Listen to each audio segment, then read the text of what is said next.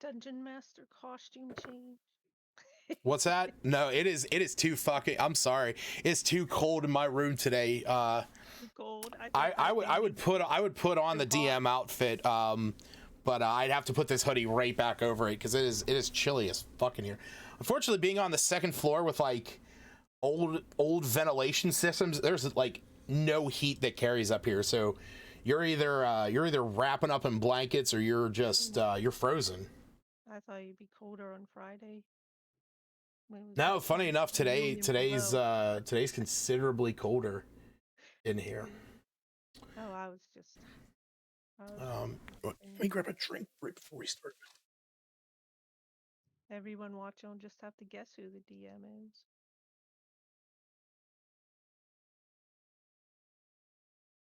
We have to use our powers of deduction.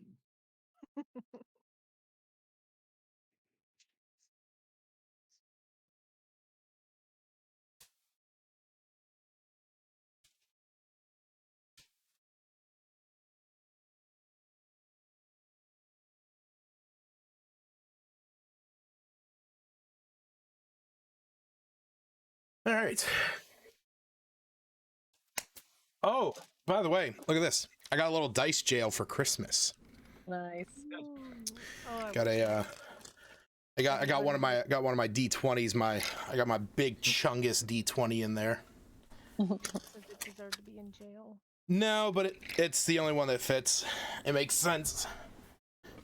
All right, so get the ball rolling with this. Now, when I introduced my last one shot, it was a painful world. It was a world of torment, of strife. This one is a little bit more pleasant.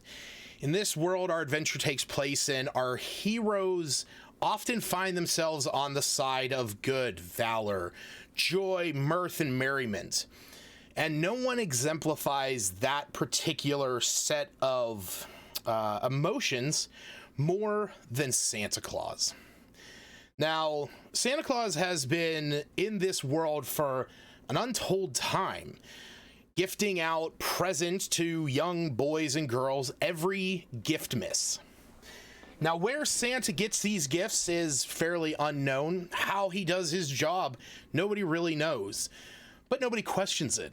Every commoner out there is happy to get something under the tree or around the fire whenever Giftmas morning comes along.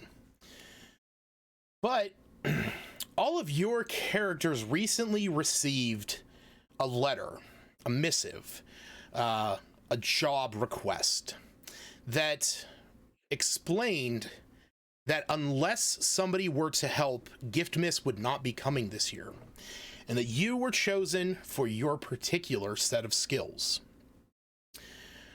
Our scene starts out just north of the town of Frosthold, a northern region area where only the strong survive. The winds blow turbulent snow through the hills and valleys, and it is here that we come to a small tavern slash shop slash inn that sits on the side of a mountain, a small tavern known as Yeti's Rest. It was here that you were told to meet, that this night you would be meeting the person who wrote this request to seek for the aid in saving Giftmas. And as the camera pans across the mountain, through the snowy forests, up the hillside, past the glacial rocks, you see the small, quaint building that houses our heroes. And as the camera pans through, there's a large communal table with a hearth in the center that is burning bright. You all have food and bowls and plates of warm, hot food, warm ciders that raise the spirits and fill the bellies. As you're sitting around, you've all been here for about an hour or so. The tavern owner, a large frost Goliath, stands in the corner as he's in the process of chopping up a snowy owlbear to make steaks for dinner tonight. And it's then that the door to the tavern opens. In walks 5 in walks 5 child-sized figures. You wouldn't guess these people to be, yeah. So they look like they're about 10 years old. But they're dressed in green, red, and white clothing. There is one that walks at the front of this group, and you can actually see that one in the back kind of has like a 1,000-yard stare and is being helped along by one of the other figures. As they look around, they spot you all over at the table, and they start to make their way over. You see the one who's leading the group. She steps up and stands around the table and says, "I suppose that you are all the ones that have received the call to action?" Yeah, I'd wave my letter. Am I taller or shorter than them? You'd probably be about the same height. And she says, "Okay, excellent. Could you all please hand me your mission requests?" First, introduce yourselves, please, so we know. Of course, I understand. So, my name is Sif. I am the leader of the Kringle Elves at the Giftmas Village. These are my cohorts. This is my husband, Thrin.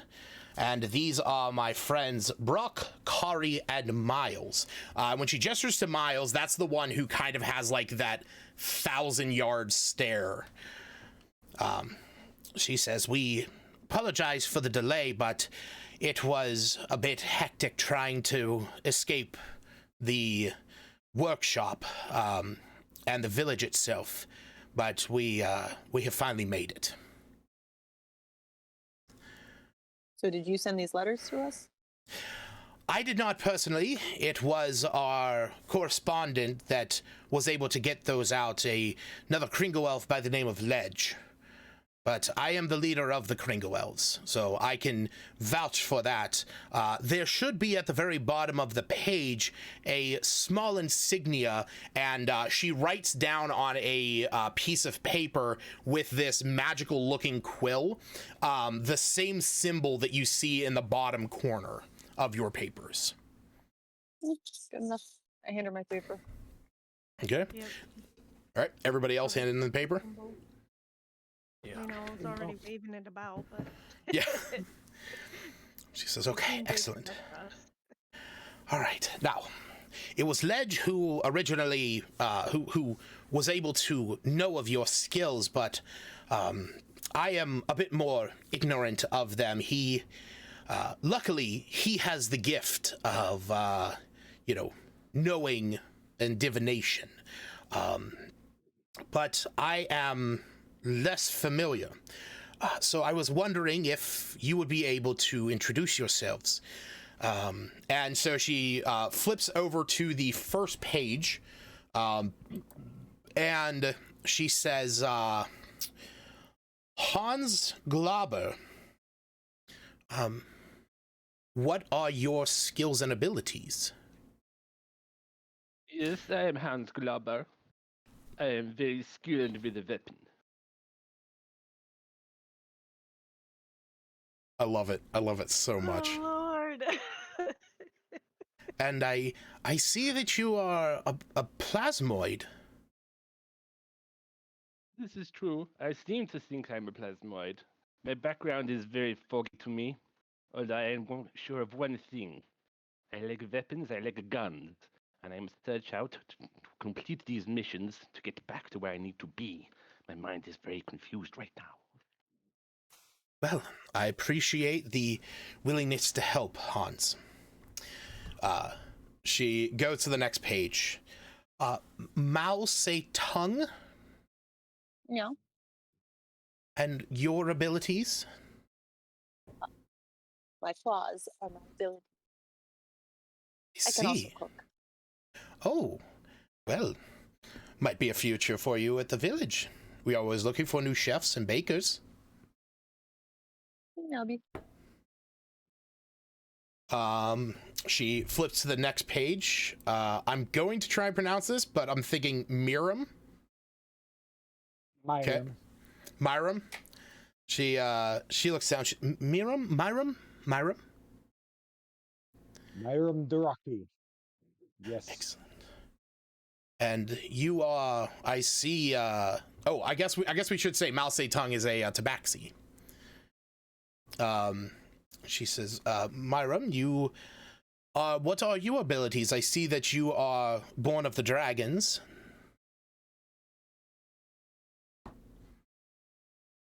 I am the wall. I stand before those that challenge and no more. Well, we have quite the challenge ahead of us. I'm glad to have you. She flips to the next page. Reginald Eugene Spice. That's Captain Spice. First recon.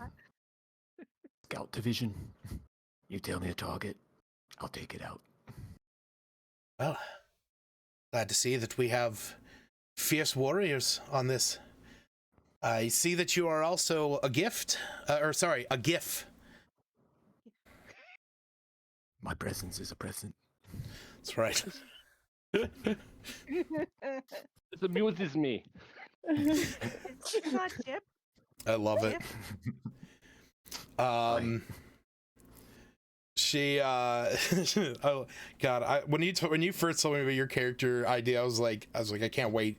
I hope he does the voice. All right, she flips to the next page, says Snap Spice. Yeah, that's me. I see. I know. I'm a cookie. I can tell you are gingerbreadian, if I am not mistaken. Yeah, you've heard of us? In fact, we have. Well, it is uncommon to find them in the southern realms, but in the north there is a village of them a few miles from the Giftmas village. Lost my whole village. Well, I've been quietly making my way around ever since then. you may find a new home and a new family then after all of this. I would be glad to take you there once this is all done. That would be great. Spice? That's your last name too? No, Captain my name. Spice. Oh, No. Spice. Oh God, yes. Spice. That'd be the I- one. I'm a Spice. I'm Snaps. I have a slingshot. Pulls it out. Careful you don't put your eye out there, kid.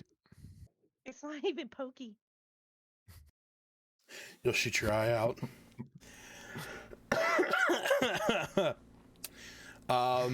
And she flips to the next page and looks over at the purple shard mind, and says, and I believe that would leave you as Thrum? Correct. Oh. I'd say a bit of a fighter. Call me a bit of a protector. I do a lot with protecting people and bodyguarding and stuff like that. See, well, after everything is done, considering the situation, there might be a job for you in the future. If you are a protector, it's something that we would need. Absolutely. Well, again, to give you a better explanation of what the situation is. Unfortunately, Giftmas may not come this year. Santa and his wife Myra have gone missing. We have not heard from them in days. There are beasts that are starting to appear in the village. Terrible monsters that have come from beyond the walls. And they have driven most of us back into our homes. Some of us are in more peril than others. But we need somebody with your expertise, your skills in fighting, in rescuing, your abilities to get into somewhere that we cannot, as we are just small elves.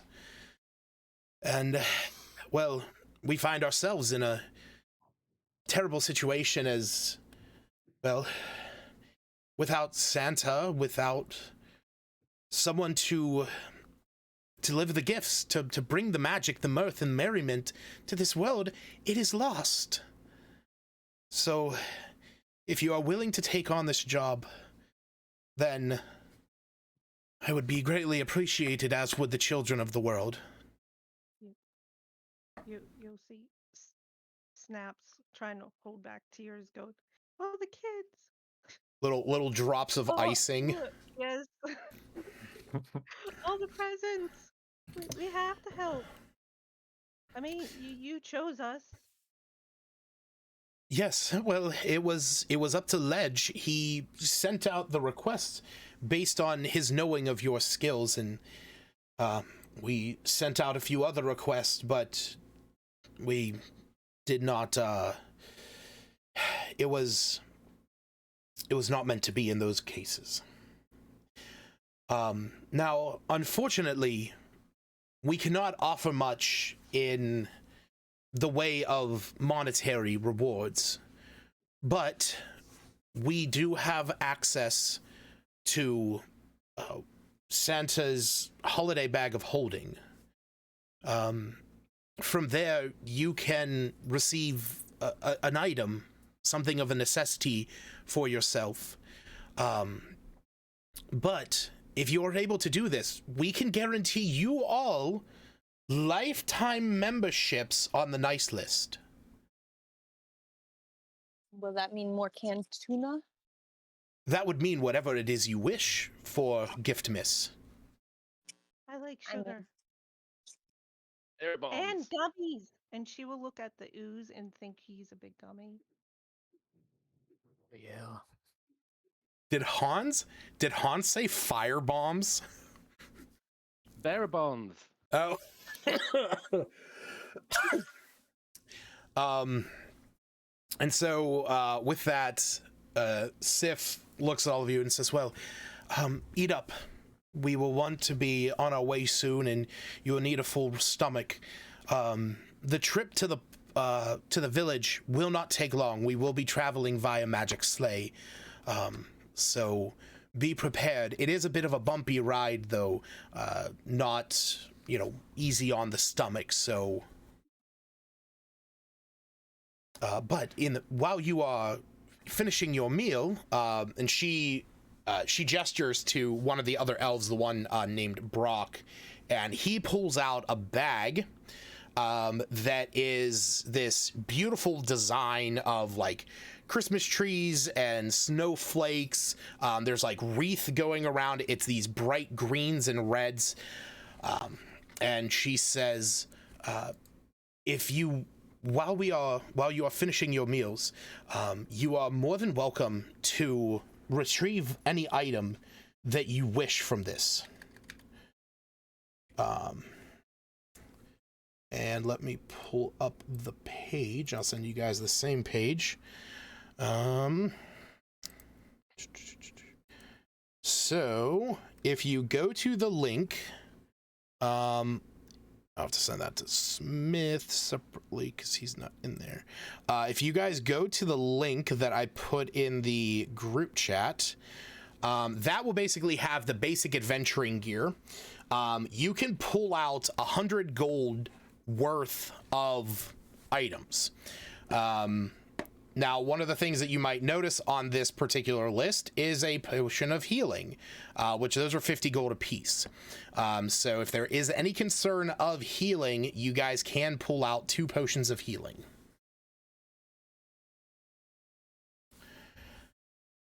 Go ahead and take a look at that list. And like I said, just up to, you basically have a $100 or 100 gold allowance on that. Why is this spyglass 1,000 gold? So, okay, the spyglass is 100 gold for 2 main reasons. One, because it was that price in like older editions and they've just kind of kept it. But 2, as long as you have sunlight, you can start a fire within with 5 minutes, and you get advantage on ability checks to inspect an item. So it does give you like a mechanical benefit. It is overpriced though, 100%. You're talking about the magnifying glass. The spyglass is 1,000. Yeah. The Oh wait, the spyglass is spyglass. 1,000. Oh, Isn't it? I thought you were talking about the magnifying glass. Dude, I could not tell you. Again, I mean that would be something if we were running like a nautical themed campaign. Would be, you know. But I guarantee if I pulled up like, you know, Ghosts of Saltmarsh, it would probably be in there but cheaper. I did kind of just put. I built my character with a fair few items. Okay. Oh, some things I might have wanted to take out. Like this little bag of sand. I wanted it to be a little bag of sugar. Okay. But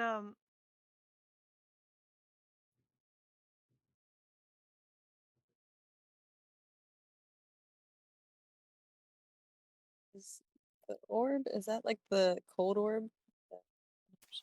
The one that The absorbs damage? wait, which one?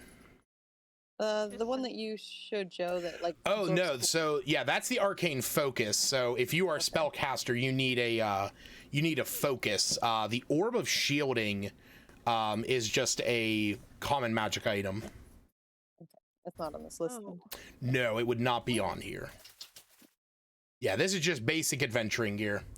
Like I said, this is kind of your opportunity to grab some potions of healing if you want them. Other than that, you can grab really whatever you want. Like I said, I wanted to give you guys the opportunity to grab some healing potions. I'll take 2 healing potions. Sweet. Just go ahead and add those to your character sheet then. We can all get 2. Yeah, I'll do the same, I think. What's that, Smith? We can all get. Yeah, with 100 gold, you could each get 2 of them. Alright, that's what I'll do. Coolio. wait. I nearly put minor because it was at the top of the list. Yeah, don't take the minor ones. I mean, you could. You just need 4 of bunch. them. 4 minor potions.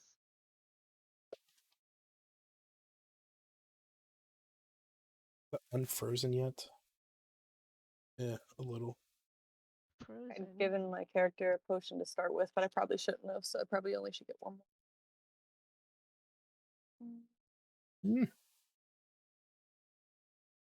No, I was gonna say I didn't know a regular orb would have been a spellcasting focus, but I'm not messing with moving out my +4.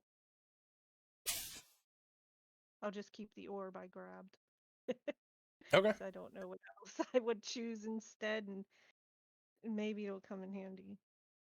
Yeah, like I said, this was you have access to whatever. I'm sure that I'm sure that Bobby Joe and James would not be surprised to hear that Kevin bought like 20 different items. It was pretty intense. Where was it? A chest, caltrops, crampons, grappling hook, 10 feet of chain, 2 healers kits, robes, tinderbox, torches, water skin, holy water, an herbalism kit, a disguise kit, a shovel, a lock, and manacles. I was like, bro, it's a one shot. It checks out. Oh man. Checks out. That's surprising. I almost got the bag of tricks. It's like, What an item.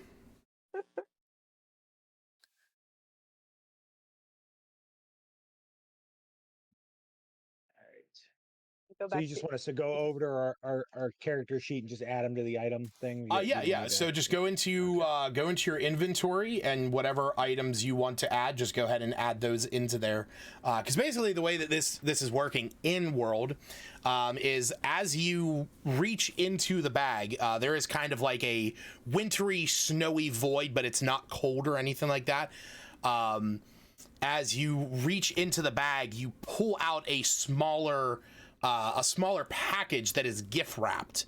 And as you open that up, inside is the items that you're looking for. So if you wanted 2 healing potions, you'll just probably got a box with 2 healing potions in it. If you say wanted something like a bottle of alchemist fire and 2 bottles of acid, kind of the same thing. You're pulling out a gift wrapped box with that.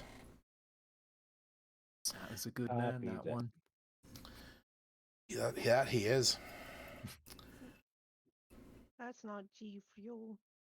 No, this is sparkling apple cider.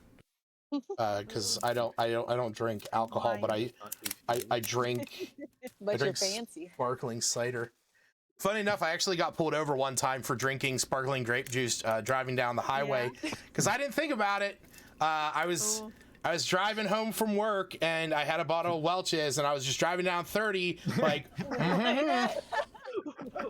What is he doing? And a cop pulled me over up by Westmoreland Mall, and I was like freaking out because I thought, like, I knew I wasn't speeding, and I was like, what is going on?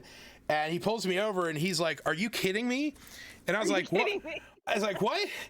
And he's like, you know why I pulled you over? I was like, absolutely not. I was not speeding. And he points to the bottle of Welch's next to me, which I had in my passenger seat. He's like, what the hell is that? I was like, oh no! I was like, I was offering it to him. I'm like, please, like, it's juice, it's grape juice, just drink it. Like, I'm sorry. I haven't drank alcohol in years. Actually, at that point, I had drank alcohol in years. At that point, but yeah, that was a one and only. Yeah, I got that at my store. That was good shit. All right. So if everybody's got their items, said make sure you add those to your character sheet, and then we will get the ball rolling. Mao is going to go use the restroom first. Coolio? The litter box. Is that what tabaxis use? She's not allowed near the litter box. A giant litter box. No, The she's big not allowed near a pile. litter box. I litter would box for Bobby Joe. I would have lost my mind back in the day playing with JJ if he had Zash like going to the bathroom in a litter box. That's partially why I said it. I'm surprised he never did, to be honest. All the You know shit what? that came It's pouring out. He danced around naked. I mean, he was a cat, so it's just Yeah. her. He danced around naked? Yeah, he was about to strip off all his clothes way in the beginning when we were doing like the Nomen Guard or something, and he was trying to. It was. I'm not making it up. I don't have that kind of imagination. I'm not remembering that. I mean, I don't know He what was kind of trying to fantasies you're having there, Stacy, about Zash Keen and Not. Nomen Guard's a very weird place. Episode like 4 and show it.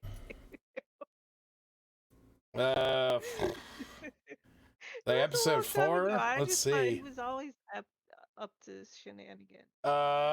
Episode 4 was whenever you guys went up to I don't have them cataloged in my head as much as you might think I do.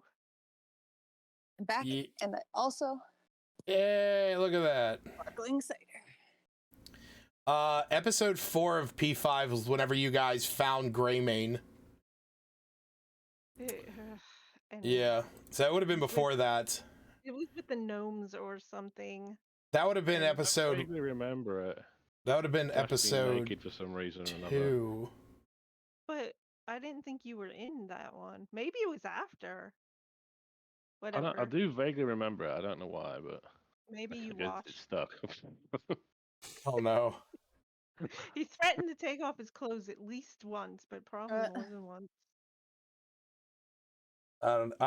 I'll tell you what. There is one storyline that as a DM I've put off to the side, but like would love nothing more than to revisit it at some point, just as even like a small thing, which would be to reintroduce Alpha Romega.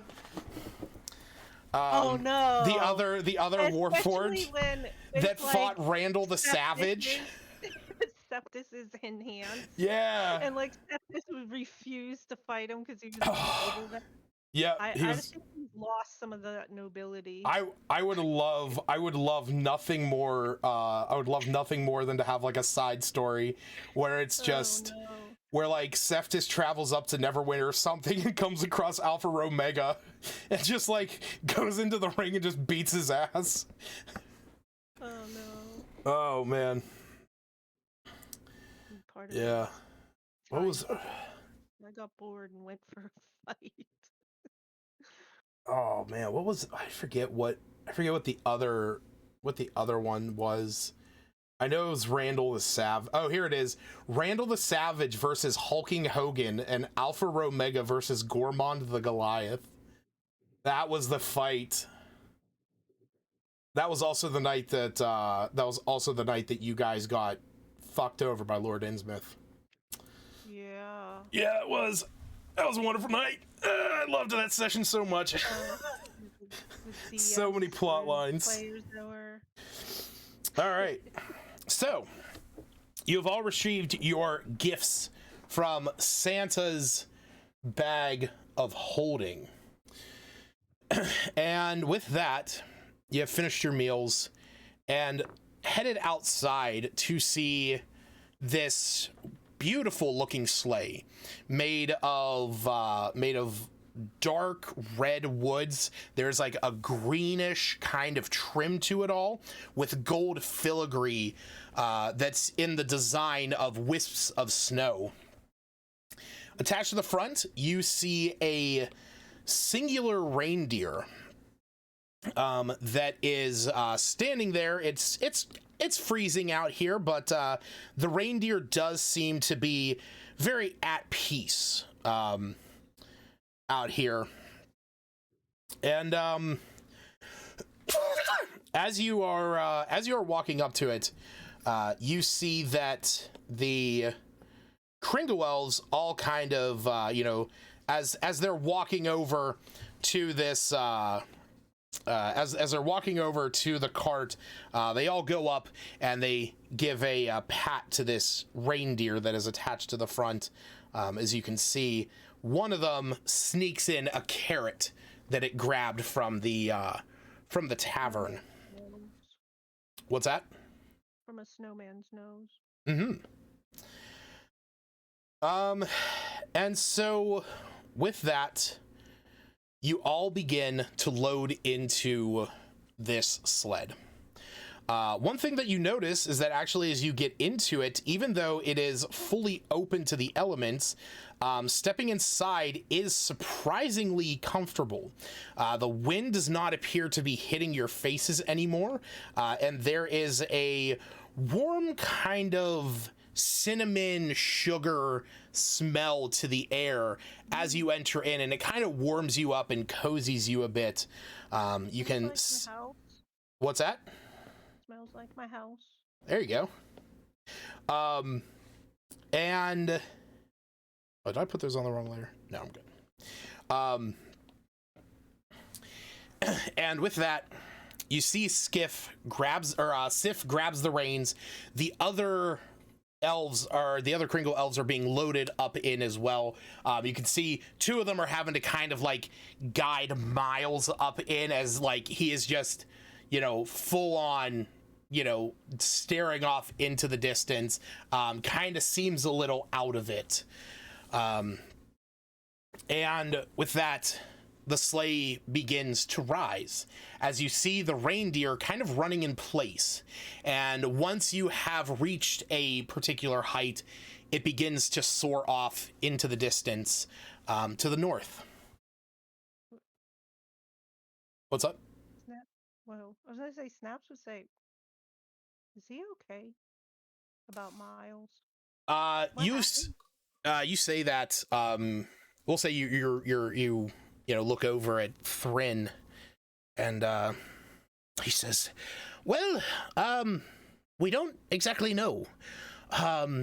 Miles escaped from the workshop, but he's kind of been a bit shell-shocked this whole time. We haven't been able to get a straight answer out of him, and, well, he keeps mumbling about things, but it's things that I'm not sure of. But it's very hard to understand, but unfortunately, he was one of the ones that, fortunately, he was able to escape the workshop. But the last thing he told us was that there were more down there." Still down there? More? More what? More of the Kringle elves. This is why we need some outsiders' help. There are more of our kind still down in the workshop that we need to save. Is Miles with us in this? Yeah, he's basically just like kind of over on one of the seats, just like staring off into the grand distance. I'm gonna try and get his attention. He's like rock solid. But go ahead and roll me a persuasion check. Ooh. Okay, let's do a raw roll here. I was gonna say Snaps would like look to him and say it'll be okay. We'll help them. Can I do the same? I was gonna consider perception, but that's probably not gonna help. Yeah, I'll say if you want to do this, go ahead and roll persuasion. Did it work? Oh, It's rolling. Mal just wants to sit next to him, staring off in the distance, also purring and kneading on his leg. It's kind of so yeah, Snaps, you kind of see that he like as you get close, you're trying to get him out of this. You see Reginald doing the same thing, and Mao is kind of like kneading into him. You put your hands near him, and all of a sudden he goes, no, not the cookies. And then he like looks at you, and he's like trying to get away from you. But I'm a nice cookie. Listen, Miles. I know you've been through a lot. You did good getting out of there. But you have intel that could help us. We can save your friends, but we need your help. Interrogate him. No. Snaps would kind Easy of there, slink Blob. This away isn't Nom. after hearing not the cookies, thinking he's afraid of her specifically. Yeah. I do want to say real quick, is Nom spelled Nom in this one? Definitely. Okay. So I'm gonna say, Reginald, go ahead and roll another persuasion check, and I'll give you advantage with this one.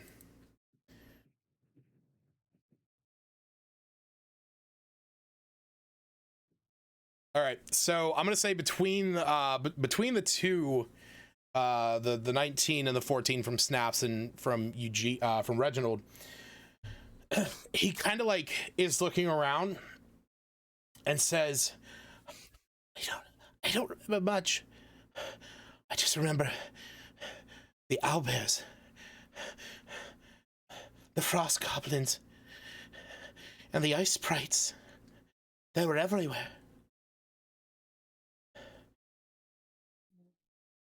You see, he's like staring over the edge now, and he like drifts back into that more semi-catatonic state.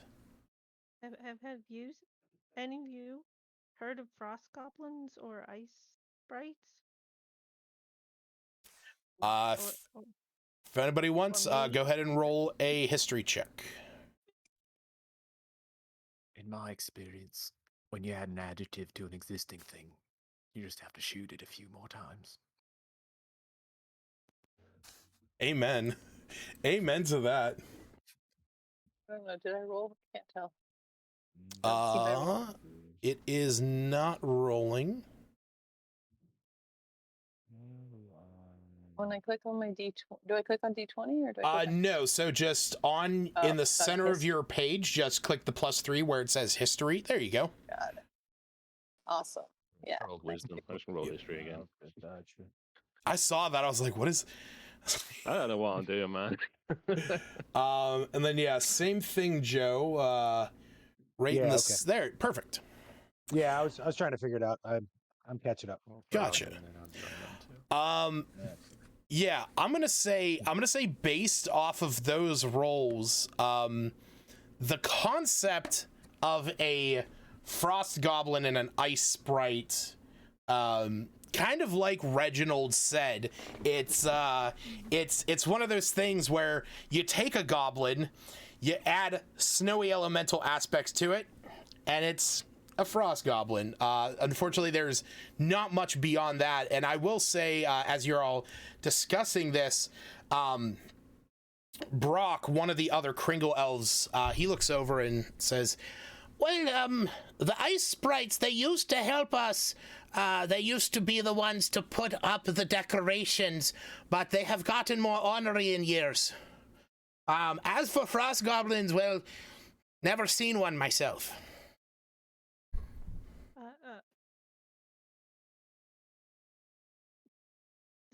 They're just cold sprites. Are they? Well, the ice sprites are tiny little fey creatures, but they have an affinity for the ice. Are owlbears more like? Are owlbears more like owls or bears? Both. Terrifyingly fearsome creatures. How big? Are they big? Large. Mechanically large. But and he like. And they fly? Flying bears. No, that would be terrifying. Oh. I thought Why are they owlbears if they don't fly? Well, because they have the body of a bear and the face of an owl. Ooh. Wings. If you look in the that's fine. I'll put it in there. Right above the voice channel in Discord, there's the One Shot chat. That is what a snowy owlbear looks like. It's basically a polar bear with an owl's face.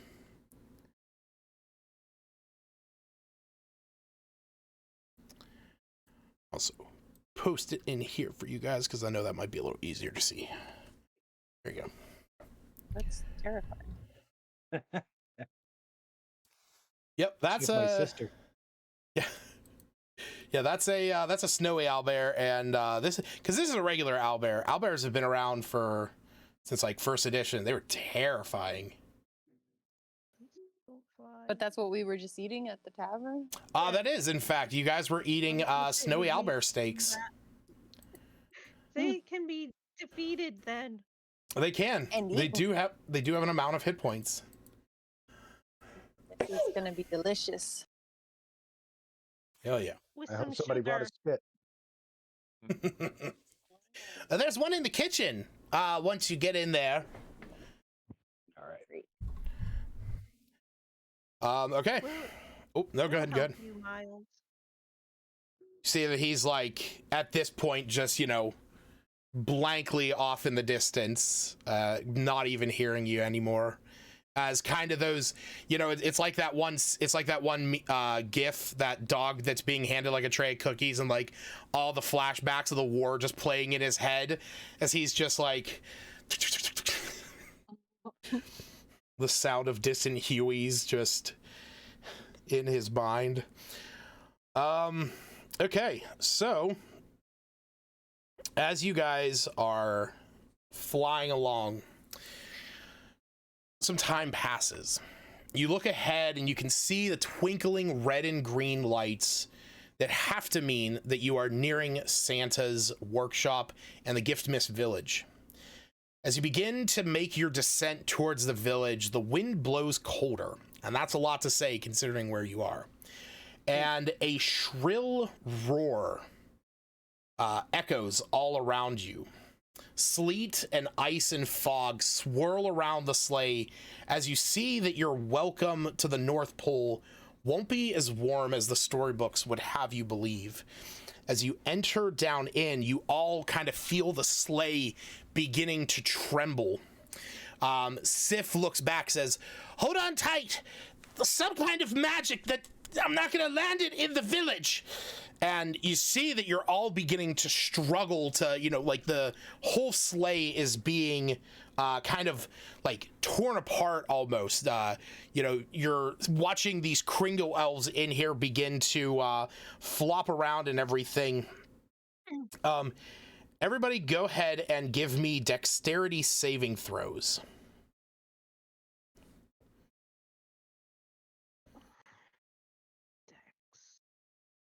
Oops.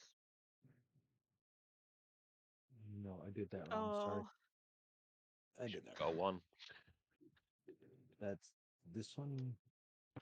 Yeah, so your dexterity Okay. save is going to be on the left, underneath your strength, dex, and constitution scores. Rolled I'll in help There you one go. of you. Hold on. I rolled that well. Oh, yeah. There you go. I rolled in that one, but I'll help Mousy. Hold on then. yeah, I want to dig my claws into the chair Gingerbread. or into the gingerbread, whatever's closest to me. All right. So, Hey, Lucas, do we get inspiration for nat ones? oh yeah, you do. You do get inspiration on that one. So Hans Glauber and Mao Zedong have inspiration. Joe, just for your understanding, players, if you have inspiration, it basically means that you can re-roll a roll. If you fail it, you just have to take the new one, or you can choose to roll twice and take the highest of the two. You just have to declare it before you roll. And you earn inspiration. That's a specific class trait thing that allows that to happen, or that's just for nat ones? That is everyone. So that's just like a whole thing. So you get that if you roll a nat 1. You also get it if you roll a natural 20. So as you guys land, the sleigh kind of slams down into the snow in front of the Gift Miss village. You see the reindeer at one point. Sif has gone up, and you actually watch through this, like through the shuddering and shaking, you actually see that she conjures up a small little blade of ice and cuts the reins in order to allow the reindeer to not be crushed by the sleigh as it is about to hit into the snow. And you guys kind of plow head first into a large snow mound. As you all recover and you look around, 1 second to set up line of sight. This should be okay. You see that oh my god, my app crashed. Hold on. There we go. So yeah, you are actually all kind of spread out. Now, those of you that succeeded, so that's going to be Myram, Snaps, and Reginald. You guys are okay. Oh, well, look at that. So then Mao and Thrum and Hans, you're each going to take 1 point of bludgeoning damage as you were slow fall. If that helps it. Well, so is any falling damage I take? If you want, I will say that if you wanted to, you could have jumped out of the sled and slow fell. So yeah, you'll avoid the damage with that. Turn into a liquid globule and flow out of the slide. Oh. That's interesting. You know what? I'll take the 1 point of damage out of that. I'll say yeah. We'll say that you do this, but it's kind of hitting the snow and ice, is what really like sends a shock through you. That would be an interesting, can I make myself into a parachute? Because is he?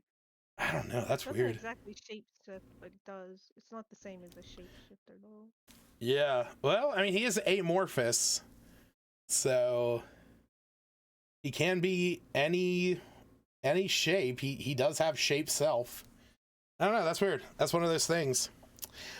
So as you land, you can see that you are just outside of this large gate opening, with these small structures next to you. There is a sign right above this opening that is kind of stretched across, and it is made out of what look to be magical little Christmas lights that says "Welcome to the Giftmas Village." But you can tell that there was once a gate here that has been ripped and torn down. You can see the wood of the gate is kind of shredded and attacked. As you're all kind of gathering yourselves, you see the Kringle elves are pulling themselves up. Sif is going quickly, checking in on everyone, and then comes over to all of you and says, well, I wasn't expecting that. It's gonna take me a little bit of time to get the reindeer back, so we're gonna have to stay here. But there is the village.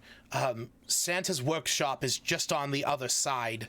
But be careful as you trek through there. As we said, there are creatures here that do mean you ill will. Yes. What happened to the gate? I think I don't know. check it out. That ride was scary.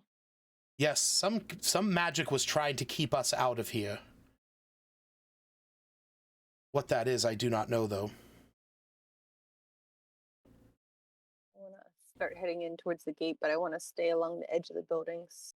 Okay. Perimeter. Yeah, similar. Is there really... What is it? How tall is this wall? Never mind. So that wall is about 15 feet tall.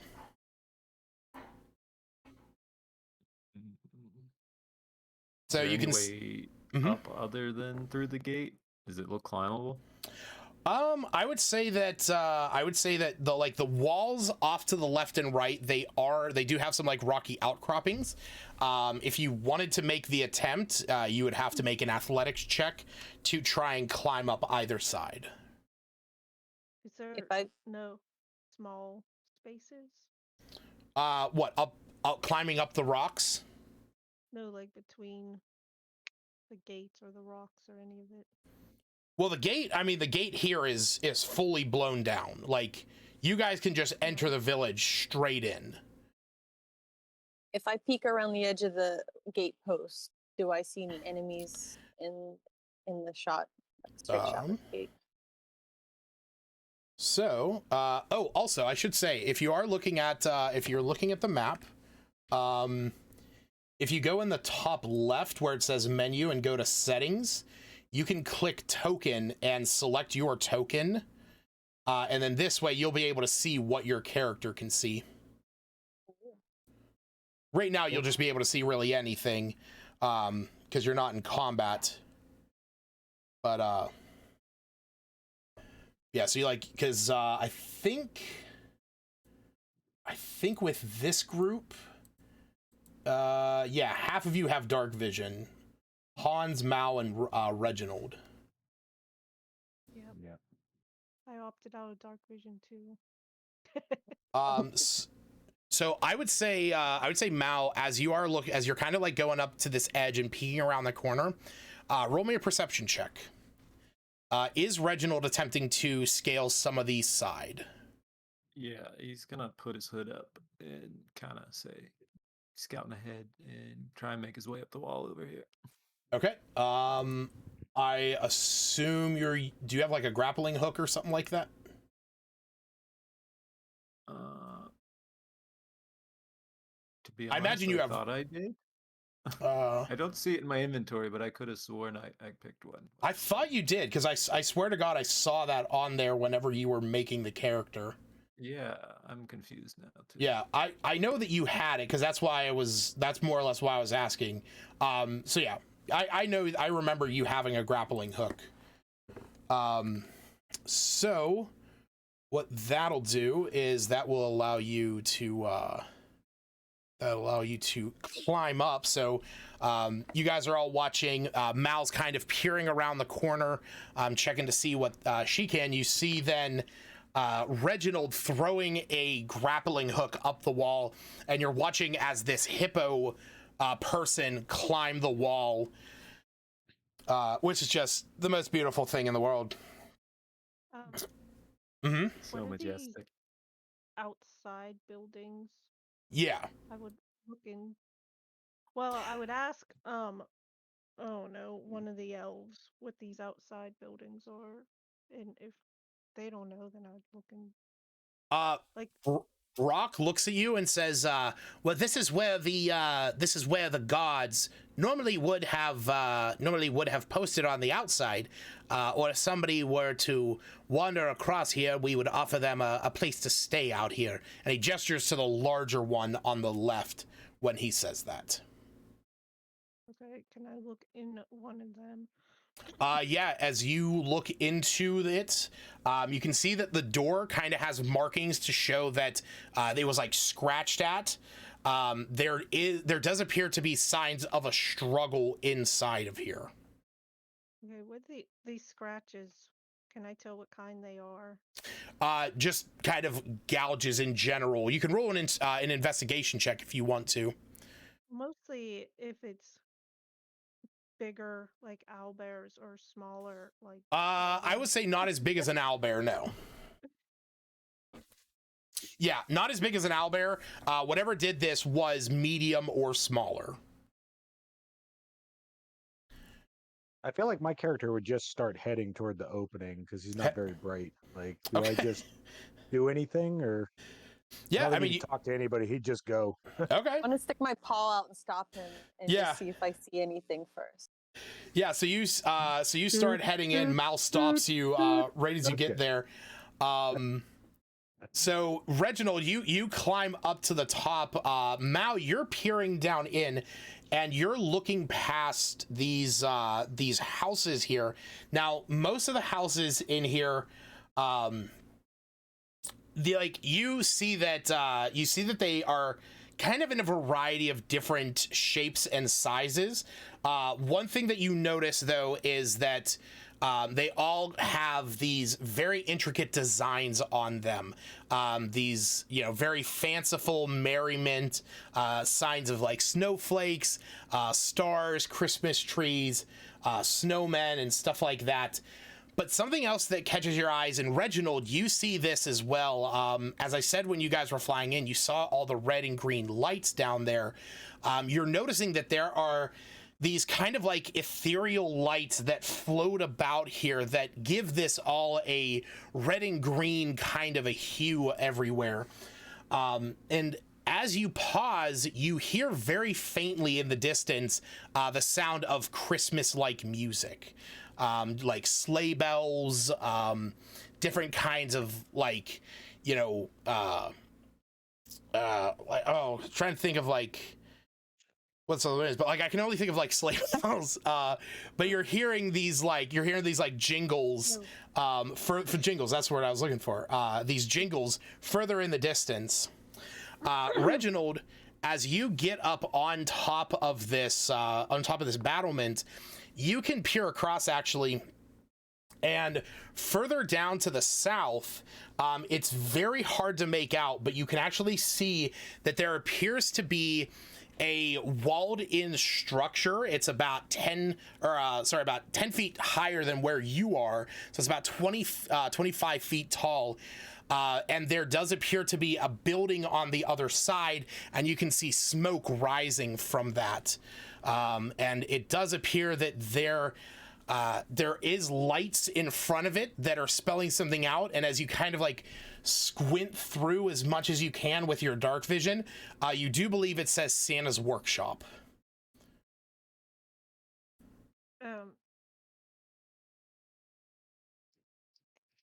None of them can see I don't know, all the little tokens, the bad guys. It's a little hard to see, but you can just see figures up there at the moment. I'm gonna start heading in. Okay. Would you allow me to shimmy across these rocky areas, Lucas, down here? Yeah, go ahead and give me. Squidgy. Yeah, go ahead and give me an athletics check to climb up across there. Do any of these buildings we can see look more secure where people, elves may have? Yes, in fact, as you do, Or you can see that anything? most of these buildings in here are locked up. Oh.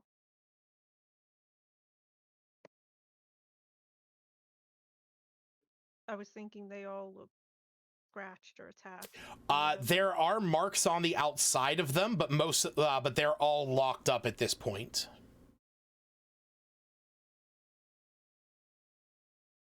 And have windows? Yeah. Okay. Hans, you are able to you are able to climb up there. It does take you a few seconds to really, get your footing, but you are able to climb up onto those rocks. Okay. Do I see anything else from that vantage point? Just looking around. Same thing as what Reginald saw. You can see further down to the south that larger, taller battlement with the smoke rising up from it. And then you can see the same figures that he saw kind of perched on top of it.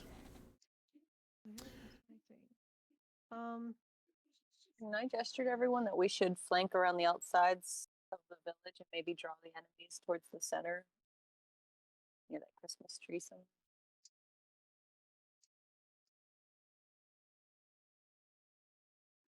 You guys think that might work? Yeah, I'm down with that. I might go down this side, see if there's anything going on. I wanted to look in one of the windows. Okay, you I can. mean, I would walk like close to the wall and kind of like zoom to, I don't know, this one or wherever. Are you Assuming my moving? super- Are you moving Myra? Is that? Yeah, that's. Oh my goodness! Why am I? I'm sorry. I don't know. Grabbed the wrong person. That's okay. I don't see any of the tokens moving. Is that? Yeah, You might need to refresh your page. Okay. Because everyone was saying where they were. I was like, why didn't anyone move their Yeah, I was a little confused by that too. I was like, Yep. Okay, cool. Now I have all black, so paint it black. Hold on. If you have all black, let me. Did that fix it? No, but I can try and refresh again. Okay. Yeah, on my phone the map is all Yep, black. there we go. But on the computer, Okay, yep, that did help. Coolio. Okay, so now everybody's inside, and I'm the one behind the gate. Okay, copy. Yeah. You go. Yeah. So you and Thrum are kind of keeping up on the gate at the moment. Yeah. Where are you going? Flank. Blank. So do you guys want to do like a pincer maneuver where like half of the team goes one way, half the team goes the other? I think we should. I want to try. Does it look like I'd be able to get up on this roof? You could try. You can most certainly try. Straw roof is going to support a hippo. Well, that's what I'm wondering, is what is it actually made out of? It is made of wood. Yeah. So these are just designed on here. Yeah. All right. So I would like to get up onto this roof.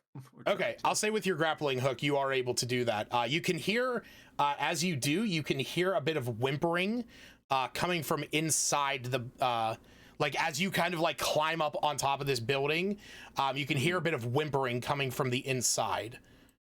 Did I see anything in this window? Or Go ahead and roll me a perception check. Okay. I was just I wondering. do the if same could in this see- building, Lucas. Sure, good. If we could see anything before walking up to the windows, because I would pick one that had movement, but if it didn't, then... Smith, are you moving up into here?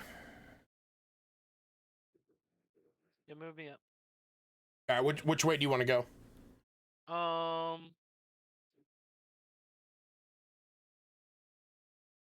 Guess left. Map left. Map left over here. I can't see. This page is not responding. Maybe west, I guess. Okay. Where the bulk of the people are, I guess. All right.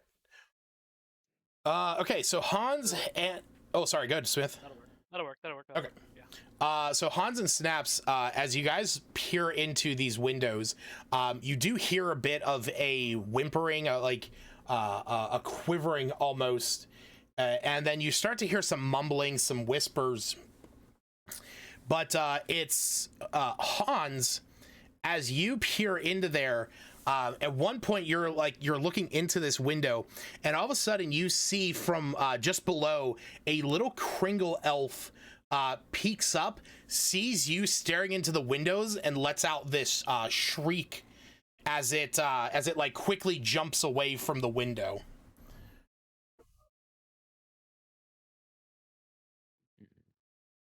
Do I see anyone in the building that James is on, or that Reginald is on? Go ahead and roll me a perception check. Did I hear? What was that, Smith? Did I hear the shriek? Yeah, I'm gonna say that most of you would have heard the little shriek coming from the east. Yeah, I'll go check it out. Yeah. I didn't see anybody in my building. No, you heard the sounds, but you don't see anybody in there.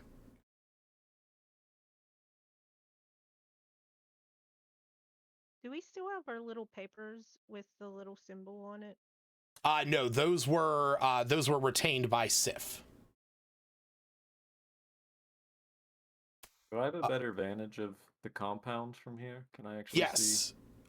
So, one second. So, Mal, as you peer into there, you can see in the one far corner from where you are peering in, there is a small group of Kringle elves that is kind of huddled together with a small little candle that is mainly their warmth, but also their light, as they're like listening to the sounds of this hippo person like padding up onto their roof and taking a mounting point. Reginald, as you peer further down now, and you're able to get a slightly better view, you can see that atop the battlements of this larger area is what appears to be a snowy griffin that is kind of sitting there. It's sitting as if it's like a dog sitting up, and it's looking around. When you hear this shriek, you see that its attention is kind of paid back in that direction. To its left here on the map, you can see there are 4 bluish white scaled winged kobolds that are all kind of peering around as well. And on the ground in front of in front of these two are 2 white furred bugbears on the back of snowy owlbears. Stack. These are terrible. So for what it's worth, this is the griffin you guys are seeing as it's perched up on the one side, and then we have the picture of the snowy owlbear, and on the back of the snowy owlbear are white furred versions of these guys.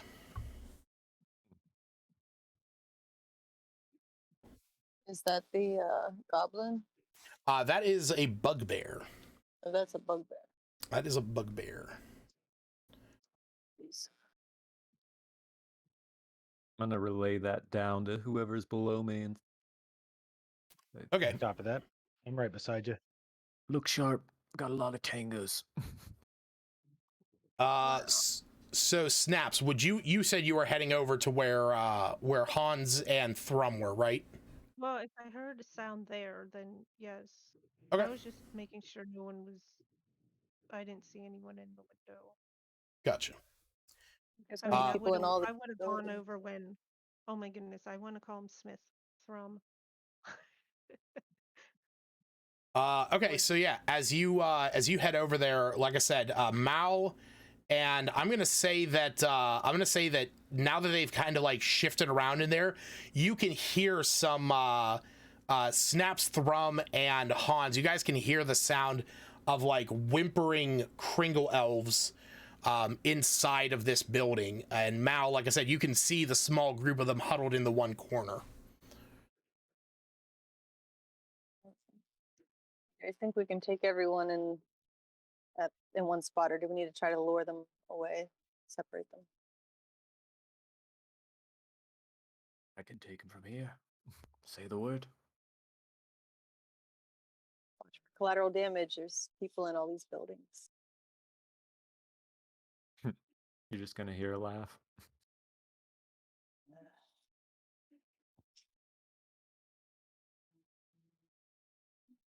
All right. So, so we heard the scream in the building and that Hans and those guys are outside of, but we Yes. only are aware of elves inside the building that the hippo's standing on top of. Correct. So, but we haven't determined any threat inside of the building that Hans is outside of, correct? I Correct. think Hans was the threat. Oh, Yeah, so do we know basically, that? you guys don't know that. Right now, I don't even know if Snaps and Thrum fully know what the situation is up there. Yeah. So we would probably go investigate. I would, anyways. Yeah. I would ask Oh, or whisper. and do we know where the doors are in this building? Like, is this a door and this a? Oops, I moved somebody. Is this a door and this a door? Yeah, I would say there's probably one on the other side of those. That's fine. Be Okay. Pay attention. Put your token back. Yeah, sorry. I know. I will say definitely there's a window over here. Yeah. Oh, so what did Hans do that made the noise? Did he looked in the window, right? Yep. We don't know that. We just heard a noise. Hmm. So that's You're- what I would whisper ask him. Oh, I would divulge to I guess what I saw in there. I don't think there's a perceived threat per se. Yeah, if anyone else peers into that window, you can't see anything in this one, but you can hear the whimpering sound of Kringle elves on the inside. I want to relay to the rest of the group that whatever the people's name is, saw many enemies. Captain Spice. Spice, yeah. There's too many spices. Reginald. Just call him a hippo. Those hippo folk. There's no respect for the chain of command around here. The dude with the guns. Look Or what he's one doing of to the them. structure of that roof. He's still there. Yeah, as you guys look over, you see like the wooden planks where he's kind of posted up are a bit bowed. Nothing dangerous yet. If we heard something, the sound through the window, Mm-hmm.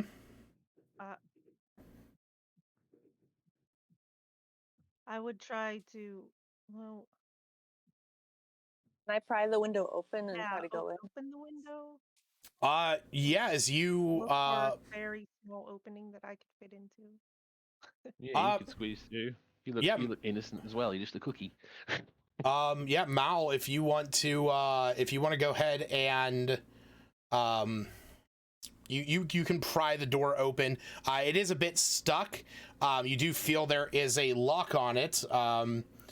But if you want, you can try and like fish it open with a dexterity check. I have a lock pit. Coolio. I have thieves' tools. I'm skilled with thieves' tools. I don't even know. I was a cookie. Huh? Oh, okay, I so was a cookie, a thief. And Well, they had how- to sneak away. That's how she's still alive. No one would suspect the cookie.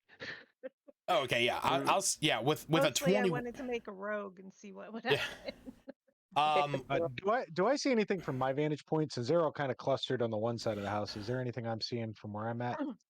From where you're at the moment, no. The only thing that you are able to see from here is just the rest of the group, and then you can see Reginald on top of the one building.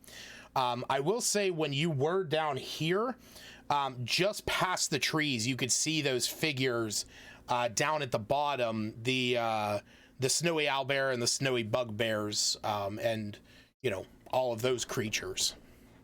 Copy So- that. Did we get the window open at Uh, all? Yes, the window is open, so it is open a little bit. You can hear some crying on the inside now, the shuffling of feet moving away from the window that you are opening. Kind of loud whisper, like not full volume talk. The elves' names, Miles and that's the only one I can remember. Miles Thrins. We're friends, Miles. Roll me a persuasion check. No. I have way too many things open. I was trying to remember my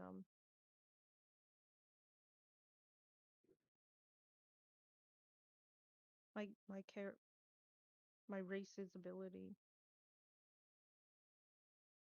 All right. There's a moment of hesitation as you say, you hear, Miles?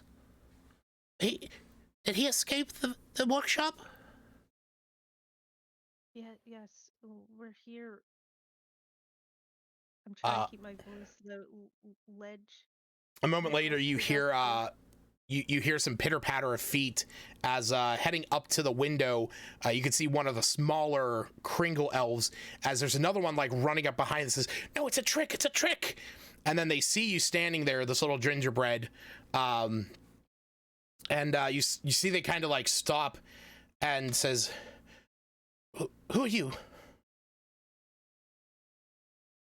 I'm Snaps. We're here to help. Ledge sent us.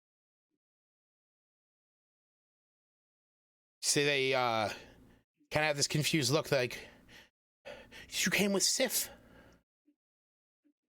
Yes, and Miles, he wasn't doing well, but he escaped. See, the little one says, "I told you brother Miles would escape." I come in at this point. I want to ask, I do they know what we're dealing with, and is there any other way into the workshop? I can get in. That's what I was checking. Right? Where do we have it? Oh. 6 inches wide or a whole one. Oh, your flat body ability. I can get into very. It's written weirdly. It says 6 inches or 1 inch. So I'm not there's a sure difference what between fitting into a narrow space or a hole without squeezing. If you're squeezing, it's difficult terrain. So like, because like a normal person can move through a space that's 5 foot wide. If you try and move through a space that's 2 foot wide, you have to squeeze. It's going to take you twice the movement to get through there. So when Mal enters, they say, the only way into the workshop is through the through the workshop. It's in the basement. But And you through will that have gate to. is the only way in. Yes. Once you get to there, there's a staircase that leads down. That is where the workshop is. Okay. Guess we're fighting.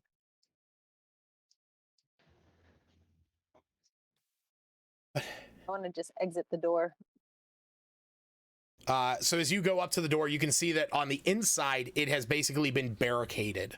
And she, this little Kringle elf says, please go back through the window. We need to make sure that these stay shut. Those beasts out there will try and kill us otherwise. Okay. So we'll go back to the window. Okay. All Are right. you coming, Cookie? Yeah. All right.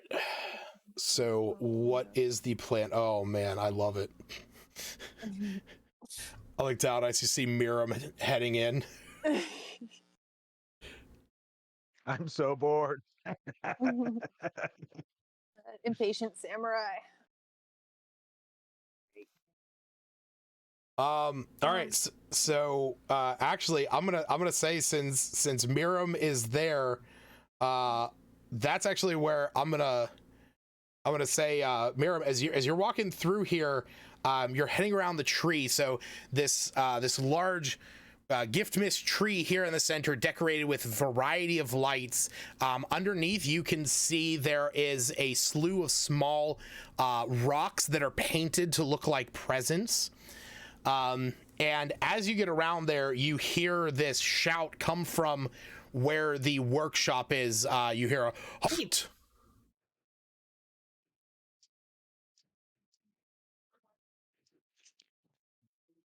Did I lose audio? Oh no, sorry. I don't know if I cut okay. out. He shouted okay. halt. Oh, okay. I couldn't tell if I heard a sneeze or okay. No, yeah. Sorry. That's okay. It's all right. So you can see that it's coming from one of the bugbears on the back of the snowy owlbear. Copy that. Okay. Do you stop in your advance? Let's say that I walk forward with caution, not running or anything, but just a steady walk. That way, everybody else can kind of follow suit. All right. Smith, are you moving up as well? I'll probably move up to the point where he says halt, and I'll probably stop for a second, see what's going on. Okay. So we'll say that you're probably moving up. Come on, there you go. Probably moving up same speed as Mao and Hans and them. So say maybe stepping out here. So when you get to this point, Myram, you see that this rider, this mounted combatant, he steps out a little bit further, and he looks at you and says, "You're trespassing! Turn around, or we will be forced to kill you!" Rude. Yeah, I'm insulted, but Okay. I'm not very smart, so I don't turn around. I take one step forward because I'm stubborn. All right. So at this is where we are going to roll initiative. Can I have a surprise attack if they start to attack someone first? Well, Range. this is I'm actually saying that they are initiating the attack, because this one is going to chuck a javelin at Myram. But if they don't know the rest of us are here, we can still surprise. So they do not know that you are there for the moment. So you would have advantage on your first attacks. Oh, geez, my rolls are terrible.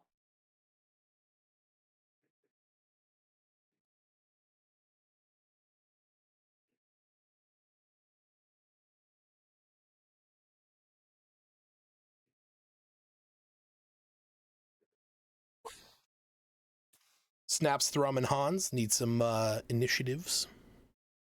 Am I not coming through? Oh, let me refresh. Am I considering each one of these tiles 5 feet? Yes. Okay. Yes, indeed. The little Wow. little squares or the Little the- squares. I rolled a 1. Yep. Ooh, does that still gives me an inspiration It does. on that quick roll? Okay. Yep. Well, Yep. I know that. Initiatives do proc that. I don't think anybody did. Yeah, no, we're good. Okay. So yeah, this is the only kind of like surprise, as this bugbear is going to launch a javelin at Myram. That is a 12 to hit, which that is going to miss. And that is going to start us out. So I think it's appropriate that Captain Spice up on that roof is the first one to start off initiative. So you've just watched as Myram is starting to make his way up. You could see over the rooftops the rest of the groups starting to make their way towards this large structure at the southern end of the village. And as Myram was the furthest one up, this bugbear comes up and he shouts at him to halt. And when Myram doesn't, he tells him that he's trespassing and that they will kill him. And he continues to step forward. And then you see the bugbear pull up a javelin that's on the side of the snowy owlbear and launch it at him, but it embeds into the snow right next to Myram. And you are first to act. All right. I think the rules of engagement are clear here. I'm gonna. Well, I already had the rifle out. I'm gonna say that. Yeah. Just I was posted up, so I'm gonna take a shot at the one that threw the javelin first. Okay. And let's go for the headshot too. So -5 to whatever this comes out as. What is that? I'm doing the sharpshooter attack. Oh. Okay. I was like, what are you So- talking? And I was like, wait, you don't have great weapon master, but no, yeah, you do have sharpshooter. Yeah. So That it's a definitely 19. hits. So 21 damage. All right. So, Myram, as this guy throws a javelin at you, all of a sudden, from roughly about 100 feet behind you, you hear the sound of a gunshot fire as this owlbear is going to reach down for another javelin, and as he does, his head is just blown apart. Oh, I love it. I love And the his graphic. body slides off of the owlbear as you see the other two, the owlbear in the back of this starts to freak out and is kind of running around in a bit of a cacophonous circus as this bugbear on the back is trying to get hold of him. Okay, so with that, these frosty winged kobolds up top, peering out across the scene, they are, yeah, you know what? They do. Oh, I still have 2 more attacks. Oh my God, that's right, you do. I'm sorry, my apologies, man. You're good. You're good. I was just like, what's going on? I was like, wait, Yeah, I my should still be apologies. shooting. No, I completely forgot. That's my bad. Do your thing. Nah, it's good. I'm gonna take another shot at the other bugbear. Okay. Can I see him from there? The tree might be a little bit away, but I can- Tree is the tree is a little obscuring. I'm going to say that there is a -2 to hit him. All right, we can work with those odds. Same thing. Minus Okay. 5 to hit. So ooh. So that That's is going to -7. cause it to miss. No. All right. And then I got my ambush attack, which is Yep. does an extra 1d8 if it hits. So I'm just gonna fire one more at the same guy. All right. That'll be at normal. So, Okay. Oh yeah, that hits. So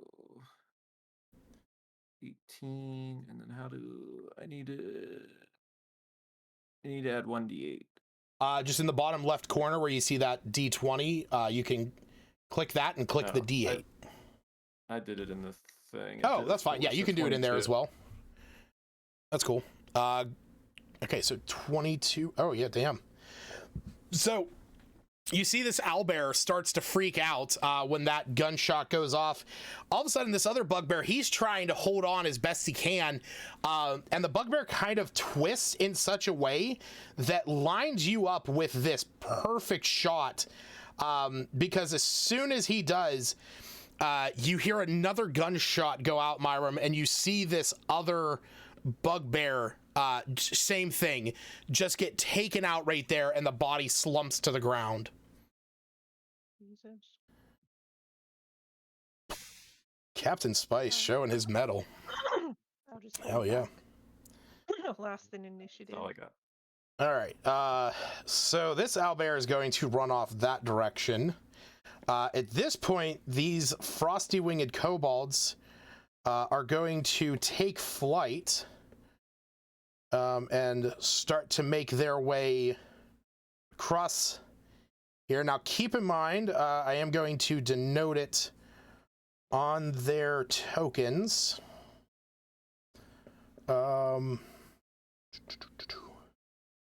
But they are 25 feet in the air right now.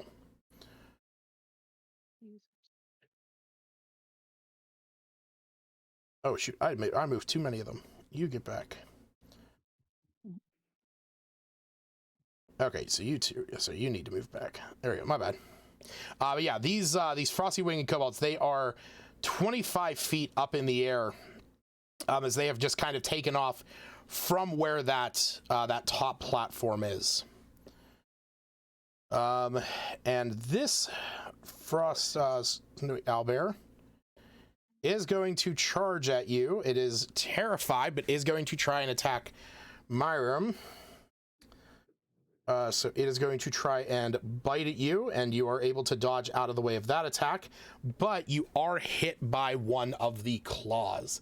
As this owlbear comes up, it tries to bite at you, you dodge out of the way, and then it goes to swipe.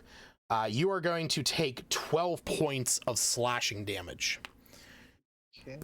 So what you're going to do is on the top of your character sheet, in between where it says heal and damage, type 12 in there, and then click the damage button.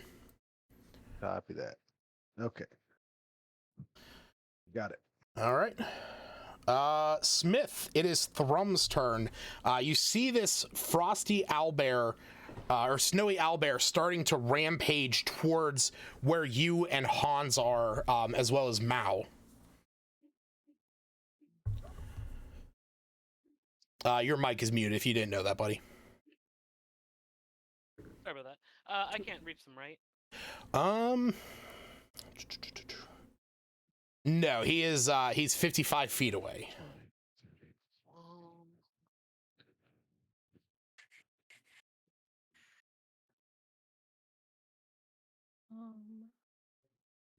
Move me up, and then, if you don't mind, if you could. Just 30 feet? Yeah. Okay. And then let us. So my weapon's magical, right? Wait, say it again? The long sword. My weapon is magical, I'm assuming? Yes. Okay. Just double checking. Mm-hmm.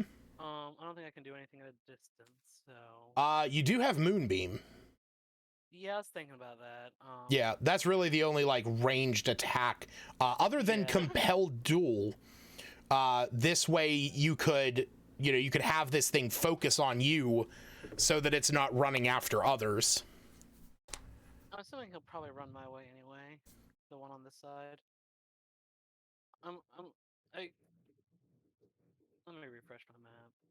I wish I saw stuff in, like, real time. Like, sometimes I had to refresh it for it to, like... Oh, just to see, yeah. Yeah. Maybe prepare an action. I just saw it move before I refreshed. That was weird. Let's just dodge. Or no, ready an attack. Is Okay. I ready an action to attack both my attacks? Oh, that's a wonderful question. I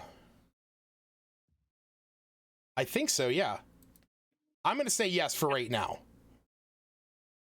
Yeah, I'm gonna say yes for right now. I'll have to look into that after this, but I'm gonna say yes for right now. So you want to ready your attack? What do you want the trigger to be when it runs up to you? Basically, yeah. Okay. All right, coolio.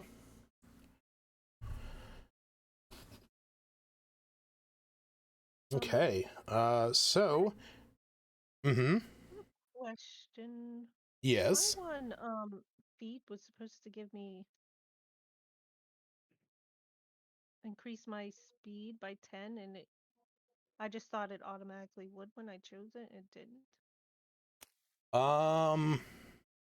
Unless I'm not wearing heavy armor.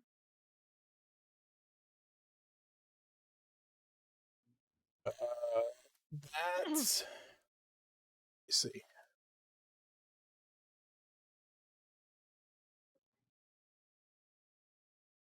Because pretty sure one of the first things we have to do is move, and I was like, wait, that's not right.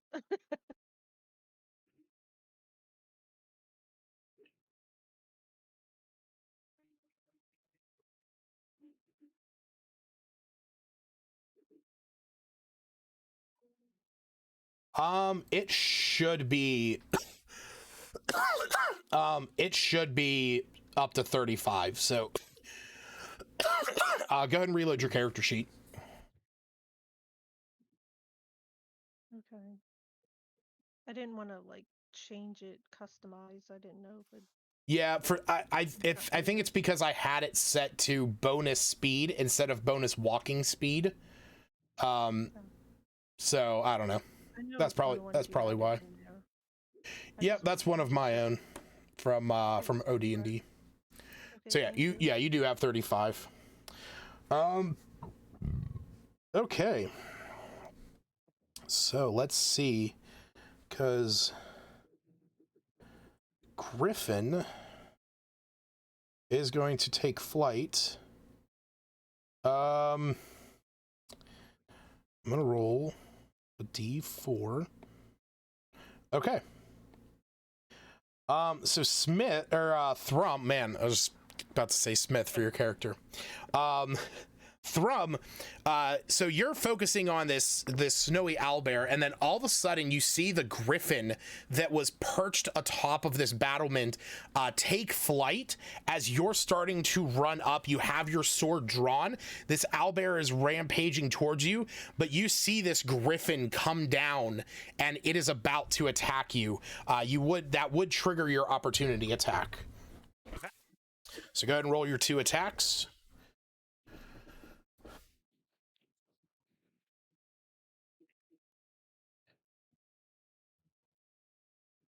Okay, both of those are going to hit. Go ahead and roll the damage. Now it's 1d8, right? So it is 1d8 because you do have a shield. That's what I thought. Okay. Yeah, but keep in mind, The charges. well, so your sword just does an additional 1d8 radiant. Yeah. Oh, okay. The charge is that when you hit a creature, you can expend a charge to regain a number of hit points equal to the radiant damage you dealt. Oh, okay. So. I thought the charge was for both. Nope. Yep. So you just get a plus D8 radiant damage. So go ahead and roll the D8 for that. Okay. By the way, I love the crystal longsword, and thanks to Molly for pointing that one out to me, because I kind of forgot that existed. She picked that for her character in the one shot on Friday. Yeah, it's pretty nice. I like it. It is. It's also so thematic with Thrum. 1d8 radiant. Okay. I didn't roll. Did I roll the first d8? You did. You got a 7 on that. So. All right. So first attack is 11 points of damage. Okay, and then I roll it again, right? Yep. Same damages. Okay. That and a d8. Clear. 10 points.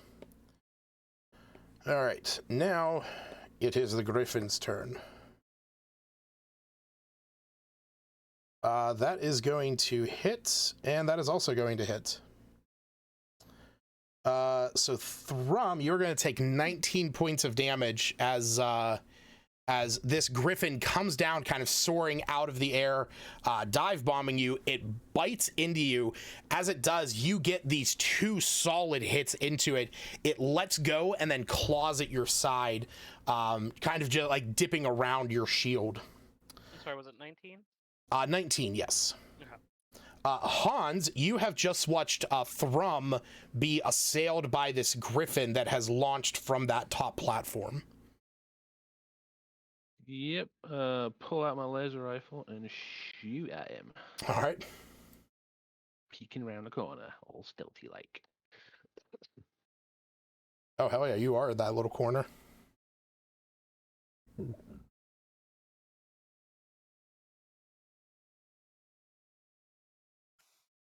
All right. That is going to hit. That hits. Oh wow. Mm-hmm. Yeah, it doesn't have a huge AC.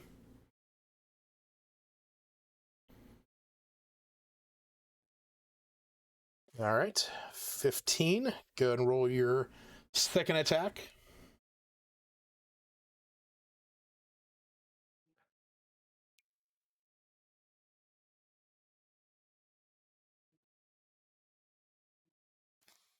Oh yeah. Okay. So Thrum, as this thing is biting into you, you've hit it with your sword, but it has taken that bite out of you. It has clawed at you.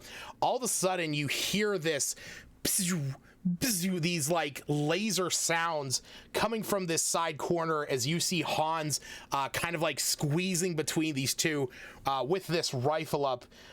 As the griffin is shot in the back of the head, there is a trail of smoke leading up from where this laser hit it.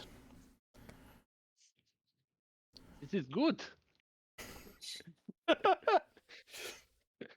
Was it still up, I'm assuming, or? No, he's dead. Oh, cool. All right. All right.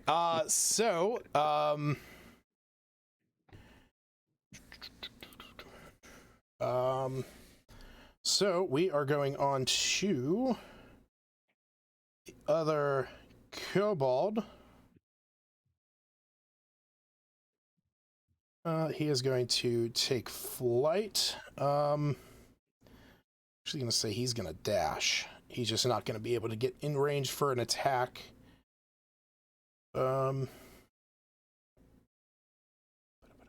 Bing. Oh. Who's that there? No. Oh, it's Hannah. Hey. Oh. Hey, Hannah. Hey.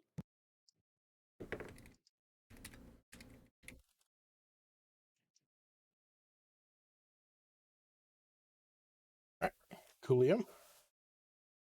Mal, it is your turn. You can see this snowy owlbear is charging up towards Thrum, as Thrum has just shaken off this griffin that Hans shot with its laser rifle. I'm going to use my feline agility to move twice as far, so I can come right up to Okay. the owlbear. And I'm going to do an unarmed strike. Awesome. My claws.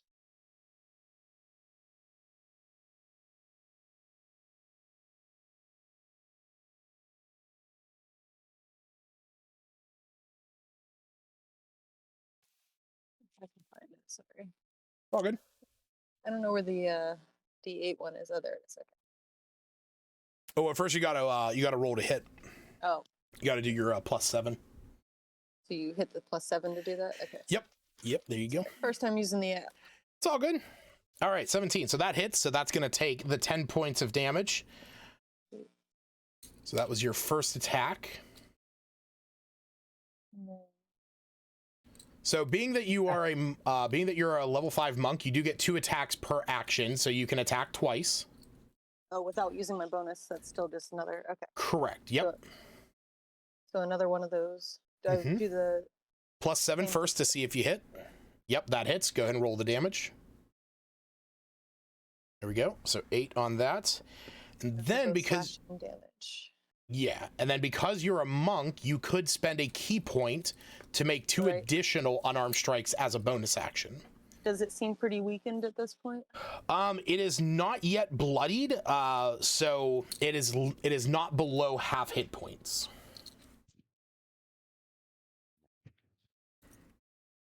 I'll still do it. Okay. Do the flurry of blows. So go ahead and roll your next 2 attacks, those +7 to hit. That hits.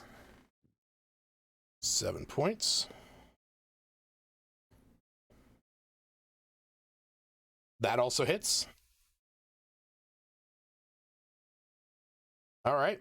So you can see it is now bloodied as this thing is it's taking its moment as you have rushed up, kind of catching this thing off guard with your lightning fast feline agility, just constant slashes into it. And if I'm not mistaken, I think you also have the fists of bone and steel. So yeah, these are heavy hitting claws. All right. So is that everything you want to do? Because you do still have you technically do have 15 more feet of movement. Oh, okay. But do I have a thing where I can disengage or? No, you could you can use Step of the Wind, but that is a bonus action, so you can't use that right now. So no, I'll just stay here. Okay. All right.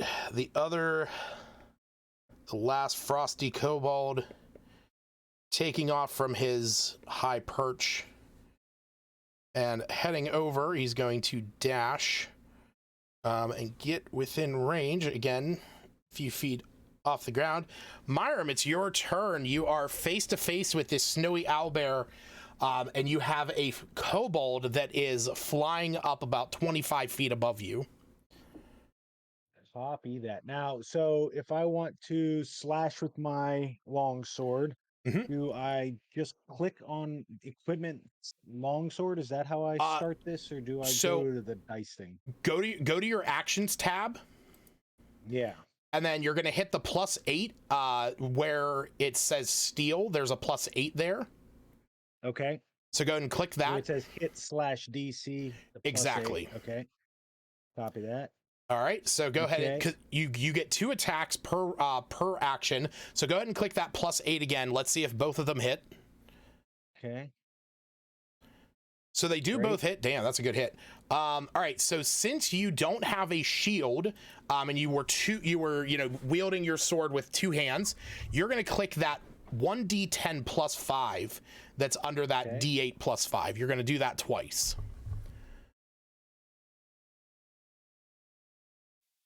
All right, so that's going to be a total of 23 damage against this guy. That's a bulky ass hit.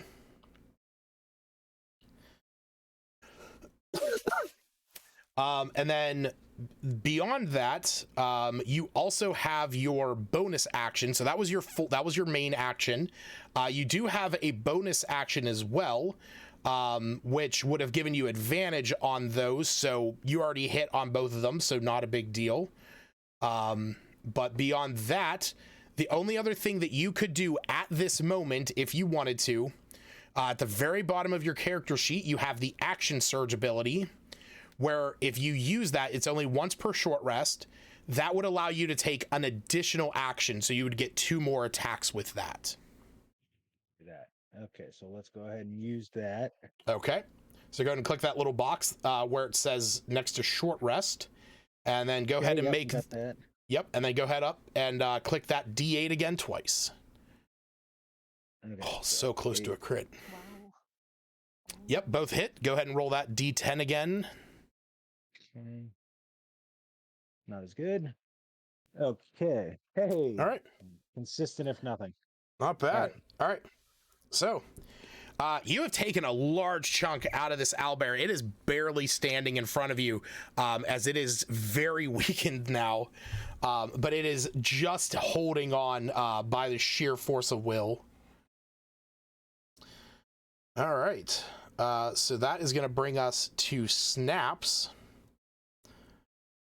who was trailing back. So you are a little bit further back. So what do you want to do, Snaps? So dash is twice movement speed, Correct. and I can dash as an action and a bonus action with as a rogue. Yeah, you could if you wanted to. So I can go like 140 feet.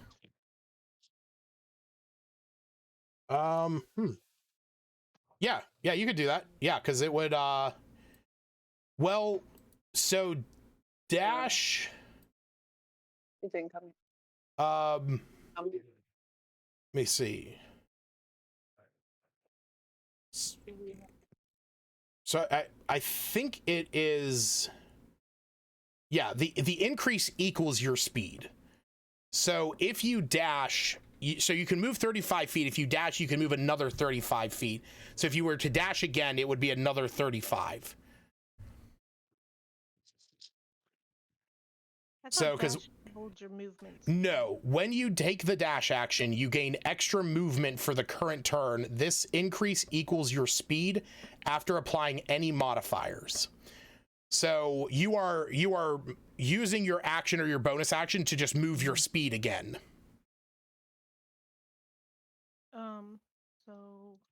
So that would be a total of 105 feet. That's not as far as I thought it would get. I'm kind of just wanting to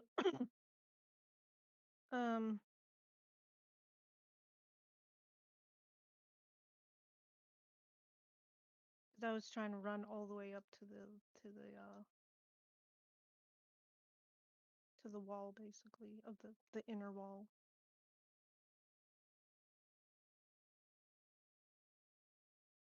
Well, that would be, yeah, unfortunately you would not be able to get that far. So you would be able to get a right about where Mal is fighting the snowy owlbear in the middle of the field. There's also A shiny black.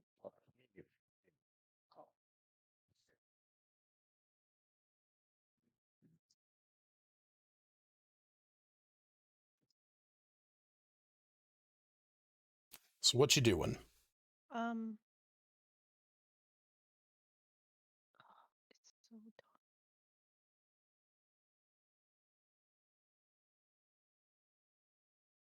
I can't really see anything from behind here, can I? No, you are behind a building there.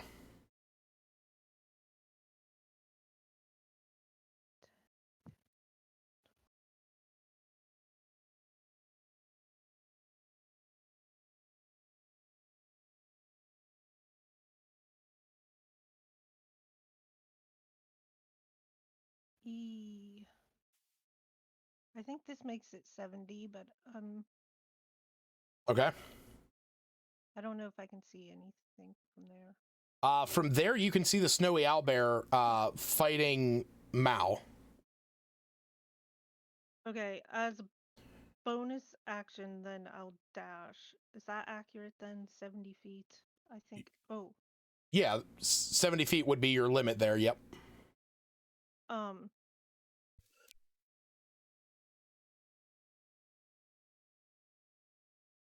It made me move all funny.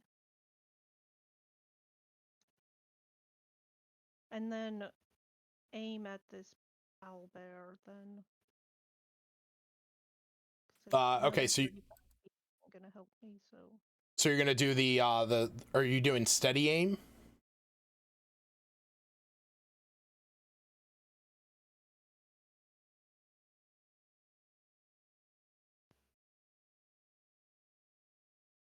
What are you doing, Stacy?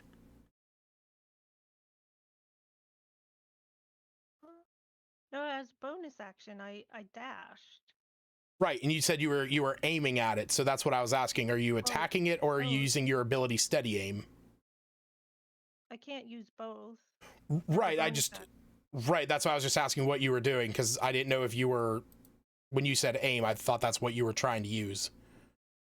I can't if I use the bonus action.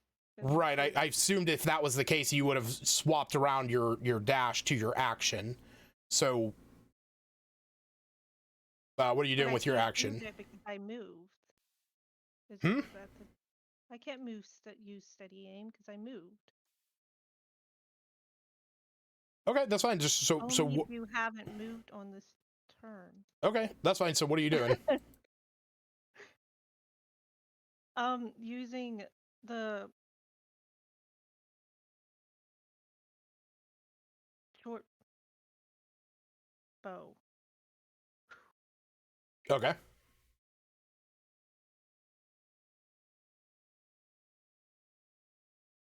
But I didn't misunderstand steady aim, right? No, that's that. Like I said, that's I. When you said that you were aiming, I thought you were trying to use that ability. That's why I just wanted to. I was just trying to clarify. No, aim with my short bow. Okay. I clicked. Oh. Awesome. Hey, there you go. Not 20. So, who wants inspiration, or whoever's next, maybe, if no one. Because I have inspiration, and I was gonna give it. I wouldn't say no to it. Sure. Okay. Reginald gets it. All right, go ahead and roll the damage. And again, we'll go with the first number. Okay, so that's going to be 4 plus 3 plus 6. So we are looking at 13 points of damage against the owlbear.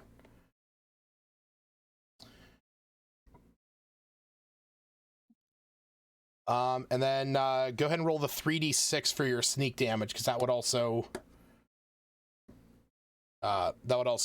take effect. Oh, it's down here. Mm-hmm. Okay. So that would be, like I said, that would be 13 plus 6, so that's 19, plus 18, which is equal to the snowy owlbear dead. Oh, cool. I thought Yeah. it was significantly less effective, but the 20 helped. So. A nat 20 with sneak attack is an automatic 18 points of damage, so that in itself was worth it. Considering all I thought I was going to do was run 140 feet, but I mathed wrong. All right. So back up to the top of the order, Captain Spice. It is your turn.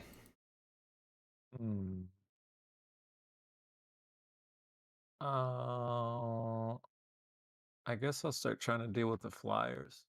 Okay. No one likes Philly. Mm. I'll go for the one that's like a straight line back. So this one. Okay. We'll just do a normal shot. Yeesh. That hits. 14. All right. Yeesh. All right, that's 8 points. All right. I'll do the astral spark to add +3 to that. The what? The gift. Oh, gotcha. Ability. Okay. All right. Gotcha. So it just adds 3 force damage to the attack. Oh yeah. You see a bolt. It's empowered by this arcane energy. Hits this kobold and he's, what the fuck was that?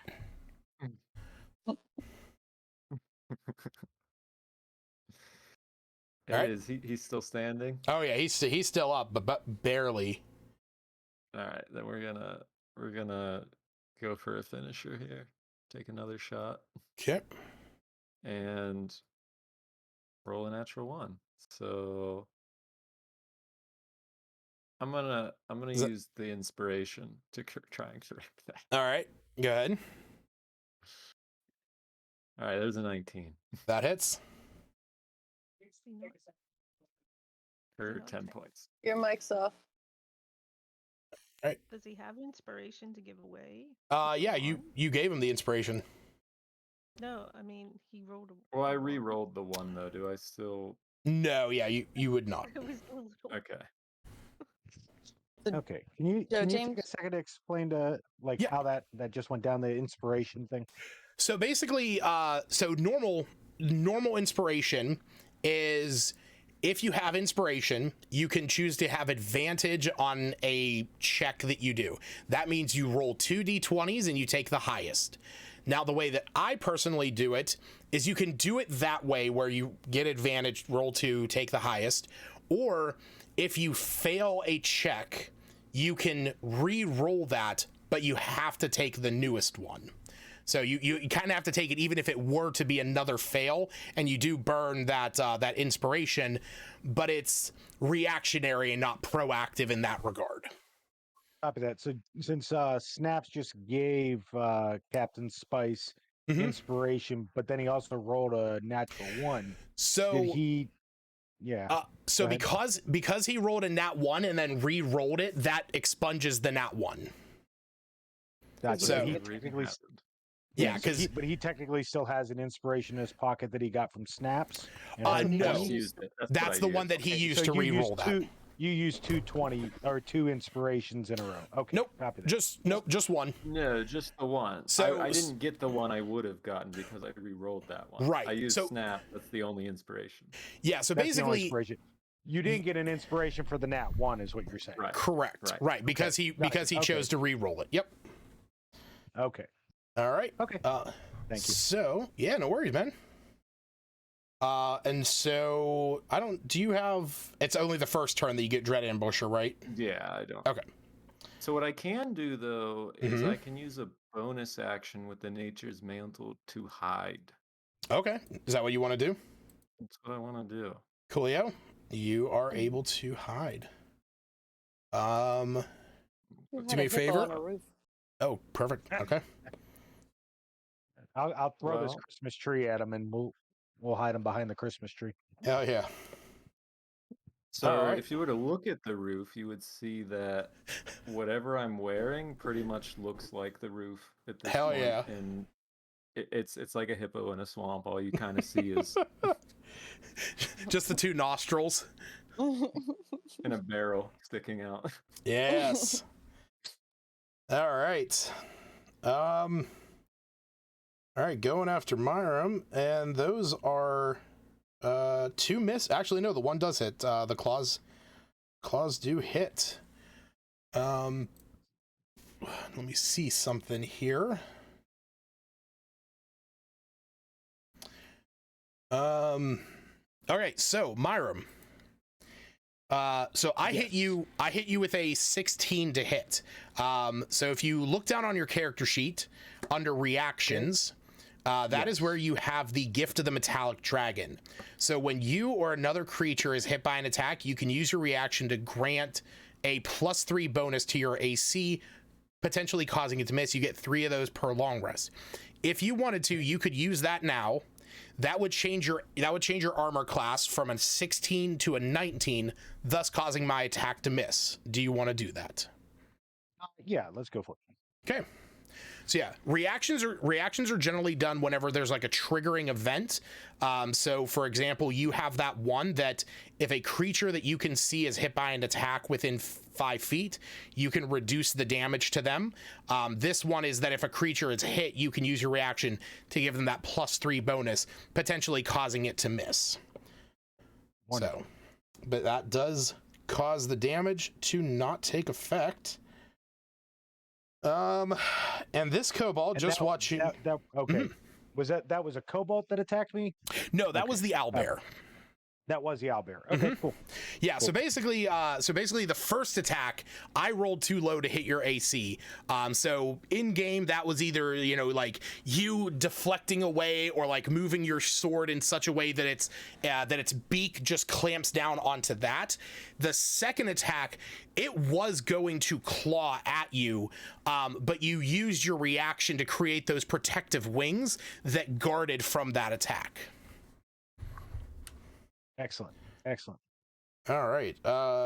So this guy is going to fly because he is looking at whoever is shooting from a distance.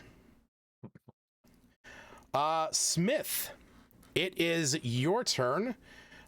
There is currently a few flying kobolds up in the air, and there is a snowy owlbear on the other side of this tree attacking your dragonborn companion. Can I reach him? You would not have enough movement to reach him, no. You could move to there. Yeah, you could move to there and see him, but unfortunately you would not be in range to attack. Who is right next to me there? This one? The friendly next to me. Oh, that is Mao. That's Mao. It's meow. Meow. Yeah. Put me next to Mao. Is it Meow? It's Mao. Mao. Right, Meow? Ray Mao, Meow. say Tom. Right, meow. Put me next to Mao. Okay. And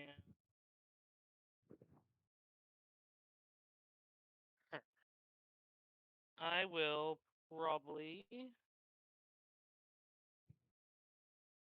use one of my healing potions. I'm thinking.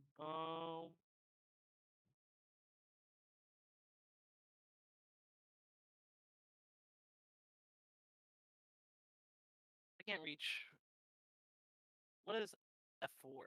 Is that 4 That is one of the frosty winged kobolds. He's 25 feet up in the air. Okay. All right. Yeah.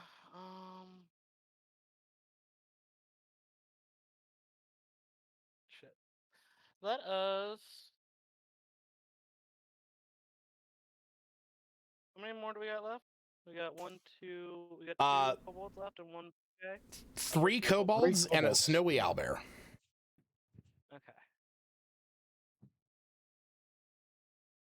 Let us just ready an attack, I guess. Okay. And let us use a potion as a bonus action. All right, go ahead and roll your 2d4 plus 2. 2d4 plus 2. And Hans, it is your turn. I've got line of sight on F4, yeah? You do, in fact. Cool. Yeah, I'll just start shooting him from there as well. Okay.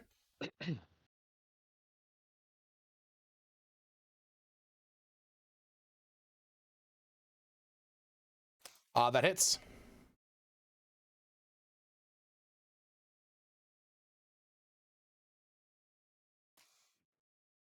You have basically blown most of him apart. But he is still holding himself aloft with a good chunk of his wing. Of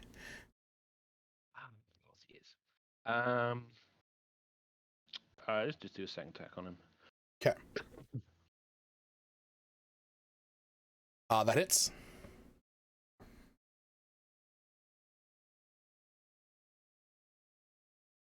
Nice. Oh yeah. Okay. No, he is beyond fucked. Eviscerated. Yeah, your laser rifle just turns him into dust. Nice. I'm gonna move down to. I've got 40 feet on this guy. I think it's 40 feet. Mm-hmm. Yes, you do. 35, 40. Do I have line of sight on that bear from there, or will that not hit? Right there you would. Yes. All right, let's do that.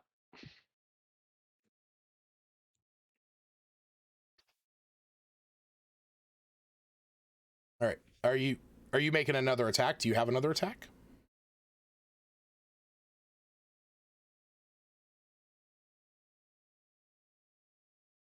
Steve.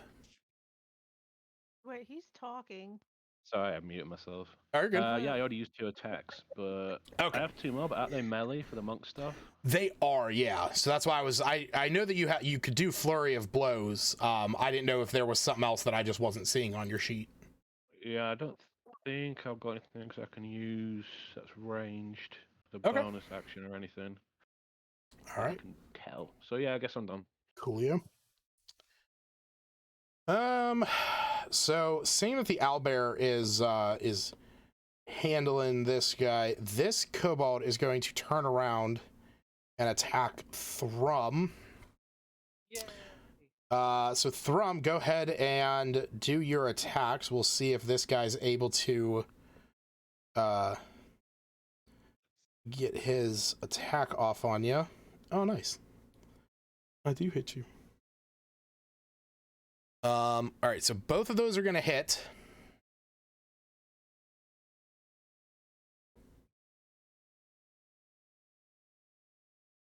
Six. Okay, so 9 plus 15. Aw. All right. So he is going to get his attack in at you. So that is going to be 9 points of damage as he basically flies down, creates an icicle spear, and jabs you in the side. Mao, you have this flying. Hold on. Is he Oh, bloodied? he is bloodied. Can I use Gift of the Gem Dragon? Reprisal? 1 second. Let me see. I forget what that is. Damage from a creature you can. Yeah. Oh wow. Okay. Yeah, you took. Oh wait. No. Unfortunately, you cannot. Because. So he attacked you on. So this is his turn. You had your readied action, which is your reaction. So you would not be able to use. Yeah, you would not be able to use that as a reaction. I didn't realize ready actions use your reaction. Yeah, that's kind of one caveat, is that you're basically setting up replacing your action later on with your reaction. So you basically use your action and your reaction as your action?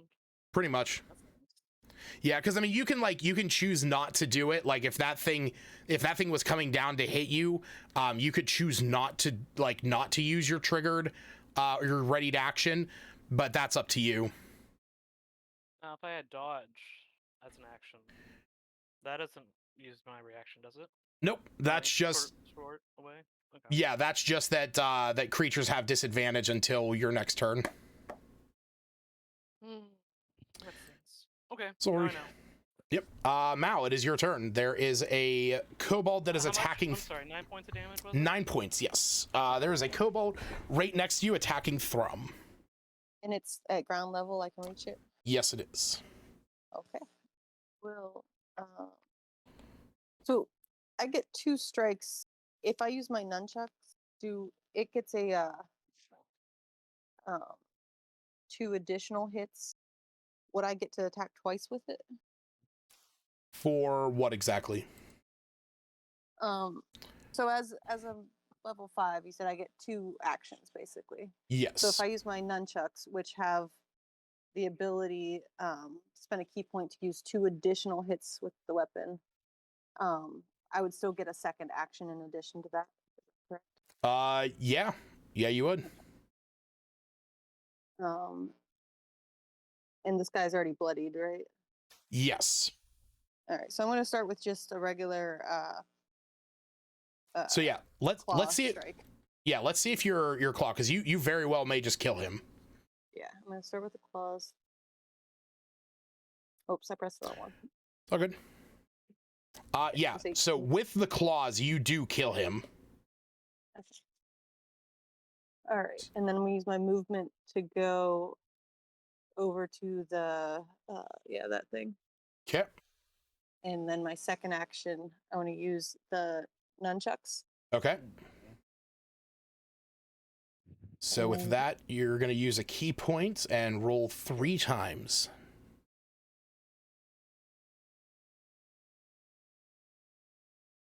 All right, so first one is 7 damage. Okay, that's all you need to worry about, because so Myram, as you are facing off against this owlbear, all of a sudden you see Mal come up with a flurry of their nunchucks just battering into this owlbear that is attacking you, eventually dropping it. Yeah, your technique is wonderful. Das ist wunderbar. Oh. I'm gonna use the last swipe of the nunchucks just to do like a flurry. Hell yeah. I think I would jump up in the air like, yeah, you got the other one. All right. So Myram, you are next in order. There is a kobold that is flying 25 feet up behind you. He is heading out to hunt down Reginald, trying to figure out where those gunshots were coming. So what would you like to do? I'd like to pick this Christmas tree up and throw it at the bird. Well, unfortunately, the Christmas tree is planted into the ground. Well, okay. Well, that's what I wanted to do. All right. Yes. I guess I will use my darts and attempt to throw them at said kobold. Okay. So here's what I will allow. And I did say that. I did say that there were rocks dressed up as Christmas presents underneath this. If you would like to throw some of those rocks, they are a bit heftier than a dart, and I will give you a little bit of extra there with that. Okay, I will accept that. Yes, I wanted to use my environment to. Yeah, hell yeah. Do some damage. So go ahead and hit that +6 to hit twice on your dart, and okay. And basically, we're going to be using your short sword damage there. So both of those are hits. So go ahead and roll that short sword damage twice. Okay. Nothing like being hit with a rock-shaped present. Yeah. So this kobold is like out there looking for where these gunshots are coming from. All of a sudden, 2 rocks just come up and bat him in the back of the head. As he turns around, is like, "What the fuck?" Looks down and sees you down there, you know, where these rocks are, as he looks pissed, as he is just focusing all his attention on you now. All right. Okay, so did you want to move or do anything else? No, I'm good. Okay. Snaps, it is your turn. I can't really see that kobold, can I? No, he is behind the Christmas tree from you. Shit. So I was just gonna run again. Okay. I guess sort of along this wall.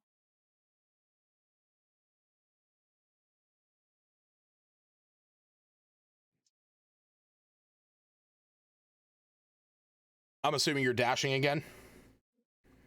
Yes. Okay.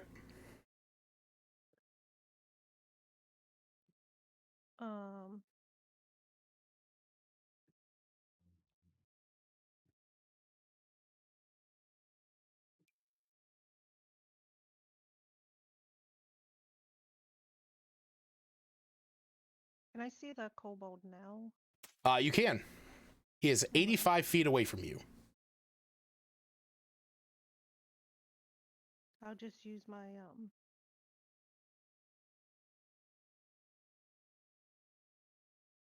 the same attack before. Okay. Right. Oh, is that too far? He is 85 feet away, so you would be rolling with disadvantage. Well, that sucks. Either that or you can use your firebolt spell. You do have that, which is range of 120. I'm used to the longbow, which goes a lot further. It was 120 or 150. You said 85 feet, and I was like, okay, I can do that. Yeah. And I forgot that it's Nope, you got the short bow. So all right, yeah, so I will try firebolt then. go ahead and roll. That hits. Go ahead and roll the damage.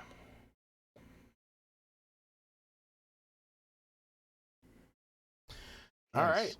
With a powerful blast, a firebolt launches through the air across the field, hitting this kobold, dropping him to the ground, smoldering in ash. I would jump up again. Combat is over. Miles licking his claws, cleaning the blood off. Well, No. so gross. What's it taste like? Kind of good. Chicken? Yeah. What we had for dinner, just a little more raw. All right. Okay. So with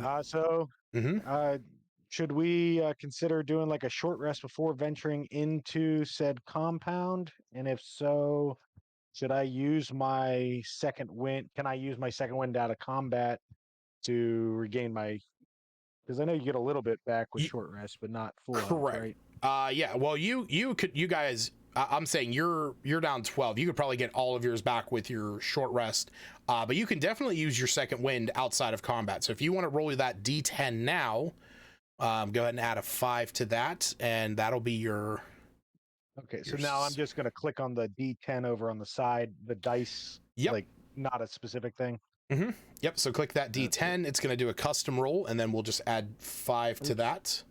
Did that do it twice? I might have done it twice. Nope, because I haven't. Oh, if you click it twice, it'll just keep adding more of them. Gotcha. So hold on. I think it was trying to say to everyone, and I didn't agree to everyone. So oh, gotcha. There we go. I figured it out. Okay. All right. So you got 8 back. So good on that. Okay, cool. So I can just come up here to the damage and say 8 heal. Is that how that works? Exactly. Okay. Is there anyone in this little building here? In which one? I will say that peering into that one is more of a storage shed. Yeah, it's the same for the one I'm at. I tell Reginald to get off that roof so he doesn't destroy these poor elves' home. Oh, he's gone. Okay. Yeah. You look up there, he's not even there. Structure. Yeah. Yeah, I was worried about the structure, the integrity of that house. It'd probably be fine. So yeah, I'm gonna say the one in front of Mal. That one is actually like a storage shed. It is locked. You don't have a key for that. The one that Snaps is in front of, there is you can hear the same whimpering on the inside. There is kind of like a mumble, but you can't hear anything. You can't like make out what they said. I want to check the bodies of the hobgoblins and see if they have anything useful and any orders or any information. I was just about to ask about looting. Okay. Yeah, you are able to take a look at them. I'm gonna say that go ahead and roll a what would that be? Survival check. Yeah. Can I try to pick this lock? Sure, go ahead and roll a sleight of hand check. Would it be stealth or sleight of hand? I don't know if I did it. I always go with sleight of hand. Stealth is more of you trying to be like quiet and sneaky. Sleight of hand is more of your like manual dexterity. Technically, picking a lock is a lock picking skill check, but I've generally always gone sleight of hand. So Myram and Reginald, you guys don't find anything on these guys. There's no orders or anything like that. And they just kind of seem to be wearing mostly tattered equipment. The only thing that you guys kind of notice, and I'm going to say both of you being with your backgrounds, the only thing that really stands out to you is that the one does have exceptionally large tusks, and you guys know that those can be used to like frighten other goblinoids. Basically, you know, intimidation, that you have killed such a grand bugbear. So I'm not interested in them, so if Reginald, if you want them, they're yours. Yeah, sure. Yeah, you're able to break off this bugbear's tusks. Stomp. Yeah. Break them. Curb stomp them. Sit on them. What were you saying, Stacy? Belt. You said I couldn't see in the window? No, or you door couldn't or- make out what they were saying, but you hear mumbling on the inside.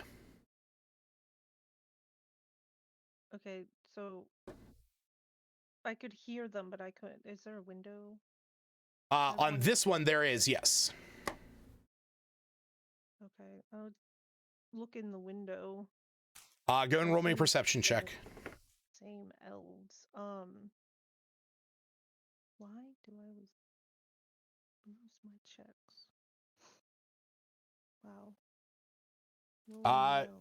Yeah, I'm gonna say that you can see that there is there's a huddle of Kringle elves in the one corner. I'd like to tell them we're here to help them if they're unaware. Like get their attention. I mean, like they can hear you. They're just still like pressed up against the far wall. Oh.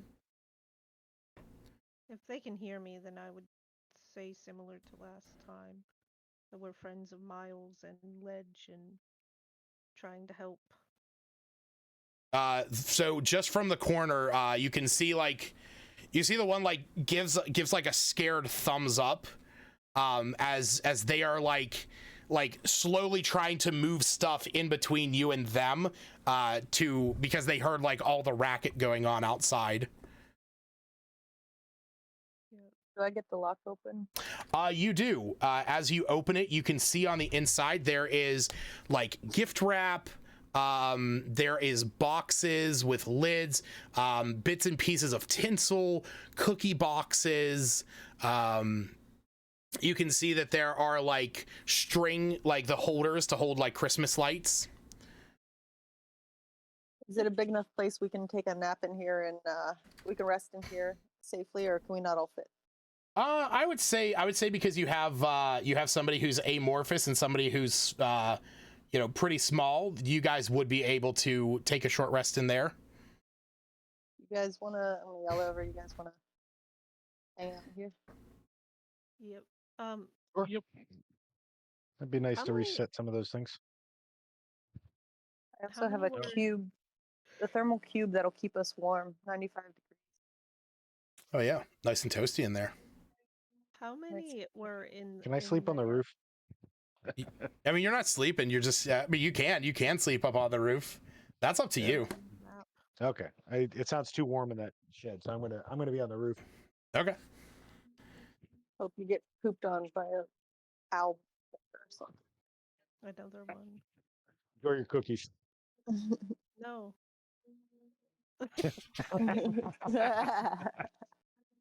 All right. So if you guys are short resting, go ahead on your character sheet and pop for a short rest. What is it? How many were inside the one building I was near? There was 3 of them in there. Okay. Because if I couldn't Nice. see, I would have asked. All right. So Where are we do I at? need to do the dice too, or just click the take short rest? You can if you want. That's only if you want to get those last 4 points back. You can just roll one of your hit die and then be good with that. Is this what you mean? It's like a little campfire symbol. Oh, you're saying just one of the, I could have Oh, just yeah. clicked on my Yeah, okay. you can do it. You Well, can do it either that's way. fine. That's fine. Just basically, you're just going to make sure you mark off that you used one of your hit die. It's a one shot, so it's not the hugest deal in the world. And then you click the Gotcha. button that says "Take short rest and confirm," and that will Okay. reset anything that used a short rest. So that'll reset your action I surge see and what your I was second supposed wind. to do. Okay, gotcha. And then Is I my confirm feline that I took a agility short rest. reset? Okay. Your feline agility reset the moment you stopped moving for a turn. So yes. Okay. All right. Cool. So an hour goes by. You guys are unassailed while you wait and rest here. So would you like to head on into the Santa shop? Let's do We it. make it a plan, or we just Send it. jumping all in? I think we proved I- that plans are I not would- necessary. say we form up at the door, at the entrance here. Well, before we give go me in. give me Okay, one fine. second, That's where I and was going. let me Okay. let me put you guys over on the other map.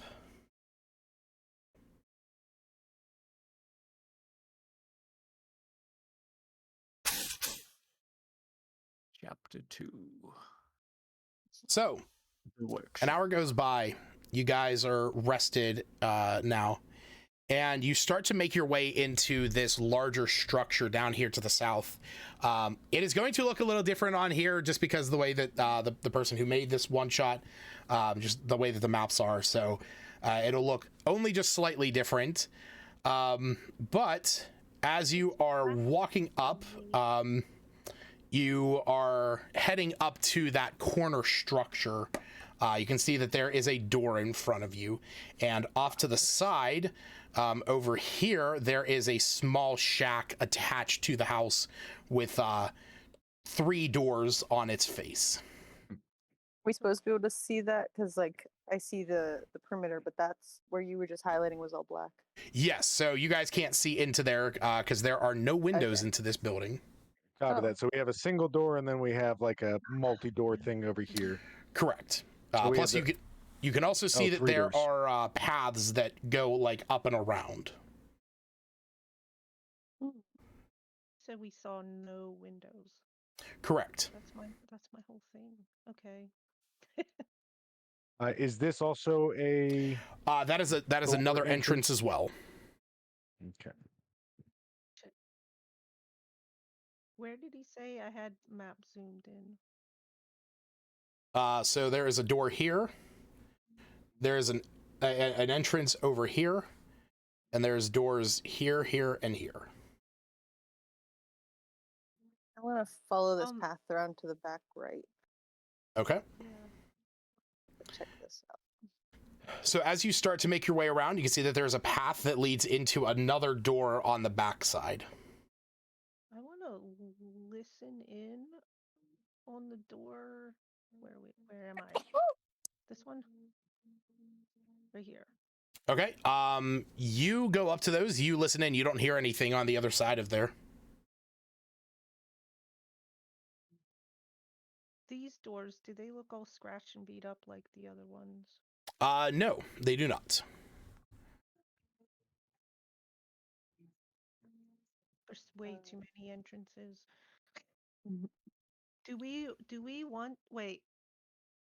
The elves said there was an entrance to the basement? In the basement. That's Yeah, where the but wall. That's where the workshop is in the basement. and So we the can't tell if any of these are stairs. No. Yeah, Yeah. There. None of these appear to be stairs or like entrances that go down. Do we want to try and talk with the elves again to find the basement entrance? Meh. It's up Meh. to you, but. We're on the clock, people. Let's get this done. Yeah. No one will get their toys. All right. So what are you guys Okay. doing? I'd like to. Do you feel like trying to see if the lock is locked on this back door? Yeah, I want to try the handle of this door, see if it's open. Backside there. Okay.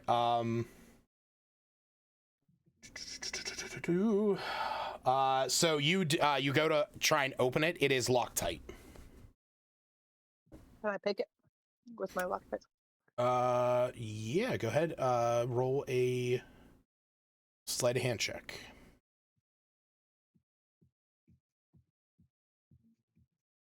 What?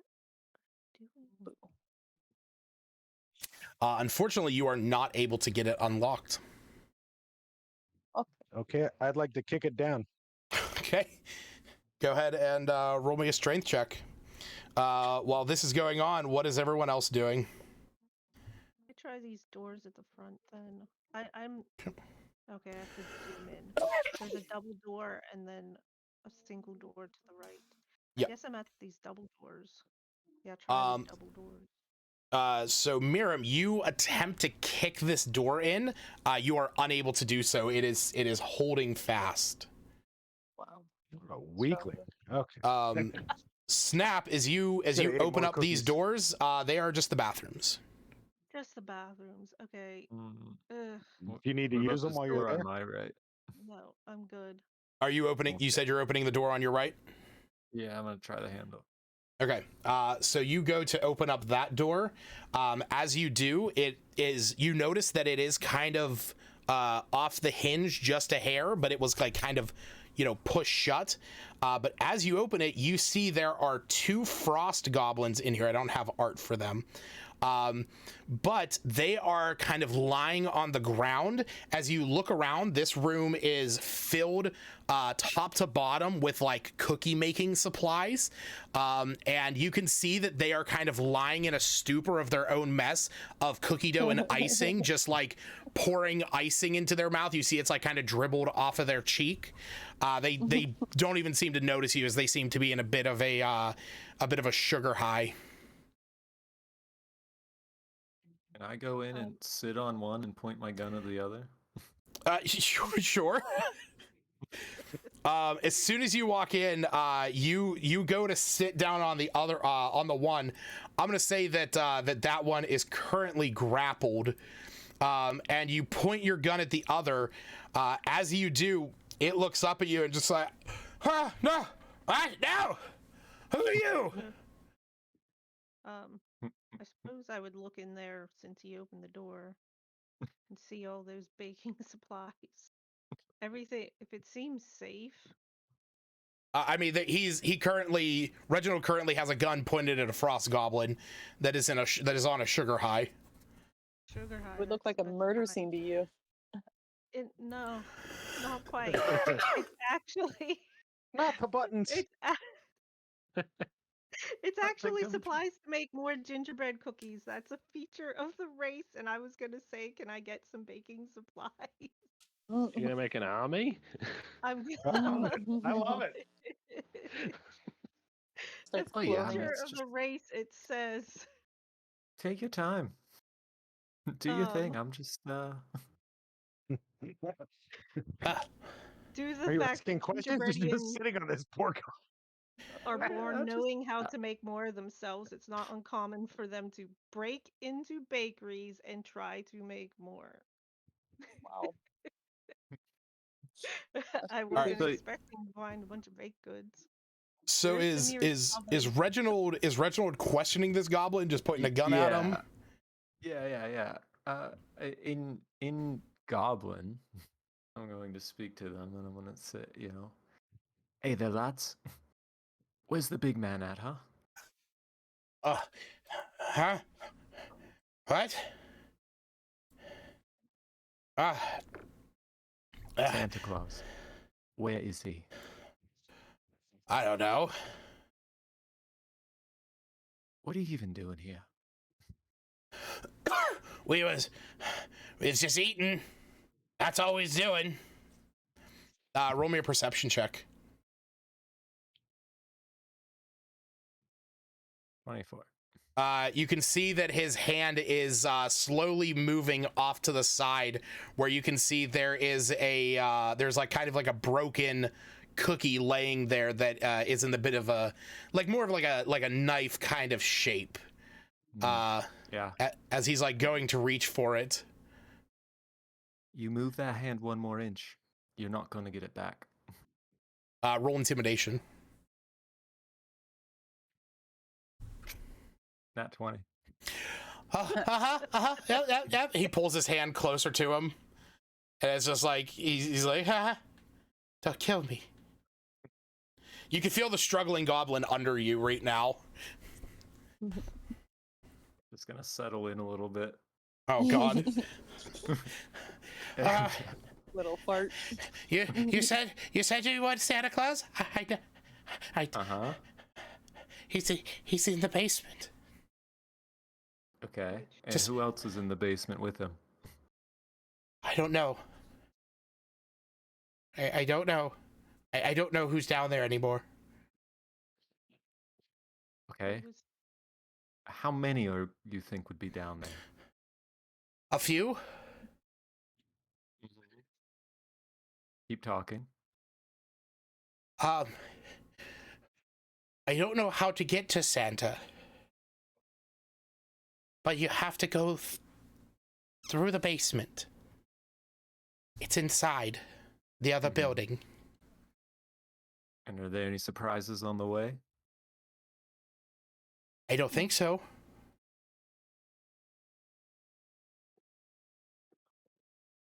Okay. You've been very helpful. Are we free to go? Yeah, of course. And I want to rifle No. butt him in the face. Oh. No, yes. Are you just like attempting to knock him out? Yeah. Okay, that's fine. He doesn't have enough hit points to really contest that. So, yeah, you do non-lethal damage as you take your rifle and just kind of bash him in the head as he's knocked out. Do you do the same thing with the one that you are sitting on?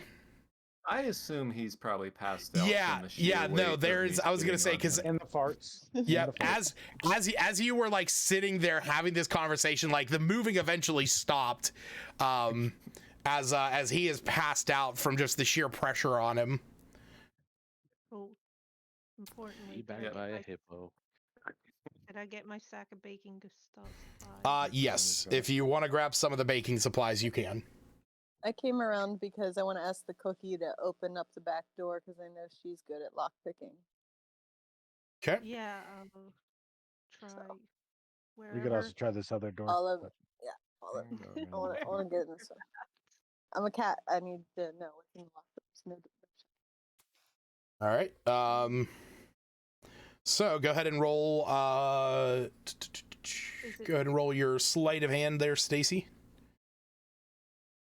I have proficiency with thieves' tools. Does that change anything? It would actually make it worse. Proficiency proficiency would be a +3 only. Giving you sleight of hand makes it a +6. Ooh. I got proficiency with sleight of hand too, so. Unfortunately, you are unable to pick that lock. How did I roll? Wait, I have All right, if you want to roll with inspiration. Can I roll it again? Sure. I didn't get anything. How did I roll so poorly? Honestly. Okay, so yeah, I'm gonna say that first time around, you kind of have like the pressure of everyone on you, and I was kind of excited about finding baked goods. What are you talking about? kind of slip your hand, but you do get it open after that. As you peek into this room, you can see that this is a room full of candies, sweets, and more baking supplies. You can see that there is flour everywhere, candy cane shards littering the floor, gumdrops are melted and kind of like half stuck or half melted and stuck to like every corner of the wall, basically. And there are bags of sugar that have just been ripped and torn open into. Oh, 100% run inside. Okay. For no particular reason. As you do, you see that there is a door on the southern wall. You can make your army of gingerbread. I want to check that door and see if it opens. Is this a cabinet on the That is a cabinet. That's a cabinet of baking supplies. Mal, as you open up this door, you can see that in here, this is the kitchen. You can smell the sweet scent of baked goods in here, but you can see that for the most part, they have just been smashed and littered all over the place. So someone apparently didn't like what that was being cooked for dinner. The only thing that is left in here is on the counter, where you see those little red plates are, there is a plate of cookies with a quickly scrawled note that says, "Please take one. We are delicious." Don't do it. No, we're not. I'm gonna take one, but I'm not gonna eat it yet. Okay. Does it seem like it's safe? Roll me a perception check on it. Or roll me investigation. That would be investigation. Suspect the cookies. Fuck me. Yeah, I mean, it looks like it looks like a little gingerbread cookie. Can I look at the cookies like a cookie expert? and know anything about them. Yeah, I want to hold it up to the gingerbread and say, does this look like a normal cookie to you? Delighted. Snaps, go ahead and Timmy? roll me. Go ahead and roll me perception with advantage, or investigation with advantage. Oh, investigation's a little bit higher.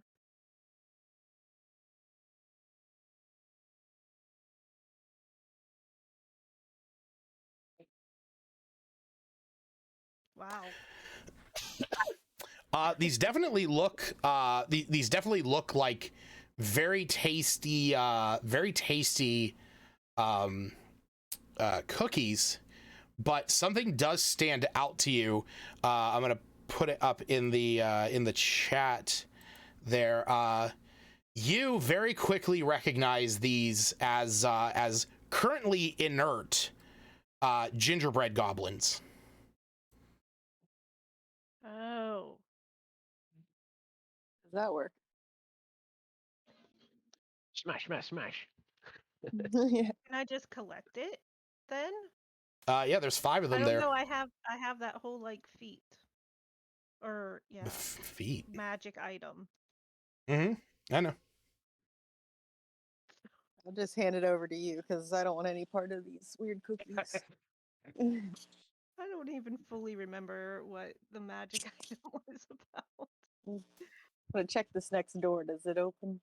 But I would, yeah, I would collect them all for purposes of that. Yep. Like I said, there was 4 of them there. So you, Mao, you open up this door. As you do, you can hear from around the corner. You can see in this place, this area is just destroyed. Tables and chairs kind of strewn about the place. There is what looks to be presents on a large table that have been like kind of shredded and ripped open into. But the things that really stand out to you the most is that coming up from around the corner, you can smell the scent of fire and smoke, and you can also hear giggling.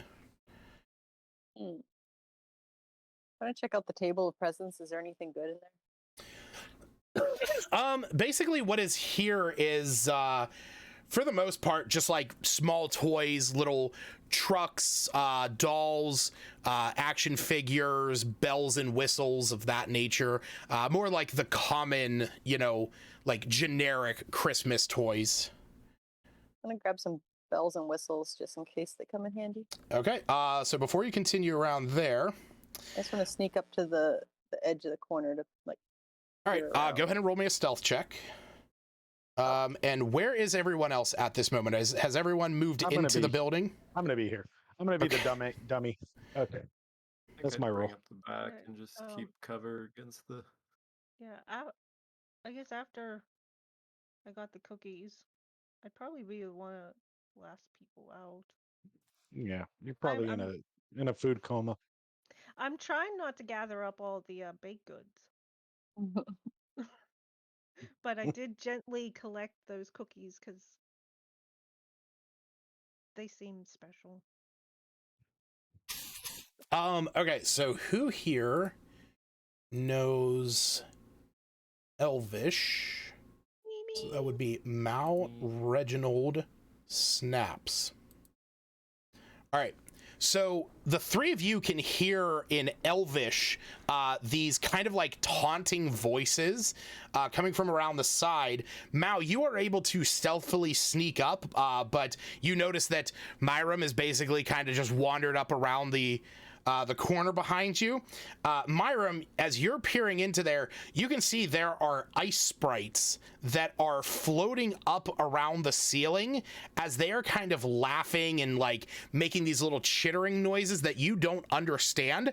But directly in front of them is a large Christmas tree that is currently on fire.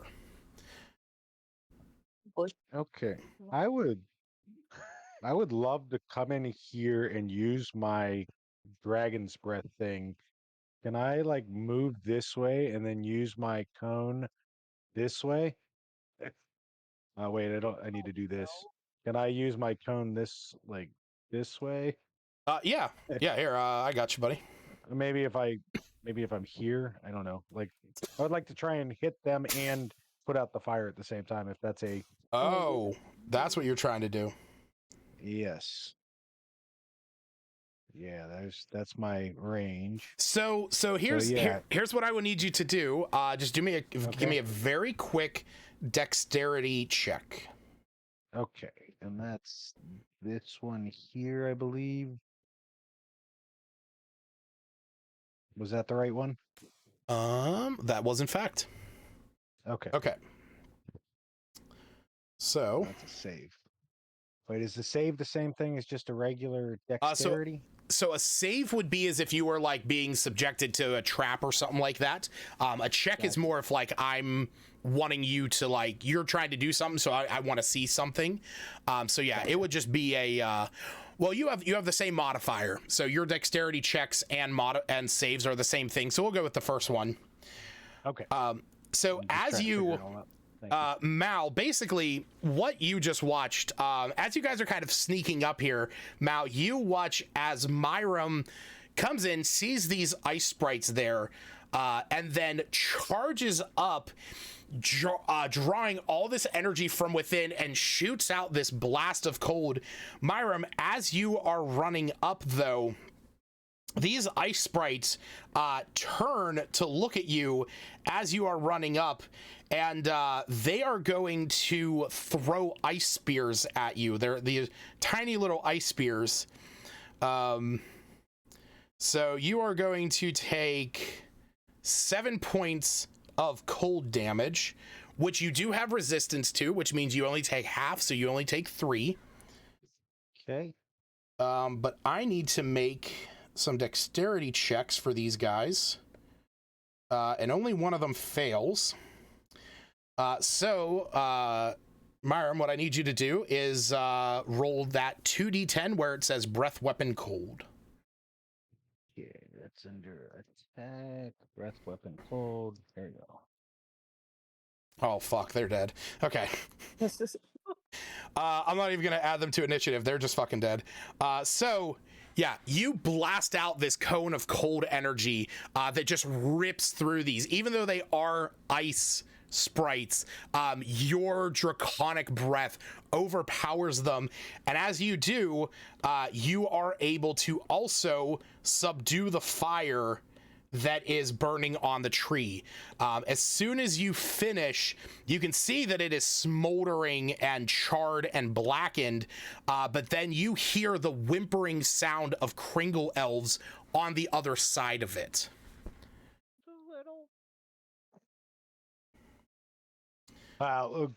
Small talk's not my forte. I'll leave that to somebody else.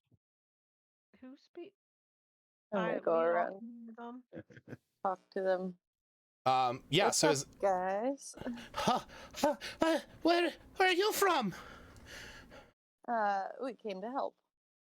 With Miles and Ledge. Doesn't matter. We came to help you, Meow. So we're here. Oh, well, are you going to save Santa? Yep. Where's he at? He's in the basement. These stairs here go down there? Yes. Can you lead us out of here? We do not feel safe in here. There's no one else here. We killed them all. Okay, Cookie will take you out. How many people are downstairs? We do not know anymore. There was still there was still about 6 of us when we were all together, but we don't know what happened to the others. Do you know how many bad guys there were? I did not get a good look. And they like looks at the other Kringle elves, and they're all kind of like in a scared shock of no. Maybe you can hide in the kitchen. We'll hide in the fireplace. That's the spirit. That's the spirit. You see they quickly like dash and dart over into the kitchen. You hear the doors locking behind you as they enter into there. No time to make some cookies. That's up to you. All I will say is that the only other thing in this room is a staircase that goes down. I want to unbarricade this door here if we can, just so that we have an exit if we need it. That is perfectly fine. I don't have a way to illustrate that on the map other than to just cross all that out, so that is moved out of the way. Beautiful, beautiful. Yeah. Looks like a floor to me. That's right. Okay. All right. I feel like I'm the kind of guy who just walks down the stairs. I'm gonna put a hand on your shoulder before you go down there. Okay. Why don't we? Okay. Why don't we be a little more subtle this time? And I'm gonna say, gather around. If I make one more, I can get a giant one. How long will it take you to make one? Oh no, that's up to the DM. To bake cookies? I don't know, Stacy. I've never baked cookies. How long does it take to bake cookies? I know it takes a few hours. 8 minutes in the oven. What are you doing? It takes an hour at least. No. It takes about 20 minutes to whip up the batter. That's if you're bullshit. slow. There's no way that cookies don't take like 7 hours to make. 8 to 12 What are you minutes to doing? bake. Are you grinding the flour yourself? He doesn't have a Yes. KitchenAid's the problem. He doesn't have It's a not KitchenAid. bread. I don't cook. You know what? You want to know what my cooking is? This. Right there. That's it. Snapping open a can and just drinking my woes. Or Christmas candy. You know. Oh, that's hot chocolate mix. I wouldn't even make that. That's a popcorn ball. That's the most of my cooking. If I was aiming at a quick batch, half an hour of like mixing, and it would probably clean up the kitchen along That's the if you're way. getting fancy. Yeah. If everybody gets close to me, I'm gonna use pass without trace. Oh.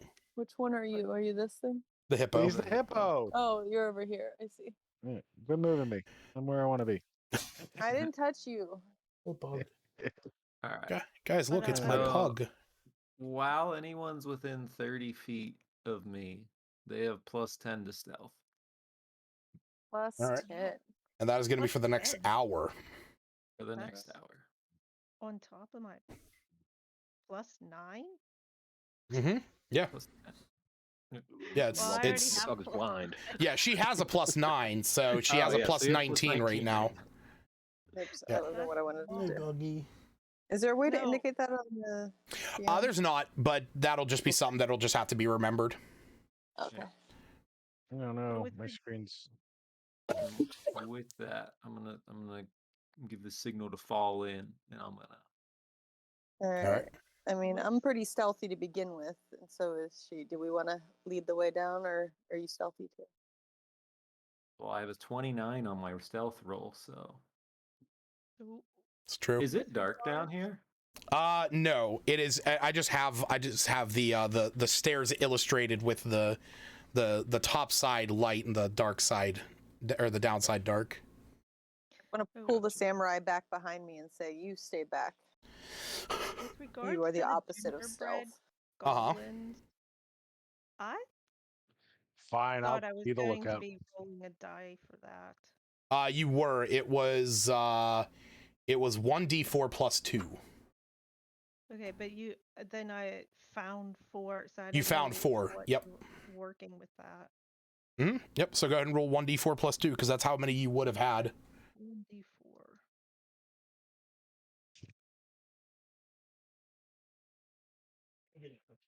All right. So Oh, you yeah. had 6 to start with. So you have currently 10.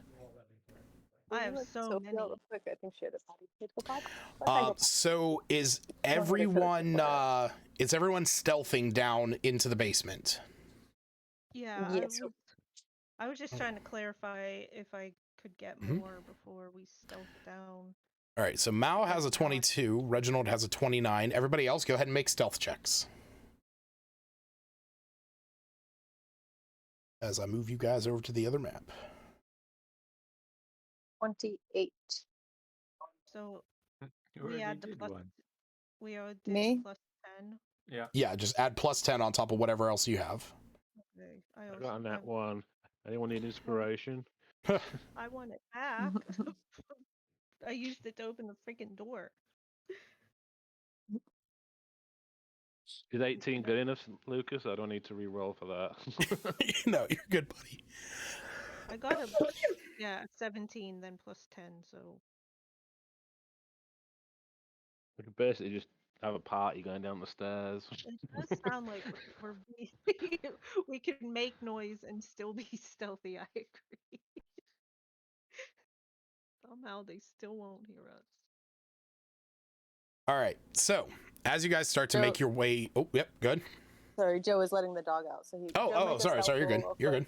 Yeah, you're good. Anybody want that inspiration? Has everybody got it? I did, unless She somebody's wants it. got. You're gonna have it. Yeah, grab it.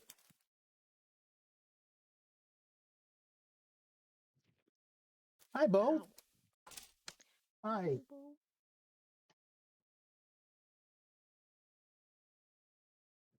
What's up? Let's He's like, roll, can Joe. I be on? What happened? to Guys, Pug? look, it's a pug. No. Yes, it is. Where's his armor at? He doesn't have armor, but he does have. Oh, he's a diaper wizard. shape. He is a wizard. Did you do a stealth roll, Joe? Yeah. Yeah. You got He a failed. 20. Not showing up on mine. He failed because he farted. It's true. Relate. All right, so you guys start making your way down the staircase, trying to be extra quiet. With Reginald's Pass Without Trace, there's almost like an otherworldly silence around you. The concept of like a bull in a china shop, but this is a hippo in the dark. Just the pure opposite. And as you start to make your way down the stairs, you eventually see that there are a set of doors leading into another room. These wooden doors have been ripped off the hinges and they are laying on the floor. And on the inside, just past here, you can hear the sounds of kind of chaos. Wood being snapped, bits and pieces of glass, and like the sound of plates being shattered, grunts and goblinoid sounds coming from the other room.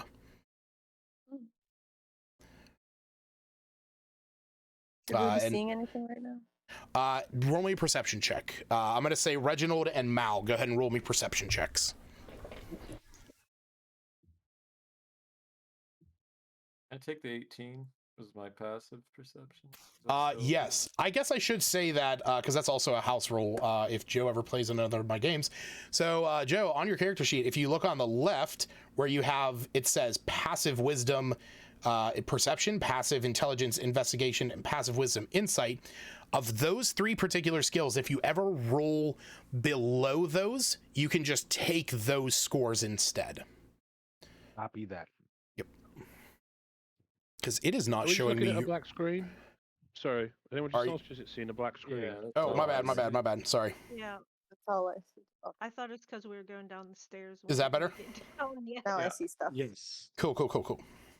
Okay, so Mal, I'm gonna say that you see this as you are looking down into here. I don't even have these guys showing up on the map. As you are looking down into here, you see that there is a snowy bugbear on the other side of this large Christmas tree in the center of this room. So basically, the way that this room is set up, you see that it is gigantic. There's these markings on the ground that appear to be like an arcane looking clock with hands that move as paint through the floor. But all around this room, it is covered with tables that have been ripped to pieces and left to strewn. You see there is a snowy bugbear on the far side that is directing some other creatures, and you can hear the sound of goblinoids kind of laughing feverishly around. And at one point, you even see another one of those winged kobolds picking up a chair and then just throwing it up against one of the walls. What'd you say about a clock? The ground, that like gray design that's on the ground, that's kind of like painted on the ground, but it moves almost as if it's like a moving painting on the ground of a clock leading up to Giftmas Day. Armor Vagathis. Sorry, what was that, Smith? Armor Vagathis. Ooh, okay, smart. All right, are you okay? Yeah, that's just at first level. Gotcha. So far it's just those two who can see. Yes, Mao and Reginald are the only two that have any line of sight on this. Can I take the other side of the door? Like here. Yeah, you can.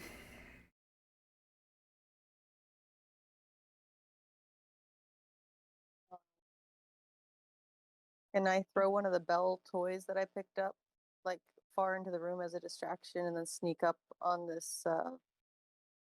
What's the flying thing that's close to me? Cobalt. One of the winged kobolds.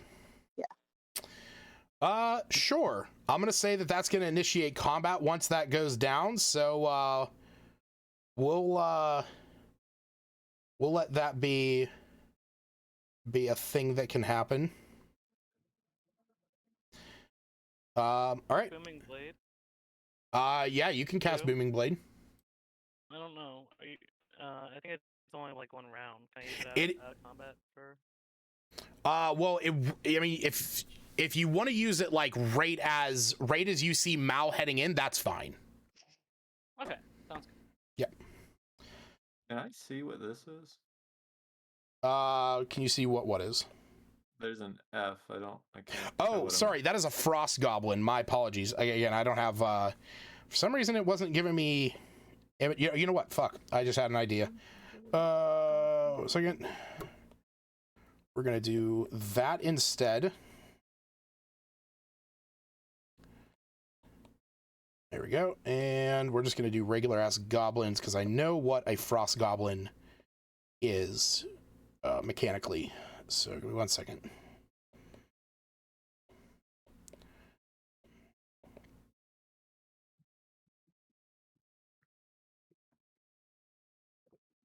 All right, cool. We are all set. Yeah, those are frost goblins. They are basically goblins, but with white fur covering their bodies, much like a snowy bugbear.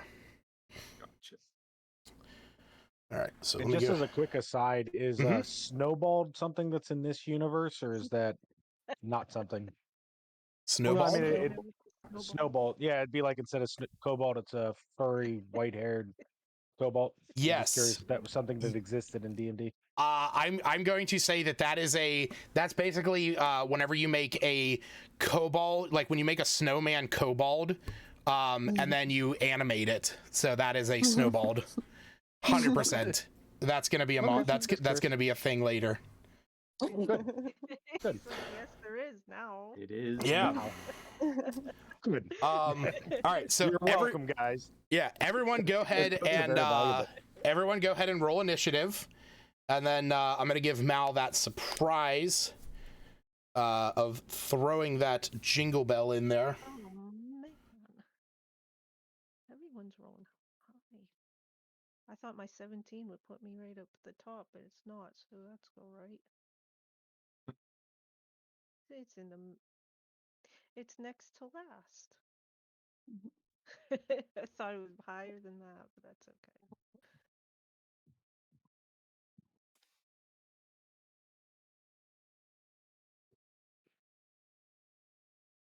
Okay, I gotta go let the dog back in, so don't. Yep, you're good. Turn it. Okay, your turn is not for a bit. All right, Reginald. Or so actually, we're gonna start with Mal. So Mal, it is your turn. You are able to throw that in there, and then you said you wanted to move up to that frosty kobold. Yeah. For some reason my map went black again. Yeah, for some reason mine did too. Hold on a second. Let me There it goes. stop that. Nope, it's gone again. What the fuck is going on? Sort it out, I think Lucas. it's my vision only. Yeah, is what I see. it's James's character. Wait a that's I second. can see. I can see fine. I'm not gonna refresh. That's- But weird. Yeah. Oh wait. You know what? Hold on. Stop it, James. Oh. All right. Hold on one second. I'm gonna close out the app real fast and there. That should be better. Go ahead and reload your It's all black. your page. And it's still doing the same thing. Still doing the same thing? What the fuck? Yeah, it's still me. Oh. Good for me. Babes, are you gonna play more music? What? So at one point, briefly, there was very loud music. Oh, I've got some tunes blasting. I didn't think you guys could hear it. I can turn it down a bit. No, typically no. It's fine now. I can see I the whole map haven't heard it. now. I can't see anything. You see the Yeah, whole so- map? well, What do you so- mean? So I went to menu and changed it to my character. Yeah. So and that's what we're supposed to do, right? We're supposed to change it to our own character. Yeah, for the most part. Yeah, So I mean, I can see the whole room since I'm in the room. yeah. Okay, then we should be good. All right, so yeah, you are able to get to there. So this is, like I said, this is gonna be a surprise round. So go ahead and roll an attack. Okay. I'm gonna just do unarmed strike. Oops, damn it, I keep doing the wrong one.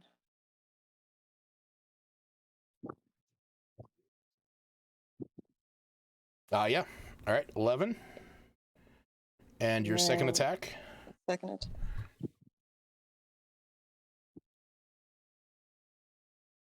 All right, so you run in, you throw this bell onto the other side of the room. It makes this loud clattering sound. As it does, you see all of these creatures in here turn to look at this, and it's at this point that you sneak into the room. The benefit from Reginald still taking effect, as you are still within 30 feet of him. And all of a sudden, this kobold, just out of nowhere, 2 cat claws coming up, cutting it to shreds, and killing it. Nice. All right. And that is where we're going to start standard combat. So first in initiative is going to be Reginald. All right. Well, I still can't see, so I guess I'm gonna come up to the corner here. Oh, there's Okay. a lot of guys in here. There is. There's Um, quite a few. We go to none, is it better? What's that? Did that make it any better for you guys? Or is that I It switched it doesn't. to none instead of my token? Yeah, switching it to none just makes it like you can see pretty much whatever everybody can see. I actually think I realized why it was doing it, and I think I had something on the light that is in the room. Because that Christmas tree has light on it. Mm. All right.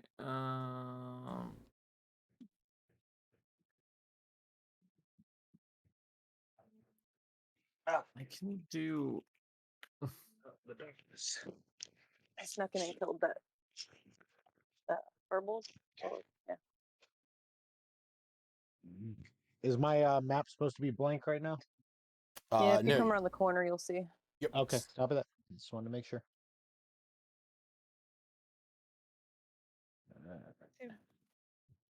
I've refreshed and I can still see everything, but that's why I Yeah, just try to double check when I. Yeah, I don't know how to work that. If you so I'm go just to gonna take menu shots. settings and go to token none, you'll see everything. But if you go to your token, you'll see what your character.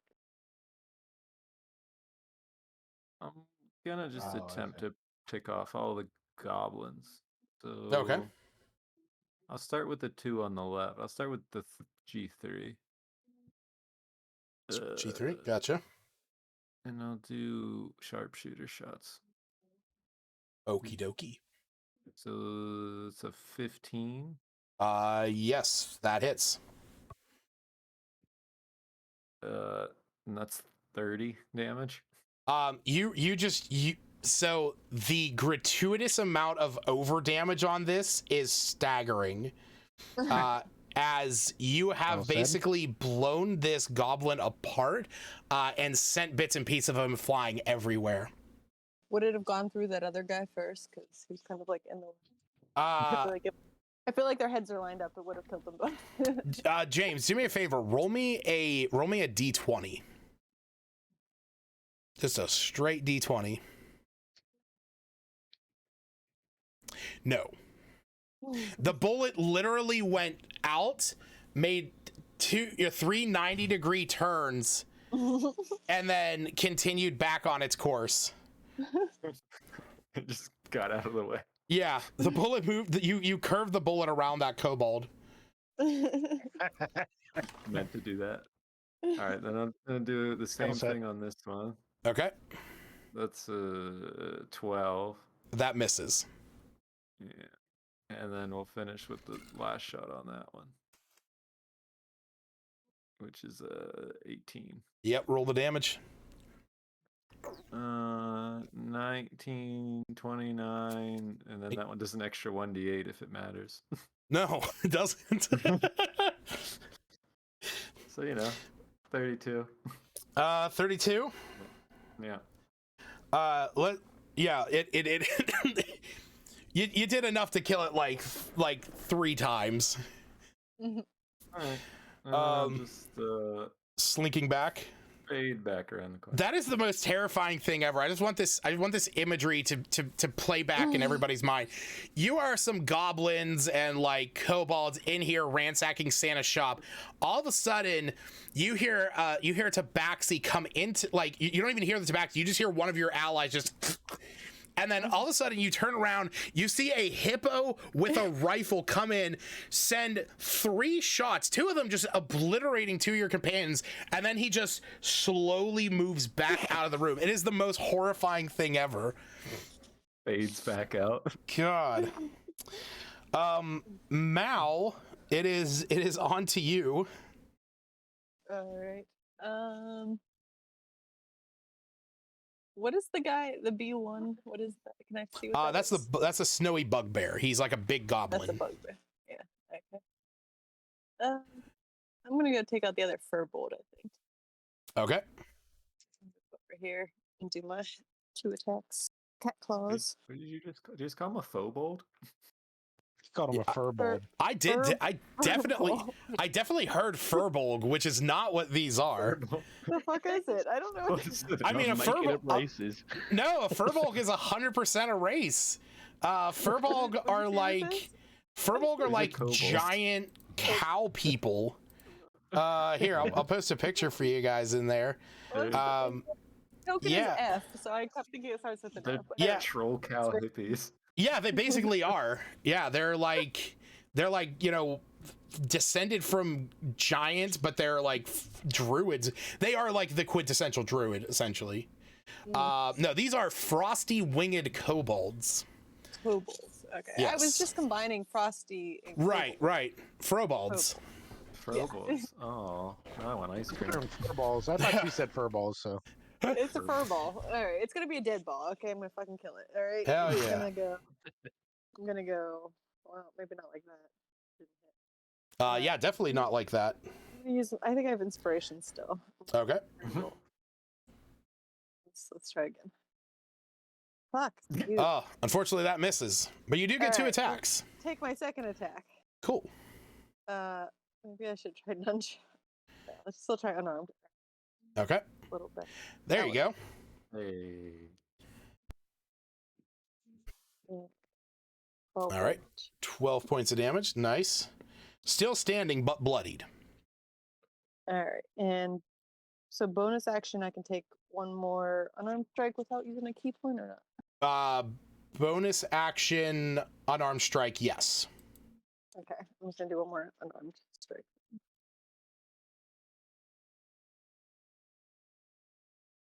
That hits. All right. You're able to drop that Frobold. Do I have any movement left? Don't or- encourage this. You do. You still have 20 feet of movement. All right, I just want to sneak back. Yep, that's perfectly fine right there. Right here. Yep. Actually, no, you could move back there. There you go. Okay. All right. Up next is Hans. The blob. Hans the Blob. Where the hell am I? Oh, I see. You're on the stairs, buddy.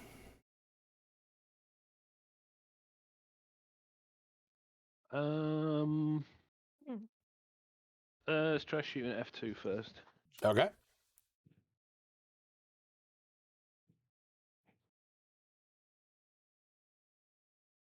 That hits.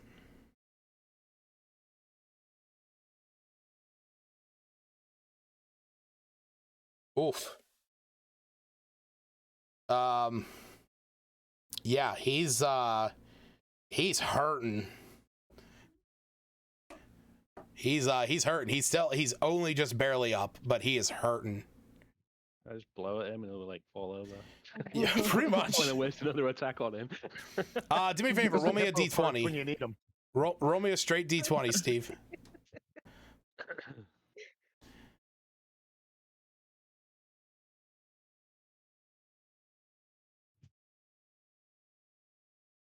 Yeah, no, he's just barely hanging on. He is prone though. I will give you that. Actually, no, prone makes it harder for you to hit. I was probably just gonna go for G1 and take some health out of that guy instead, Okay. I think. All right, good.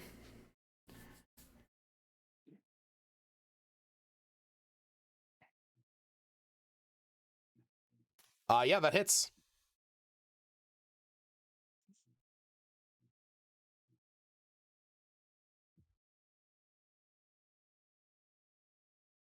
All right. Yep. More than enough damage to kill that one. Nice. And I think I'm done. I'm out of movement as well, so All right. stay there. Myram, Okay, I think I can move to here, right? you can indeed. This is my 30, I think. No, that would be your 30.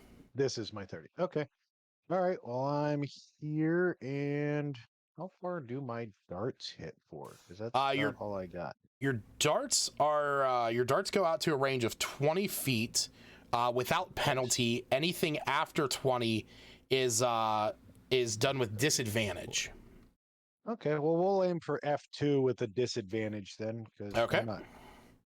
So go ahead and roll twice, and we're going to take the lowest. Okay, so that's going to be the dart plus 6. Mm-hmm. Okay, All right, so that's an 18 to hit, so that definitely hits. So go ahead and roll that Okay, so damage, then- 1d4 plus 3. Okay. Dead. You run into the room, throw a dart across the room, peg him in the eye as he's like, "What the fuck was that?" Poor guy. And you do have another attack, so you could aim. You could try and aim with that disadvantage, that bugbear on the other side of the Christmas tree. I'm gonna save the love. At this point, this bugbear is fucked, and maybe somebody wants to interrogate or whatever. So I'm gonna try and show some restraint and just hang out next to Hans the Blob. Coolio. Snaps. It is your turn. It's finally showing me my line of sight. I can't see shit. I guess I have to move. Would. And so where I can see this remaining person. I'm a good person to hang out next to, just so you know. I'm very charismatic. Hopefully it gives me some luck and I roll well. I'm just gonna use my short bow. Okay. There is the only one remaining, right? Yeah, that is all you can see. Well, that's a nat 1. Your charisma just took everything away. You're welcome. I have inspiration already, so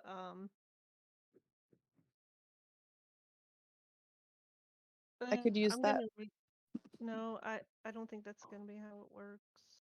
What? Well, if I use my inspiration, I can't. If you give use the mine inspiration, away. you lose the inspiration that one would have given you. I only get one shot too. Mm-hmm. I'm gonna give her the inspiration. Okay. So you can hold on to it for later. We'll say I that just your arrow flies into the Christmas tree. Yeah, I'm just No, I that's couldn't quite get it pretty. high enough Yeah. because I'm Did you hit the way too star? maybe. Yep. Used to be more accurate, Miss Cookie. I am little, you gummy. She tries to lick you. She's certain you're candy. Do you use the remainder of your 10 feet? Oh. No, I don't know. I'd back out a little bit. Okay. All right. Oh, no one needs space. They can walk through ours because. Up next is Thrum Smith. It is your turn. That is 15 feet of movement. The most that you could get out to would be out to there. That works. I'll take the dodge action. Okay. Oh boy, this bugbear does not know what the fuck to do. All right, now he does know what to do.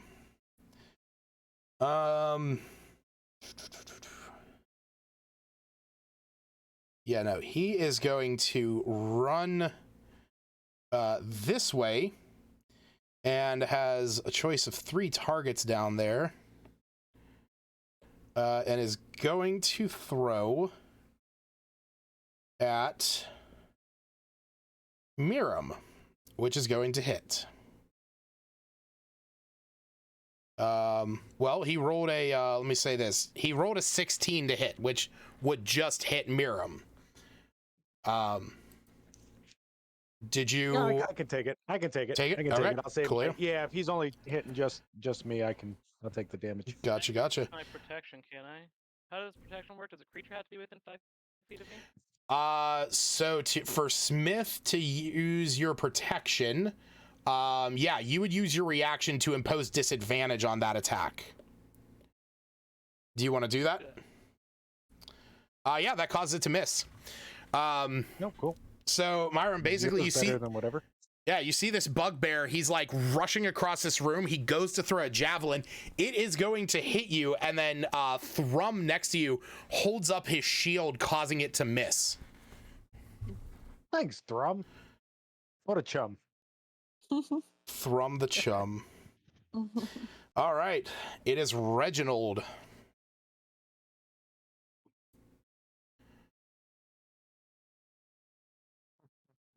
Bye-bye, bugbear. Do you reckon we need him alive?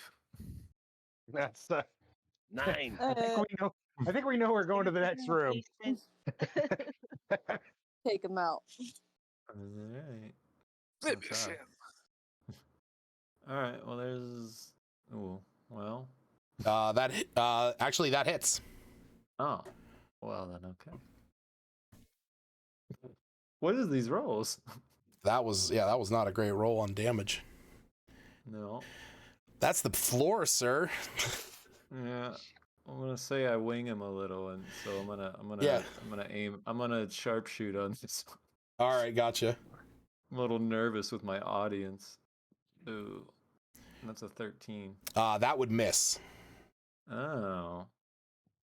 Yeah. I'm so embarrassed. Cracking under pressure. What's that smell? What's that smell? Were you nervous? I'm gonna Mal. say that bullet misfires. Yeah. His gun just nothing, just like no bullets or anything. You having performance issues, Meow? Just angrily clearing the chamber. All right, Mal, it is your turn. Alright. I think I can get to him in 40, You can. right? You can indeed. Alright. I want to slash. Tickle him. Don't tickle him. All with right. my claws, with my claw fist. Oh, Okay. that's a nat one. So Good thing you gave me that inspiration. I'm Yeah. gonna roll again. I'm a Re-roll nat that, monster okay. die. Too many. It's Coastal it's because I made fun of Reginald's performance issues. that is going to hit. All right. Still up. That was lame. Not yet bloodied. Gotta do my second attack. That's a little better. Yeah, that definitely hits. Still lame damage. Okay. I'm gonna spend a key point to do a flurry of blows. Gotcha. 2 more attacks. Okay. Ooh, nat 20. Sweet. There you Good go. job. Got my inspiration back. Yeah, you do. So whenever we roll on here, I always take the first die because D&D Beyond, normally your critical hit is you double your dice pool, and it automatically does that for you. So I always take the first die that rolls. So that'll be 1 + 4, but then you get the maximum of your dice. So you get 8 on top of that. So that would be 13 damage right there, which is more than enough to kill him. Sweet. down. Okay. Is there any goodies in this room? I see a lot of dead bodies, but Well, do you want to, do you guys want to continue on? Okay, Mal just walked Check out over this there. Table. I need Oh, I you see to the- stop right there, ma'am. no, you walked in the You were trap. in the You did indeed walk into the trap. That's so funny.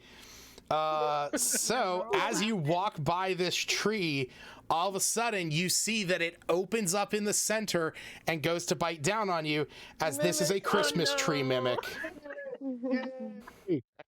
Foxy T Morningwood. I love it. Oh no. All right. You guys haven't listened to Everybody Loves Large Chests. I hope this inspires you. All right. Do I still So have my second attack from my bonus? I Or will is let you that- get that in. Yes. Okay. So basically you're like, you know, heading past this tree. All of a sudden, 2 branches come down and you're actually able to dodge under them, but then the tree kind of opens up at the midway and goes to clamp down on top of you.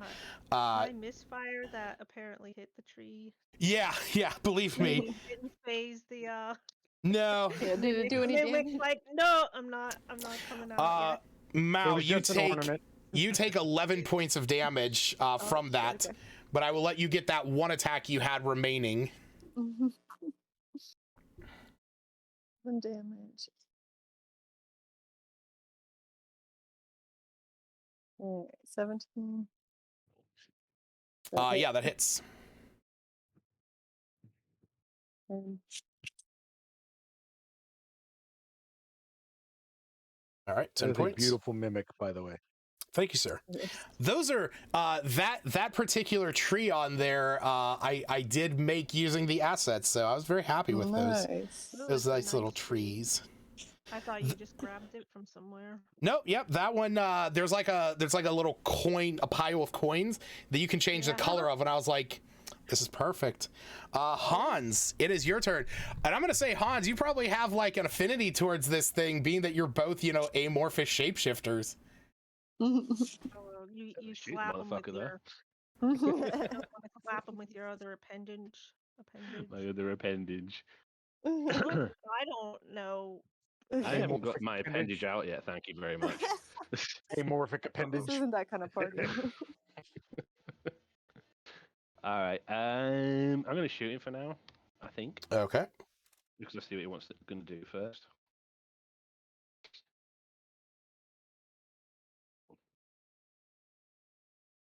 That hits.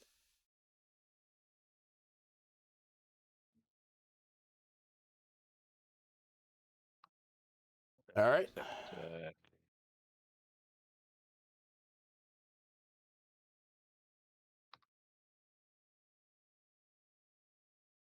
Okay. I guess I will ready a dodge action as well. I can do that, can I? As a bonus action, I think. You cannot, because that would be using your action to ready the dodge. Alright, my bad. It's all good. You could, if you wanted to, no, sorry, you can.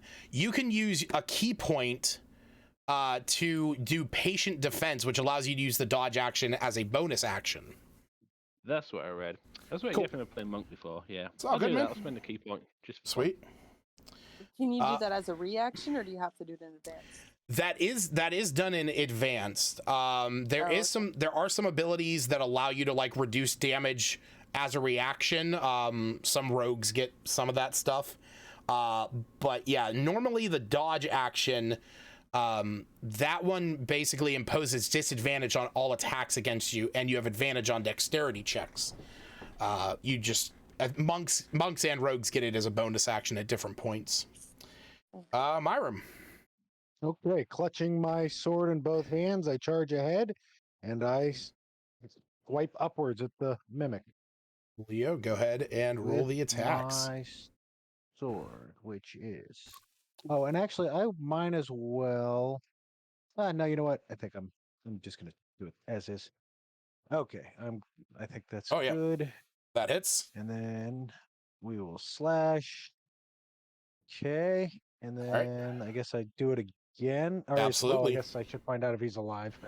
He is still alive. He looked pretty yes. big. Okay, so that probably missed. That did miss, unfortunately. Okay, and then what? I have the ability to do another attack. So you can action surge. That will let you take an additional action to attack, and you get 2 more attacks. Okay. Two. Where's my? I can't. Let's see where. Oh, it's probably under action. Very bottom. Then I'm strike. Bonus action. Maybe that's it. Nope. Where is my? What's up? Action surge. Got it. Okay, Yep. cool. I just want to make sure I did that first, and then I'll go to attack, and then I will roll that one, which is worse. Oh, okay. Unfortunately, yeah. Okay, now do I get a double attack since I action surged, or that was just a single additional attack? No, you get 2 attacks. Okay. Yep. Right. So, but that is a nat 1, so that is inspiration to you. Okay. And that 14 does hit. Okay. All right. Well, not killing anybody today, but that's all right. All right. Weaken them up. That is it. Snap. It is your turn. Okay. I think I understand this. I can do as a bonus action steady aim because I haven't moved. Correct. And then that gives me advantage on my next. Is it ranged only? I was gonna do ranged anyhow, but. For steady aim, yeah, it's advantage on your next attack roll on your current turn. So it is like just your next attack. Okay. So that's with the short bow. Okay. It's a 16 that hits. Yes, 16 hits.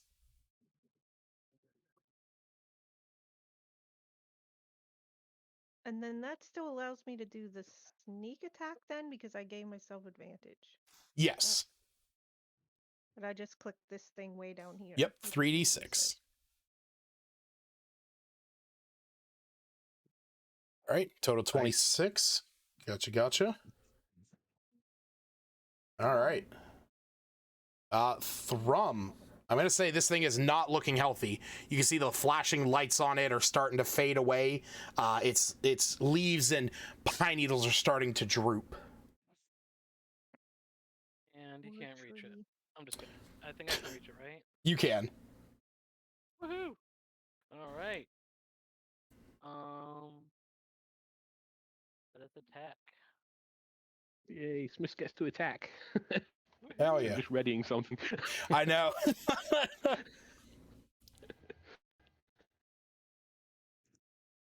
rolling. Come on, hurry up.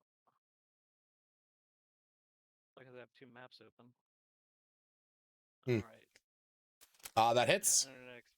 Internet and Firefox open. Mm-hmm. There we go. All right. Nice. 2 attacks. 2 hits. Woohoo.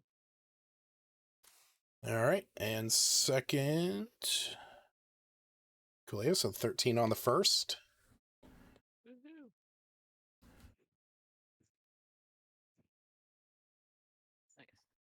Nice. Nice. All right. So Thrum moves into the room with 2 quick slashes up the center of this tree. You see his crystal sword glowing with a bit of that radiant energy as the tree folds in half. Ooh. Nice. All right. Is there any loot to be had on the tree? All right, I'm gonna walk around this trap and see if I can't summon another one. That was fun. It's fun. So in this room, like I said, it is for the most part just chaos. Everything around here is pretty much broken. There are bits and pieces of toys, different like basically just battered toys, like broken wheels off of trucks, the head of a doll somewhere laying on the ground, stuffed animals ripped to shreds, instructions on how to make these things. The tools themselves have been broken. You said there was that magic clock on the floor. Yeah, that symbol down That was there the is trap. yeah, the symbol down here on the ground is like an animated clock. But it's like into the paint. Yeah, it's ticking down to gift miss. How much time's left? 4 days. I hope we can finish before then. Is this a trap door by any chance? That is not a trap door. That is just a corner. Okay. Mal, as you start to head up that small flight of stairs, you can actually hear you can hear 2 things. One, you can hear the whimpering sound of Kringle elves, and you do hear the chittering sound of ice sprites through that wall on your left. To the left. Yep. Say, "Psst, guys, I think there's more baddies up here." Baddies. Is what's it called still active? Pass without a trace. Pass without trace is still active because that lasts for an hour. Let's go like sneak in there and get the upper hand on them. Okay.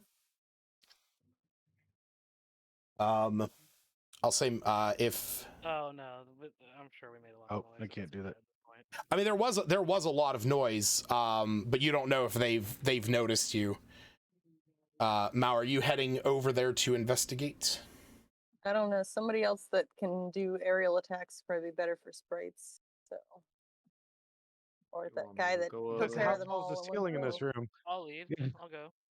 Yeah. I'll come through as well. Yeah, you know, I'm not one to shy down from walking through a door, so if you guys will let me.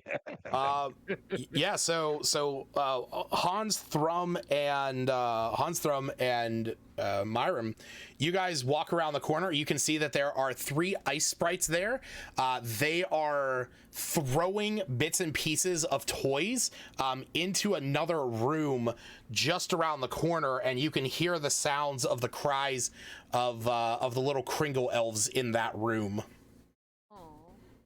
I immediately Guys. shoot them. Sure. Region The attack. sprites or the elves? Go ahead and roll your attacks there, Hans.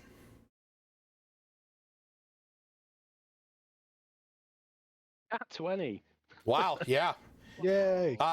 Yeah. Roll the damage, because we're gonna do something fun here. Destroy them. They're just sprites. So yeah, they are just sprites. So here's Jesus Christ. So again, we're always gonna go with the first 2. So that's 15 plus 5, so that's 20, plus 20, so that's 40. These things only have 2 hit points each.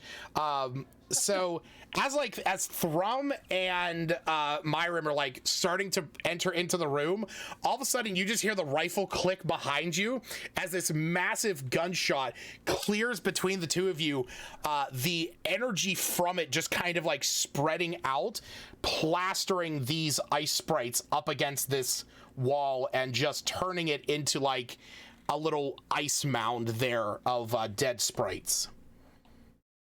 Sweet. See, my friends, this is how you shoot accurately. Oh. As soon as this happens, you guys see from the corner little Kringle elves coming out and like kind of looking around, and Kill them all. I'm joking. No. they're like, what was that? He killed them all. Myron just raw.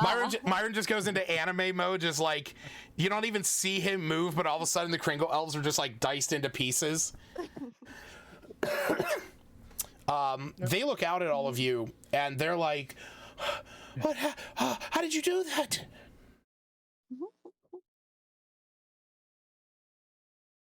What? All right. Refuses to elaborate. Yeah. Yeah, Yeah, nobody's saying anything. Is it in Who's talking? Elvish? We're They're here saying for in Oh, common. Really? It's in common. Yeah. Okay, I was gonna say I Oh. don't understand this last elvish time it's nonsense. Elvish. Come in and say, are you Free guys your all Why okay? is the friend weapons they get kitchen. eviscerated? It's simple, my little friends. We're all right now. Are you here to rescue us? Yeah, you know where Santa is? He's downstairs. And the one points back behind the party to this staircase that leads down. Okay. Is there anything behind them in that little room? Whenever you look in there, that's just more of like toy part storage and stuff. Okay. And there's not a door here. And they go, these elves are all like kind of packed together, and they go, have you seen our parents? Look upstairs. They might be in the fireplace. Yeah, they're in Alive. the oven in the kitchen. The door's locked though. They're in the oven. Not in the oven. No, It's not on, just for safety. we heard our mother and father were going to get help. Did they bring you? Who's your mother and father? Sif and Thrin. Oh. Yes. So they're here. Yeah, They're so back. Wild. No friend to learn how to drive. They're all the way outside. Just stay in here. till we- Okay, we'll wait till you come back. 3 more went in the kitchen. Okay, the oven. we'll stay down here, and you see that they come over here and they shut the door, and you can hear the sound of boxes being piled up. Hiding. Over. Yeah, and they're like, the password will be tinsel toes. Of course it will. All right. Okay, So onward, Christian soldiers. coolio. Mhm. So, we're gonna the camera's just gonna you guys are basically gonna pan to the right. As you walk down this flight of stairs, and it opens up into a small room. As you step into here, this room has a very homely scent to it. Unlike all the other rooms that you have been in so far that have been destroyed and disheveled, this one is very calm and very relaxed.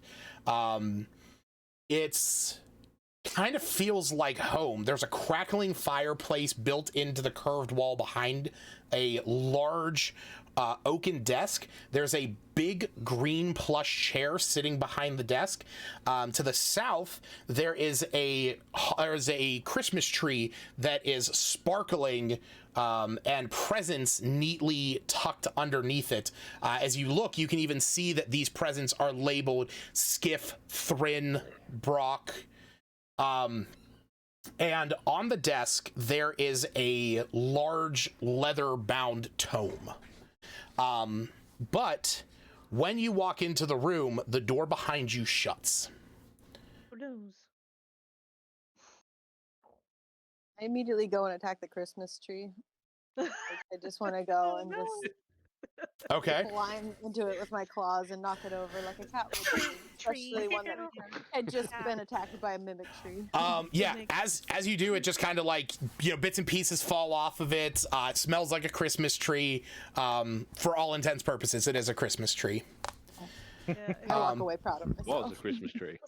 The only It other was a Christmas tree. was a Christmas tree, yeah. I think it's a real one. I think it's real. The only other thing that you guys see on the in the room that is up on top of the fireplace are 4 small statues. There is one that is of a nutcracker, one that is of a snowman, one that is of a toy maker, and one that is of an angel.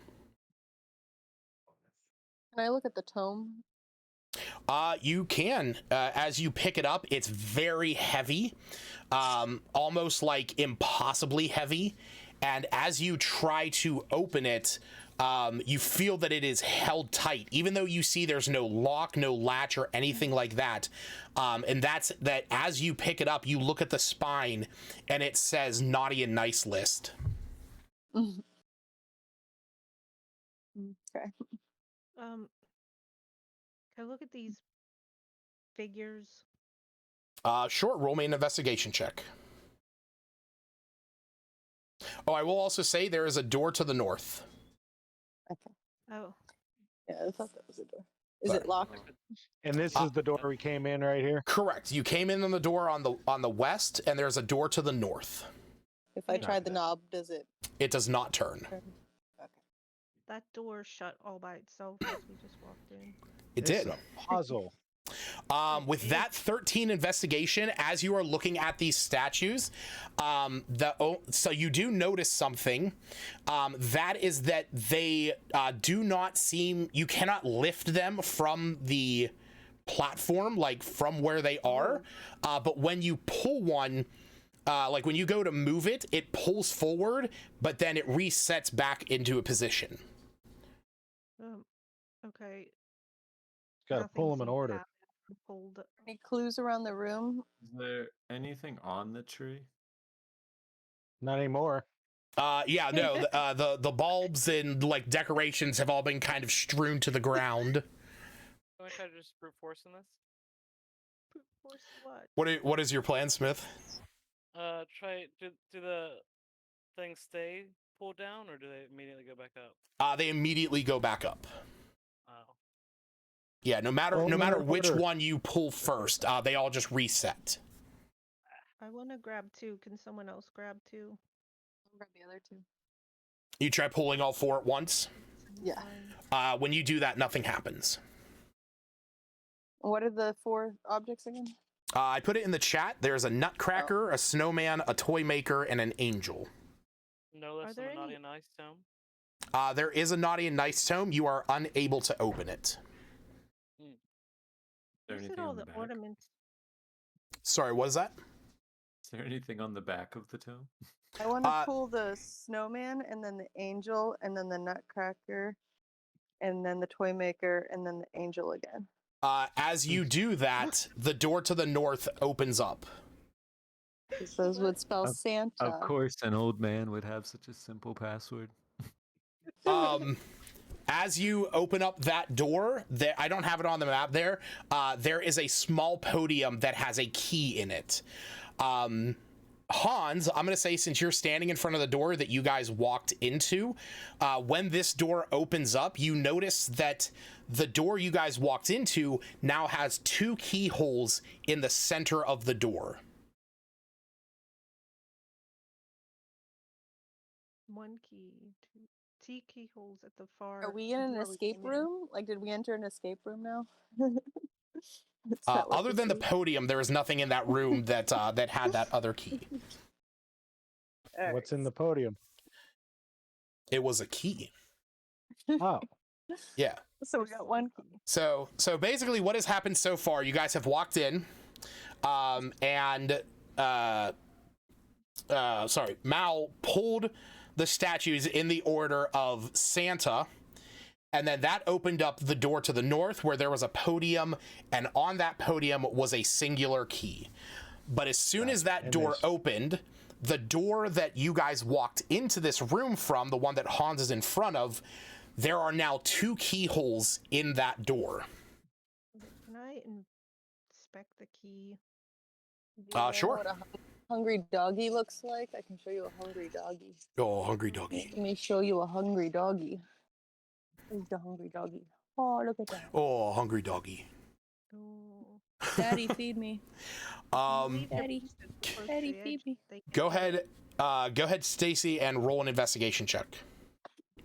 Yes, investigation. Yeah, well, that's smart enough to figure out puzzles. So Oh. Yeah, I mean, it looks like one of those like classic skeleton keys. I will say it does look like it will fit into it could fit into either of the keyholes that have appeared on that first door. Okay. I want to open all the presents under the tree. Oh no. All right, so as you start opening them, there are small gifts inside. The one that you open up that has Sif's name on it. There is a picture of Sif with her children as well as Thrin. In the one that is labeled Thrin, there is a picture of Thrin with a reindeer, and he's like kind of riding on the back of it. There's also a t-shirt in there that says #1 reindeer rider. And as you start going through all these presents, you do not find a key. You just find very personal and intimate gifts. Yes, that you unwrapped. I don't know. I want to try the key, even though probably won't do anything. You put the key in the door. Yeah, nothing happens. Can I lockpick tried one both side holes? and key the others? Okay. So you go to put your lockpick in the one side when you have the other key in.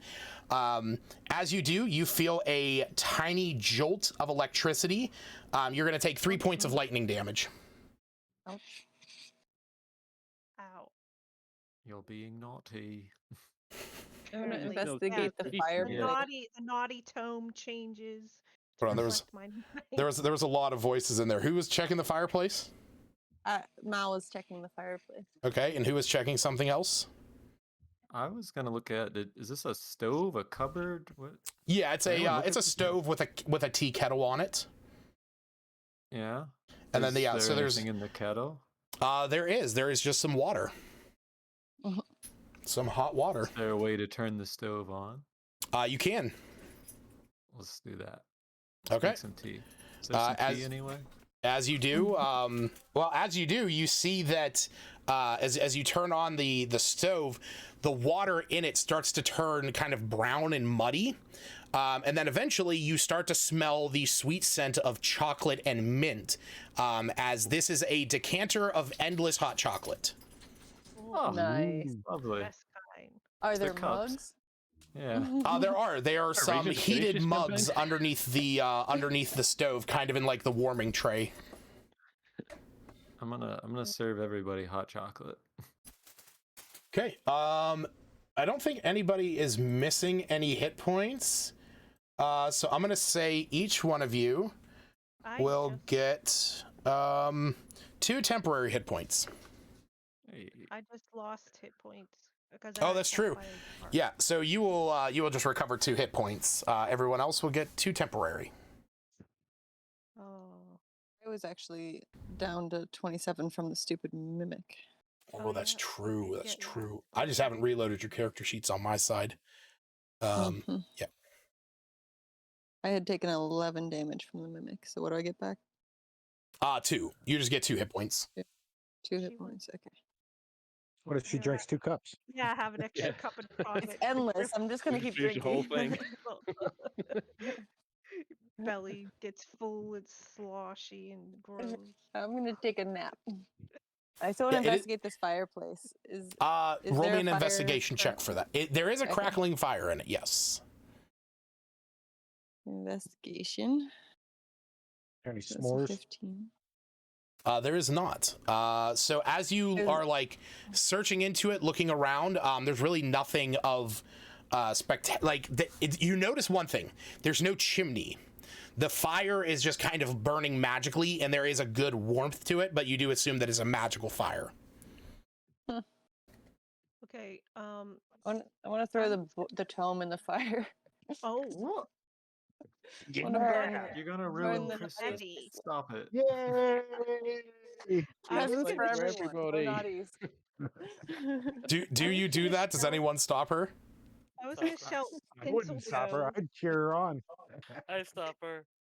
Aww. So like so many Aw. people like reaching for the book. Yeah, Christmas is it.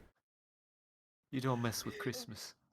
Is there anything under the table that the book Can was I- on? Oh, yeah, is there a rug Shall- under there? What's under the rug? There's not. There is a chair. Do you want to investigate the desk?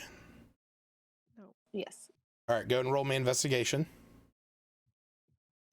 If we discern the fire seems to be magic. The fire is magical. Yes. Oh no, I just want to shout Tinseltoes near the fire because it seems. Oh yeah, that Tinseltoes password. Password. So as you I should say Mal, it to the book. Mal, I as you start to look over this desk, Snap says Tinseltoes, and that is when you hear a little click under the desk, and you see that there is a small compartment that pops out that has a key in it, almost identical to the other one you found. All right. Do you put Glad that you were into the listening door? to the word. Yeah, stick I the key in wasn't the other hole. paying attention at all. Yeah, the Tinseltoes is new to me. I'm like, yeah, I know. I was there. Yeah. So we each Wasn't have a worried about key. saving the elves, so I'm glad she was. Yes, you guys Yeah. now have 2 keys, and there just so happens to be 2 keyholes in the door that you guys entered the room from. I'm standing on this. I'm standing on it. On the Hans. He's I'm just standing on the freaking fireplace crazy. while I wait. Do we have to turn simultaneously like a nuclear launch sequence? I am Kinda. a little concerned about getting shocked again. Which way? Yeah, are we kinda. going? Well, it doesn't matter which way you turn them, because as you put them both in and turn them, the door opens up, but this time, and it is not reflected on the map, the staircase is not going back up, it is now going further down. Yay! Big I jump off the fireplace and run past everybody down the stairs. All right. jump off. So, as you guys are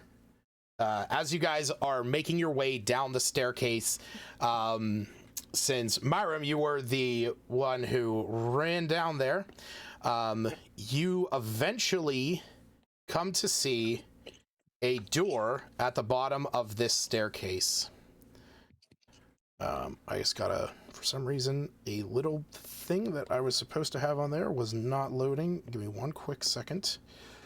Be quick, Lucas. He's adding more bad guys because we're too good at this. No, believe me, it's something else entirely. It just for some reason was not on there, and I need it locked into place. Okay, there we go. So, Myram, as you head down the stairs, you open up this door, and entering in, you are stepping into a room where ahead of you, you see 3 figures. The air around you grows cold. Not in a, gift miss, North Pole kind of way, but in a something is wrong way. Ahead of you stands a beautiful Kringle elf woman, tall, about 6 foot tall. You see that she is dressed in a purple and silver outfit. She has pink hair that kind of falls down onto her shoulders, and she is holding a staff in her hands. Its base is spiraled with white and red, and its head is adorned with leaves and red berries. As she spins it, jingle bells sound with each movement, and she is surrounded by a circle of white. You can see that there are glowing crystals in the corners of the room. Her eyes are fixated on the two figures in the very center of the room, Santa and Myra Claus. Their joyful red clothing in tatters. The Clauses are bound and kneeling on the ground, surrounded by this same glow that she is in. As you enter, she looks up at all of you and says, "What are you doing here? Do not try to stop me. I will reclaim my title." And what's that? What- Butt knocker? What title? I have always been the rightful owner of the title of the Claus. He took it from me, but it is mine. I, Eldara Claus, will reclaim my title, and I will bring joy and mirth to this world. Yeah, sure sounds like it. And you I'll see show that you she, claws. and you see that she begins to flourish her staff, pointing it at the two unmoving Clauses on the floor. What do you guys do? I'm gonna kick this crystal. Crystals. I'm gonna hit this crystal with my nunchuck. Okay, so what I need everyone to Shoot do one of the is crystals. roll initiative, please. Initiative. I want to cast Uh-oh. rescue probably. I'm just thinking. Where's Like since Thrum rolled a 1, he like wins the game, right? That's how this works. Yeah, Thrum rolled a 2 with a -1 on initiative. Yeah. I rolled She's number one. a nat 1. Ooh. Does anyone need inspiration before we? I don't have any. Okay. I wouldn't know what to do with it, so I don't want it. I think All I right. still have mine, right? I think you should. You lost it and gained it right back. Yeah, I should. Yes, so I do have. All right. Reginald, top of the order, buddy. Hmm. Oh man. Wow, somehow I'm not last. Oh, he got that.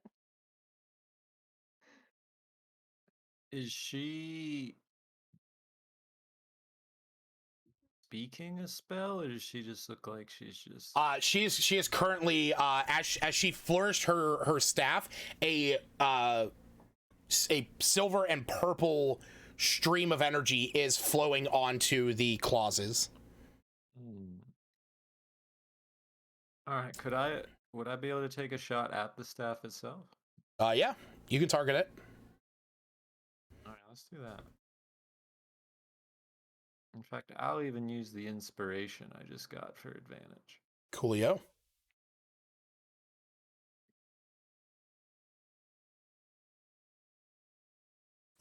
So 28. You take this shot. As you do, it hits that dome of energy that is around them, that circle that you can see. And as soon as it does, your bullet shatters into pieces. Oh. Well. So Well, that didn't work. Give it a shot. So did I notice any reaction from those crystals when it hit the dome? From the crystals, you see that there is a pulsation on this dome itself, and the crystals kind of pulse with that. But the crystals are kind of emanating an energy towards this dome. Well, I'm gonna redirect my attention to one of those then. Okay. Go for this one, I guess. Gotcha. We'll shoot at that. That's what I do. I just shoot at things. Okay, a 16 will hit it.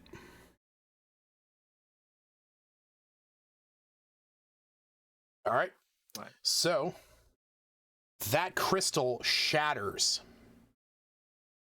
You see that as soon as it does, the dome that is surrounding Eldara and Myra and Santa begins to shudder a bit, and the other ones seem like they're humming now. Kind of, it's literally a thrum. Is the sound of a vibration, but that is the sound that is kind of emanating this room. These three get louder when this happens, as it seems like these other crystals are trying to sustain this dome. Yeah. Well, that seems to be working. All right, I'm gonna use my last shot. Can I move and take the last shot? You can. Or okay, then I'm gonna get right there, and then I'll just go for this last one. Well, Gotcha. The last. Oh, there's a 12.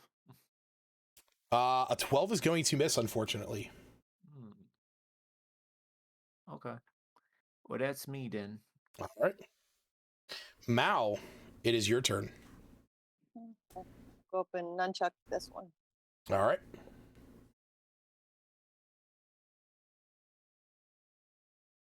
That's a nat 20. Nice. Wow. Hell yeah. And who wants my inspiration? I think I already have it. I'll take it. All right. Cheers. All right, so that's going to be 9 plus 6, so that's 15 points of damage. You have cracked the crystal, but it's still emanating a power out. All right. Second attack. Okay. Yeah, that definitely hits. All right, so that is a 7. Yeah, with that, the crystal shatters, and you can see that the dome is now struggling harder to stay away, to stay up. You can see Eldara on the inside. She's kind of looking back at you. She has this, pissed off looking grimace on her face as she's concentrating her energy into Santa and Myra. Miriam. Okay. I will head down to here. Okay. And let's go ahead and I've got a couple different advantage things. I think I'm going to go ahead and use something. What's better? Inspiration or advantage? So advantage is going to be roll twice, take the highest. If you wait until after you roll, you have to take the second roll. So you're always better to roll with advantage. Okay. So now let me figure out where that is. Probably under all. Just do your roll, right? Oh, you're saying just do the roll, and then if it doesn't turn out the way I want, then do advantage is what you're saying? No, so if you make the roll and it doesn't hit, you can use your inspiration to re-roll it, but you have to take that new one. Rolling with advantage, though, you just roll twice. It's kind of a risk reward thing. Like if you roll normally and it hits, hey, you didn't have to worry about needing to re-roll. But advantage just gives you a higher chance to hit. That. And is there something I'm supposed to be clicking if I want the inspiration? Do I? Oh, it's right next to where you do your health. You just click that little. Just click thing. that. Okay, Yep. I see it. Okay, and then I will be slashing with my steel sword. Okay. So just click that one time. Yep. Yeah. So that that is going to miss. Okay, and then so I would unclick inspiration and then click it again, right? Right, because now you're going to be re-rolling that to see if it hits. Copy that. Okay. That does hit. Okay. And then that's a 1d10. Okay, that's not very good. All right, okay. 7. Still got your second right. attack.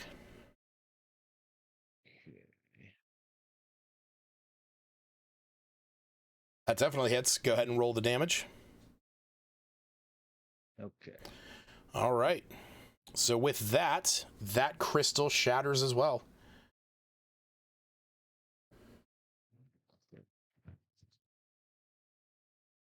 Put things with hit points, Lucas. Put things with hit points and ACs in a group of all fighters.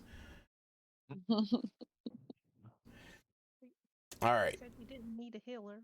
Yeah, I know. That's what I mean. We just smash. All right. Smash. Like he said, the strong offense is a good defense. Hans, it is your turn. Oh, it's like point blanket. Yeah, let's do that. Okay. I do. What do you make?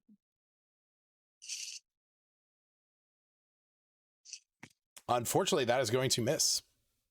Yeah, I use my inspiration. Okay. There you go. That hits.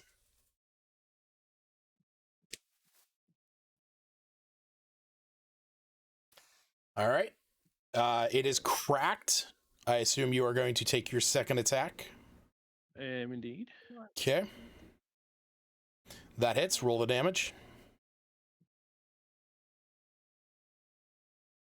All right. 13 points. So, as this happens, you break this final crystal. You see that the circle on the ground that is creating this dome begins to fade and shudder out of existence as you eventually hear a popping sound as it disappears. At this point, Eldara is extremely angry. She looks up, how dare you? How dare you? You are interfering with everything. I'm going to have my way. I move up to her and use my bonus attack on her. What? Flurry of blows. Yeah. Yeah, you I got can. 2 attacks without the bonus action, yeah? Yep, you can, definitely. I'm gonna Eat it. move her to a square. Okay, cool. Flurry of blows, where's that? Okay, there's the first attack. Thank you. Wow, yeah, that hits. This is leaking through the plate. All right, that is 5. Go and roll your second one more attack. Yeah.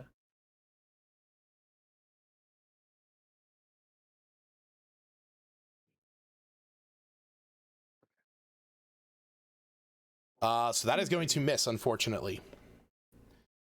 Okay. So One other something. quick question. This Yeah, what's up? reaction attack? Wait, say that again. Is there a reaction attack as well? Deflect missiles attack? So what that is if somebody, if you are getting hit with like an arrow or like a bolt or a dart, you can attempt to use your reaction to catch it. When you do, you reduce the amount of damage that you take equal to 1d10 plus your dexterity plus your monk level. And if you reduce it to 0 and you have a free hand, you can then use a key point to throw it back at the enemy that shot you. All right, cool. So that's what that is. It's really fucking cool. It's hilarious when it works. Zash did that one time when you guys were like raiding some, or maybe it was another campaign. Yeah, I think you did. I vaguely remember the monk stuff. I just know there's all sorts of cool stuff you can do. Yeah.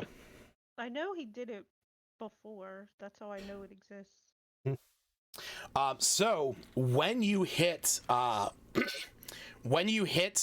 Eldara, you see that she kind of stumbles back, and she looks at you with this incredulous look of just like, how dare you? And as soon as that happens, everyone else can see Santa and Myra have lost all the color in them. They are grayscale. Their robes are more in tatters, and they seem a bit thinner, but you see that as soon as Eldara gets hit, they stand and rise and both attack Hans. Now look what happened. Oh no, Santa turned on me. That is a 19 to hit. Hans, you are going to take 14 points of damage. And Myra,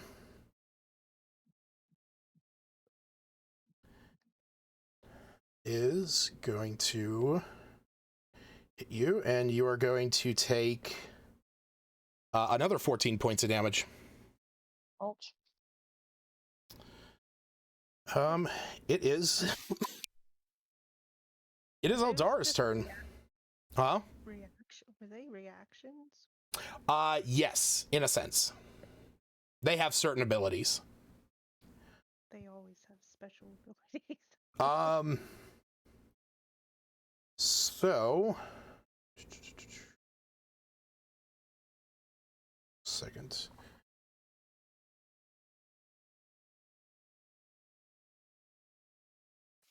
Okay. So you see that Eldara steps back in a brief silvery purple mist as she misty steps backwards, and then is going to shoot at you with an Eldritch Blast. That's a nat 20 to hit as well. So that's going to be 3 plus 18. So that's going to be 21 points of damage. And that is cold damage for what it's worth. Snaps. You've just watched Eldara kind of, Santa, Myra, and Eldara go ham on Hans here in the center. I'm gonna make a giant gingerbread by crushing 5 cookies and making a giant gingerbread. And I was never gonna say added something that. to you did it. I never added that to this. So I'm gonna imagine a giant gingerbread. Okay. Shit. Is Hans unconscious, or is he still hanging on by a thread?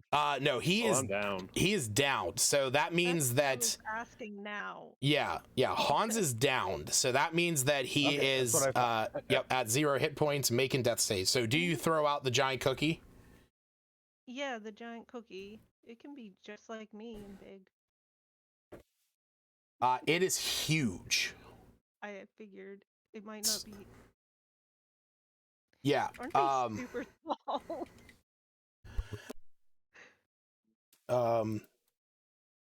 I know that I added this thing to D&D Beyond. Shit. Yeah, I'm gonna say that it doesn't have enough room to at least grow huge. But we are going to use a large animated object in the room to stand in for this. So there. Wow. There's a piano. Like a piano. I want that piano. It's bitching. Would it really be too confusing to make a giant me? So, yes, because I'd have to go in and like get an asset out for that. Oh, okay. Anyhow, there's a giant gingerbread. Oh, can I place it? What do you mean? Well, can I say where it appears, or Yeah, I just have it on the map right now.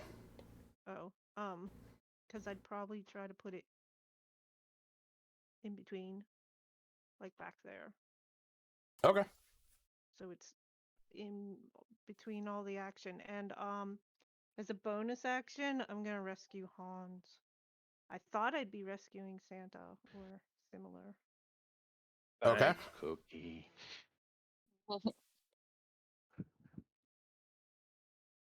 I'd probably put him on the stairs behind me a little bit. Because it's within 5 feet, right? Yeah, it has to be within 5 feet of you. Feel free to feed me a potion while you're at it. Just saying. I only have. That's the end of my actions. There we go.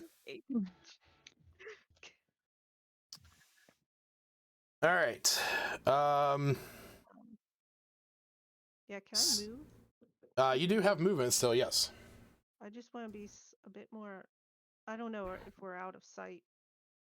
There you are out of sight, yes. That is going back up the stairs. Oh, huh? Well, I was That just is, trying to be like right behind.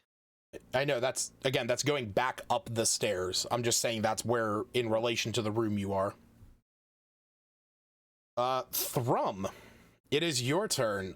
You have just watched Snaps summon a large gingerbread cookie that is now interposed between Santa, Myra, and Eldara, as Santa and Myra just attacked Hans, and so did Eldara, dropping him, which Snaps was able to rescue him out of there. Okay. And he's still down there, right? He's still down, yeah. Can I reach Can you reach what? Sarah? You can, in fact. That would incur an opportunity attack from Santa, though. Or wait. Would have to kill Santa. No, it wouldn't. No, it wouldn't. You can actually. There is enough space to move around. What's the deal with the cookie? That is the one that Snaps just summoned. Friendly. Alive? It is. It's an animated object. What's it doing? Whatever it decides to do at the behest of Snaps. Making me hungry. Does it not get an action after me? No, because it gets its own turn in initiative. Okay. Does it? Can I heal? Where was I? I was right next to Hans, right? Oh, it shares. Oh, wait, I'm sorry. No, it does. Yeah. It shares their initiative. Sorry, so it would go before Thrum. I have no idea what it can do. I added the thing to your extras. You have to reload your character sheet.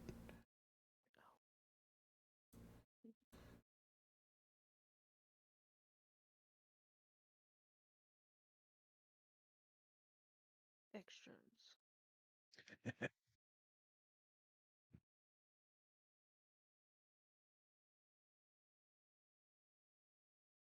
So it can either do 2 slam attacks, or it can and then it can use its icing breath if it's available, or it can use the gumdrop toss. Not the gumdrop buttons. Not the gumdrop buttons. Mostly just to be fast, and next time I'll know what he does. I'll just go with the gumdrop thing because it just sounds fun. Okay. Wait, it's ranged. Are they? It is. You're back far somebody's- enough. Okay. Oh. All It's right. all black for me. Right, because you're back on the other side of the door. I know why. I just looked up and it wasn't, and then it was when I looked up. Just yeah. I don't even know who the freaking enemies are now. Santa, Everybody. Myra, and I'm gonna- Eldara. I guess I'm aiming at Santa Okay. with these so I just rolled D20 and then it does +8. Yeah, it's just a D20 +8.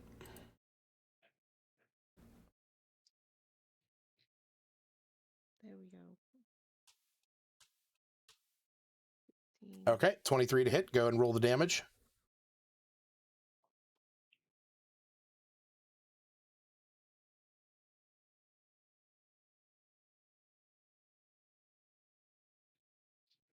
Is it 3d12? Yes, it is a siege monster. Christ. I mean, yay. I just kind of stared down, make sure it actually said 12. It's good because it's a great item, but you kind of have to like use a lot of resources for it. So, all right, so that is 25 points of damage. All right. Yeah. And then now on to Thrum. Can I give Hans a healing potion without moving? Yeah, you can use. No, yeah, I mean he's like right around the corner, so you can give him a bonus action or a full action if you want to give it to him. Yeah, that's bonus. Thanks, action. man. Okay. So go ahead and You're roll. gonna make extra movement to walk around the corner or not? Nah, you're good. I don't ever do that. All right. So what is that? 2d4. 2d4 +2.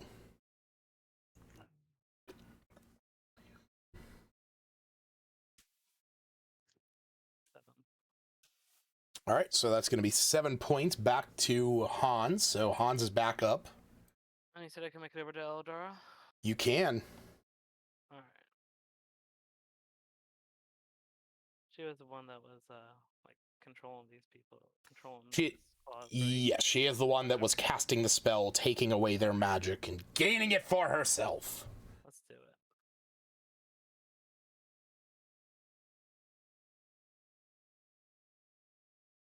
I don't know what that is, so that's a 10. Oh. Unfortunately, that is going to miss.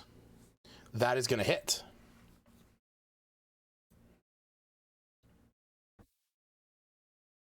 All right. And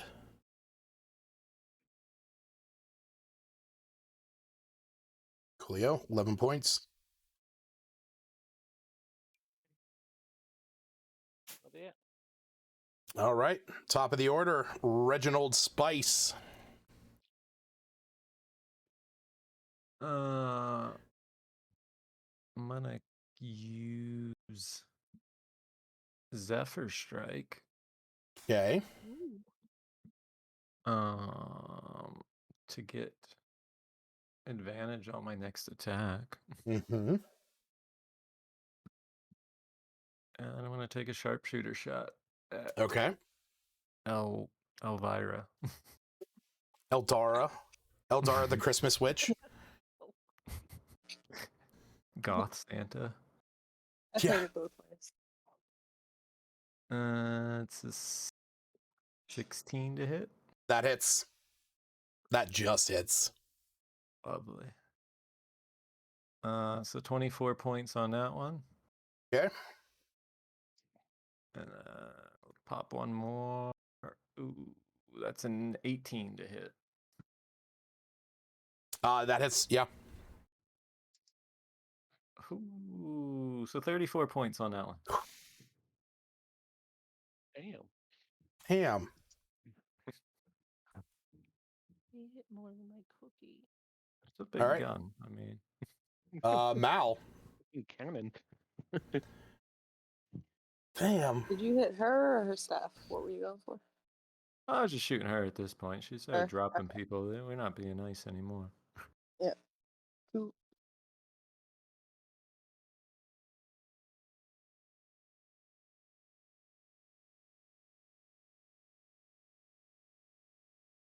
Mal, it's your turn. Oh, my turn? Sorry, Yep. I thought you said somebody else. It's all good. It's all Um, good. Okay, I'm gonna.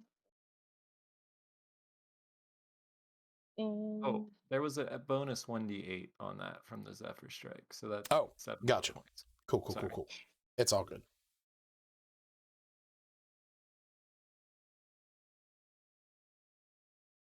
I guess I'm just gonna do my regular moves. Cat Claw Strike, 17. That hits. One does 12 damage. Okay. Do another one. Nat 20. Jesus. Okay. Wow. Who wants inspiration? 'Cause I My still have God. it. So many nat 20s today. I'll Crazy. take an inspiration. No one wants it. Yours. Alright, so it's Yeah, you got 27. killed. I think you deserve it. Yeah. I like this logic. Tired, laying there, nearly dead. Poor Blob. All right, How's so she that doing? that right there is going to be 16 on top of what you did. She is not looking good. She is on Alright, death's door. I use a key point to do 2 more attacks.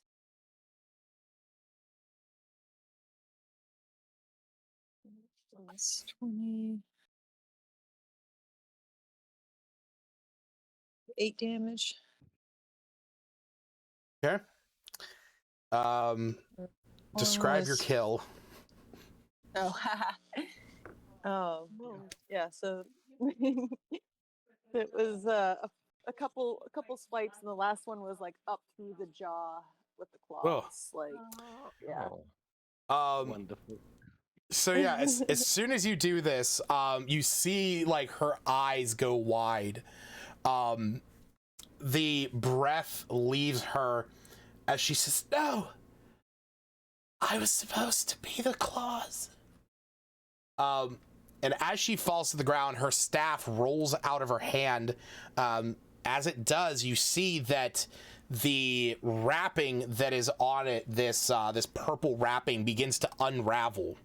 As it does, it exudes this energy that starts to flow back into Santa and Myra, who are standing there posed to attack. But before they can get an opportunity, because you can actually see Santa about to start swinging, the light and color starts coming back into him. His clothes are starting to return to their red luster. Same with Myra, Mrs. Claus. And after a few seconds, they look around and they see Eldara laying there on the ground with, this wound. And they say, "What happened? What happened?" Somebody threw gumdrops at you. Did you lick your claws? Oh, God. and you see, Santa looking down at her.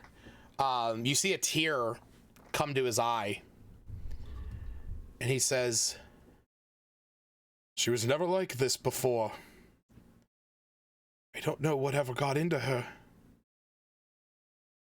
Claus. Revivify? Revivify? Just kidding, I don't have it. I'll say somebody in the party does, actually. We do. Gonna do it. Yeah. It's not my turn. Well, no, combat's still in- over. Combat's Sorry. over. Okay. Yeah, combat's over. Okay. She's no longer holding the staff. No, she is not. I'm The gonna, stat. I'm gonna pick up the staff just to make sure she can't. Okay. Okay. I would All right. check. Then I will let my my alive sword bring her back to life. Okay. So you touch Eldara with your sword. You guys see this flash of energy begin to emanate from Myram's sword steel. As it does, Myram, you hear a voice in your head, a draconic voice, that you know this voice. Steel has mostly been quiet this whole time, allowing you to focus. But you hear a voice say, "That was the right thing to do." And you guys watch as the wounds on Eldara are healed. As she comes back, she takes this long, labored breath, and she looks around. She says, "What happened? You killed me." You got better. It's just miracle. And you see at this point, Santa walks up, and he goes over to her and says, "Eldara, this isn't who you are. You relinquished the title of the Claus long ago, and I took up the mantle of the School of Merriment. You knew what this was. You wanted to travel the world.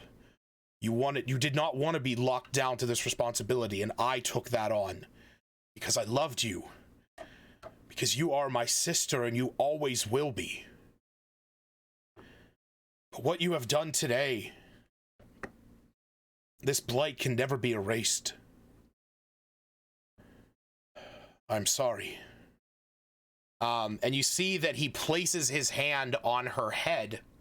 And as he does, you see that she begins to, like, her eyes go wide, and there is this swirl of snow that begins to surround her. And as this does, it fills the room until it kind of explodes outward, and you do not see Eldara there anymore. Damn, Santa. Whoa. That was a waste of my revivify. He looks back at you whenever you say this. He looks back at you. He puts his hand on your shoulder and says, "No, you saved her life. I just sent her somewhere where she can learn the true meaning of giftmas, of mirth and merriment. I sent her back to her childhood. I wouldn't have been able to do that if she was still dead. Thank you. Anything for you, Santa. By the way, some goblins opened all the presents in that room. Knocked your tree over. Well, And they also ate all your cookies. They took all of your baking supplies. Sorry, Santa. well, it is not going to be too difficult to put things back into order. Please, come with me. And with that, he leads you guys back upstairs through the workshop. And as he does, you guys go back into the room that had his desk. And when you walk into there, he allows you all in, and then you see that he focuses and concentrates, swirls his hands, and a bluster of snow forms. And as he moves his hands outward, you see that all the presents under the tree rewrap themselves. New labels form with the scrawlings of Sif and Thrin and Brock, Miles, and as you head upstairs to where the workshop is, everything is starting to clean itself back up. Tables are starting to repair themselves and go back into order. You guys are able to get the Kringle elf children out of that one room, and as you head upstairs into the very top part of the workshop, you see that the magic itself is starting to rebuild this place. The tree that was in that room that was on fire no longer burnt to a crisp. All the tables are back in order, and the presents that were on that central table are now back together. And as you step outside, you can see that the houses where they have been scratched, even the evidence of the bugbears and the snowy owlbears are gone. As Santa is continuing to move his hands in this swirling magic, just exuding essentially a cleansing spell across the entire village. And as this happens, you see a sleigh coming up with a singular reindeer, as you see Sif and Thrin in the back of it with Brock and Miles, and they see all of you coming out with Santa, and Sif runs up, says, "Oh my God, you did it! You actually saved Santa!" And at this point, you guys see the small little Kringle children running up. "Mama! They saved him!" They're like grabbing onto Sif, and this pure moment of elation across the entire village. Can I say, while Santa was doing his thing, Snaps would look to him and say, and the big giant cookie, and say, "Can I keep him a little bit longer? He was only supposed to last for a minute." I can give you till this evening. She just was surprised she actually made such a giant cookie. But the size difference would be astronomical. Yeah, he is huge. Like, He's only 2 foot tall. Or yeah, so. huge. Like, the thing you have to consider: medium creatures take up a 5-foot square, large takes up a 10-foot square, huge takes up a 15-foot square. Like, She's huge. Small. She is small, so she takes up a quarter of a square. She takes up a 2.5-foot square. You totally got a ride on his shoulder. Yeah. That's kind of Like the Mongo idea. from Shrek. Yeah, And so as this is finishing up,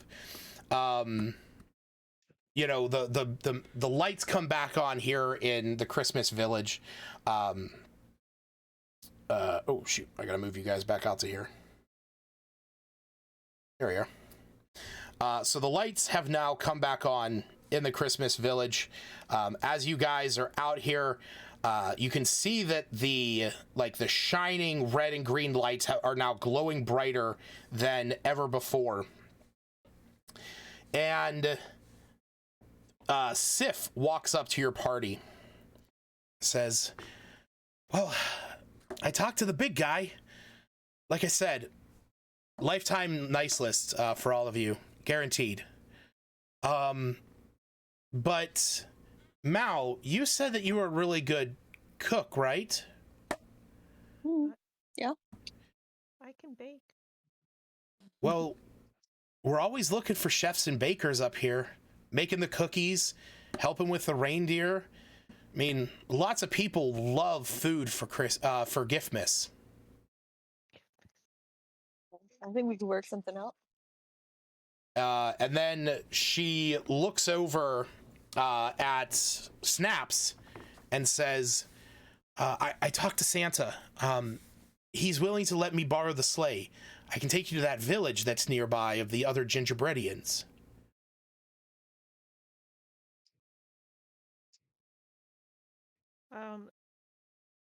It, can I have a little time to think? That's fine. I guess she would look back at her temporary crew. Be like, yeah, I'll probably go with the other gingerbreads, but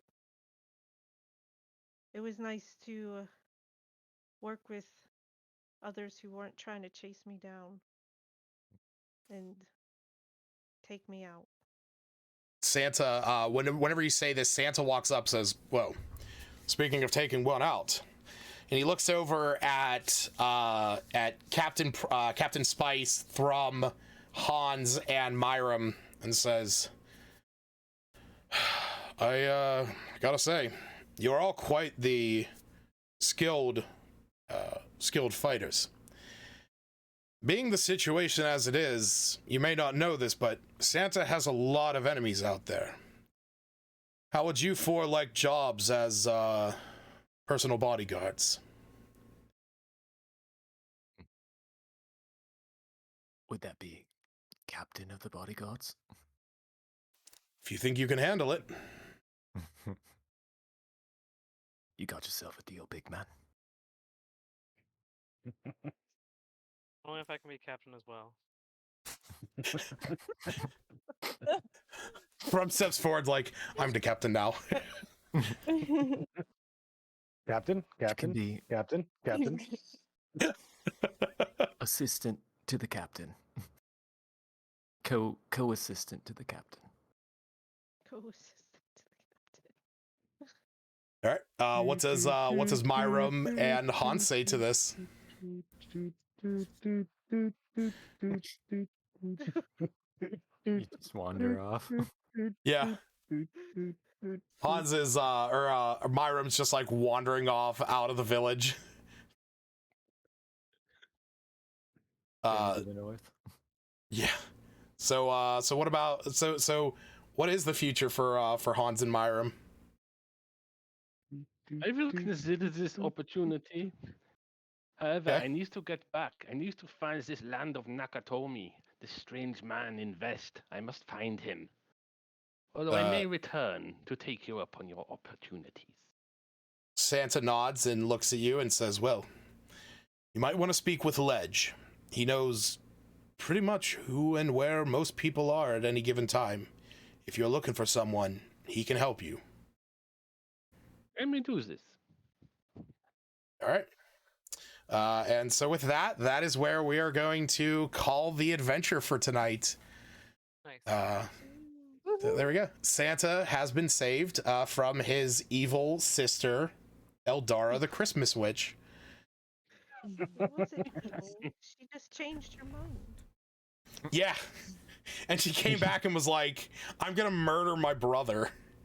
Well, no. Santa was probably like, no, and tried to fight her at first. You can't have this position. We were there. Right. Oh. So there is one thing I love about this. Let me just read this this like very last part. So it says, Santa explains, Eldara was his sister. So she gave up the spot voluntarily to her younger brother, opting instead to travel the world and learn various schools of magic rather than being locked into the School of Merriment. I want to make that subclass for wizards of the School of Merriment. Like, I want to be like a gnome merriment wizard, and it's like I've been thinking about this for a while of like how would that work, because it like you'd have to have divination spells to like know when you're sleeping, know when you're awake, conjuration to like summon stuff and teleport. Like I don't know, I just keep thinking about I want a school of merriment. Yeah, like the ability to just like conjure up presents. That or like feasts and Yeah, like create food and water. Like you get that one for free. Shit. All right. Have a sword of merriment. sword of merriment. Oh fuck yeah, sword of merriment. What'd you say, James? I said, but what about a joycerer? That's fucking awesome. I want to play a joycerer. Yes, joy sorcerer. Oh man. All right. Well, for those of you watching out in the stream, thank you very much. You folks have a wonderful night and Merry Christmas. If I didn't already say that, Santa has been saved. Christmas indeed. Very giftless. Merry Giftmas. Merry Giftmas.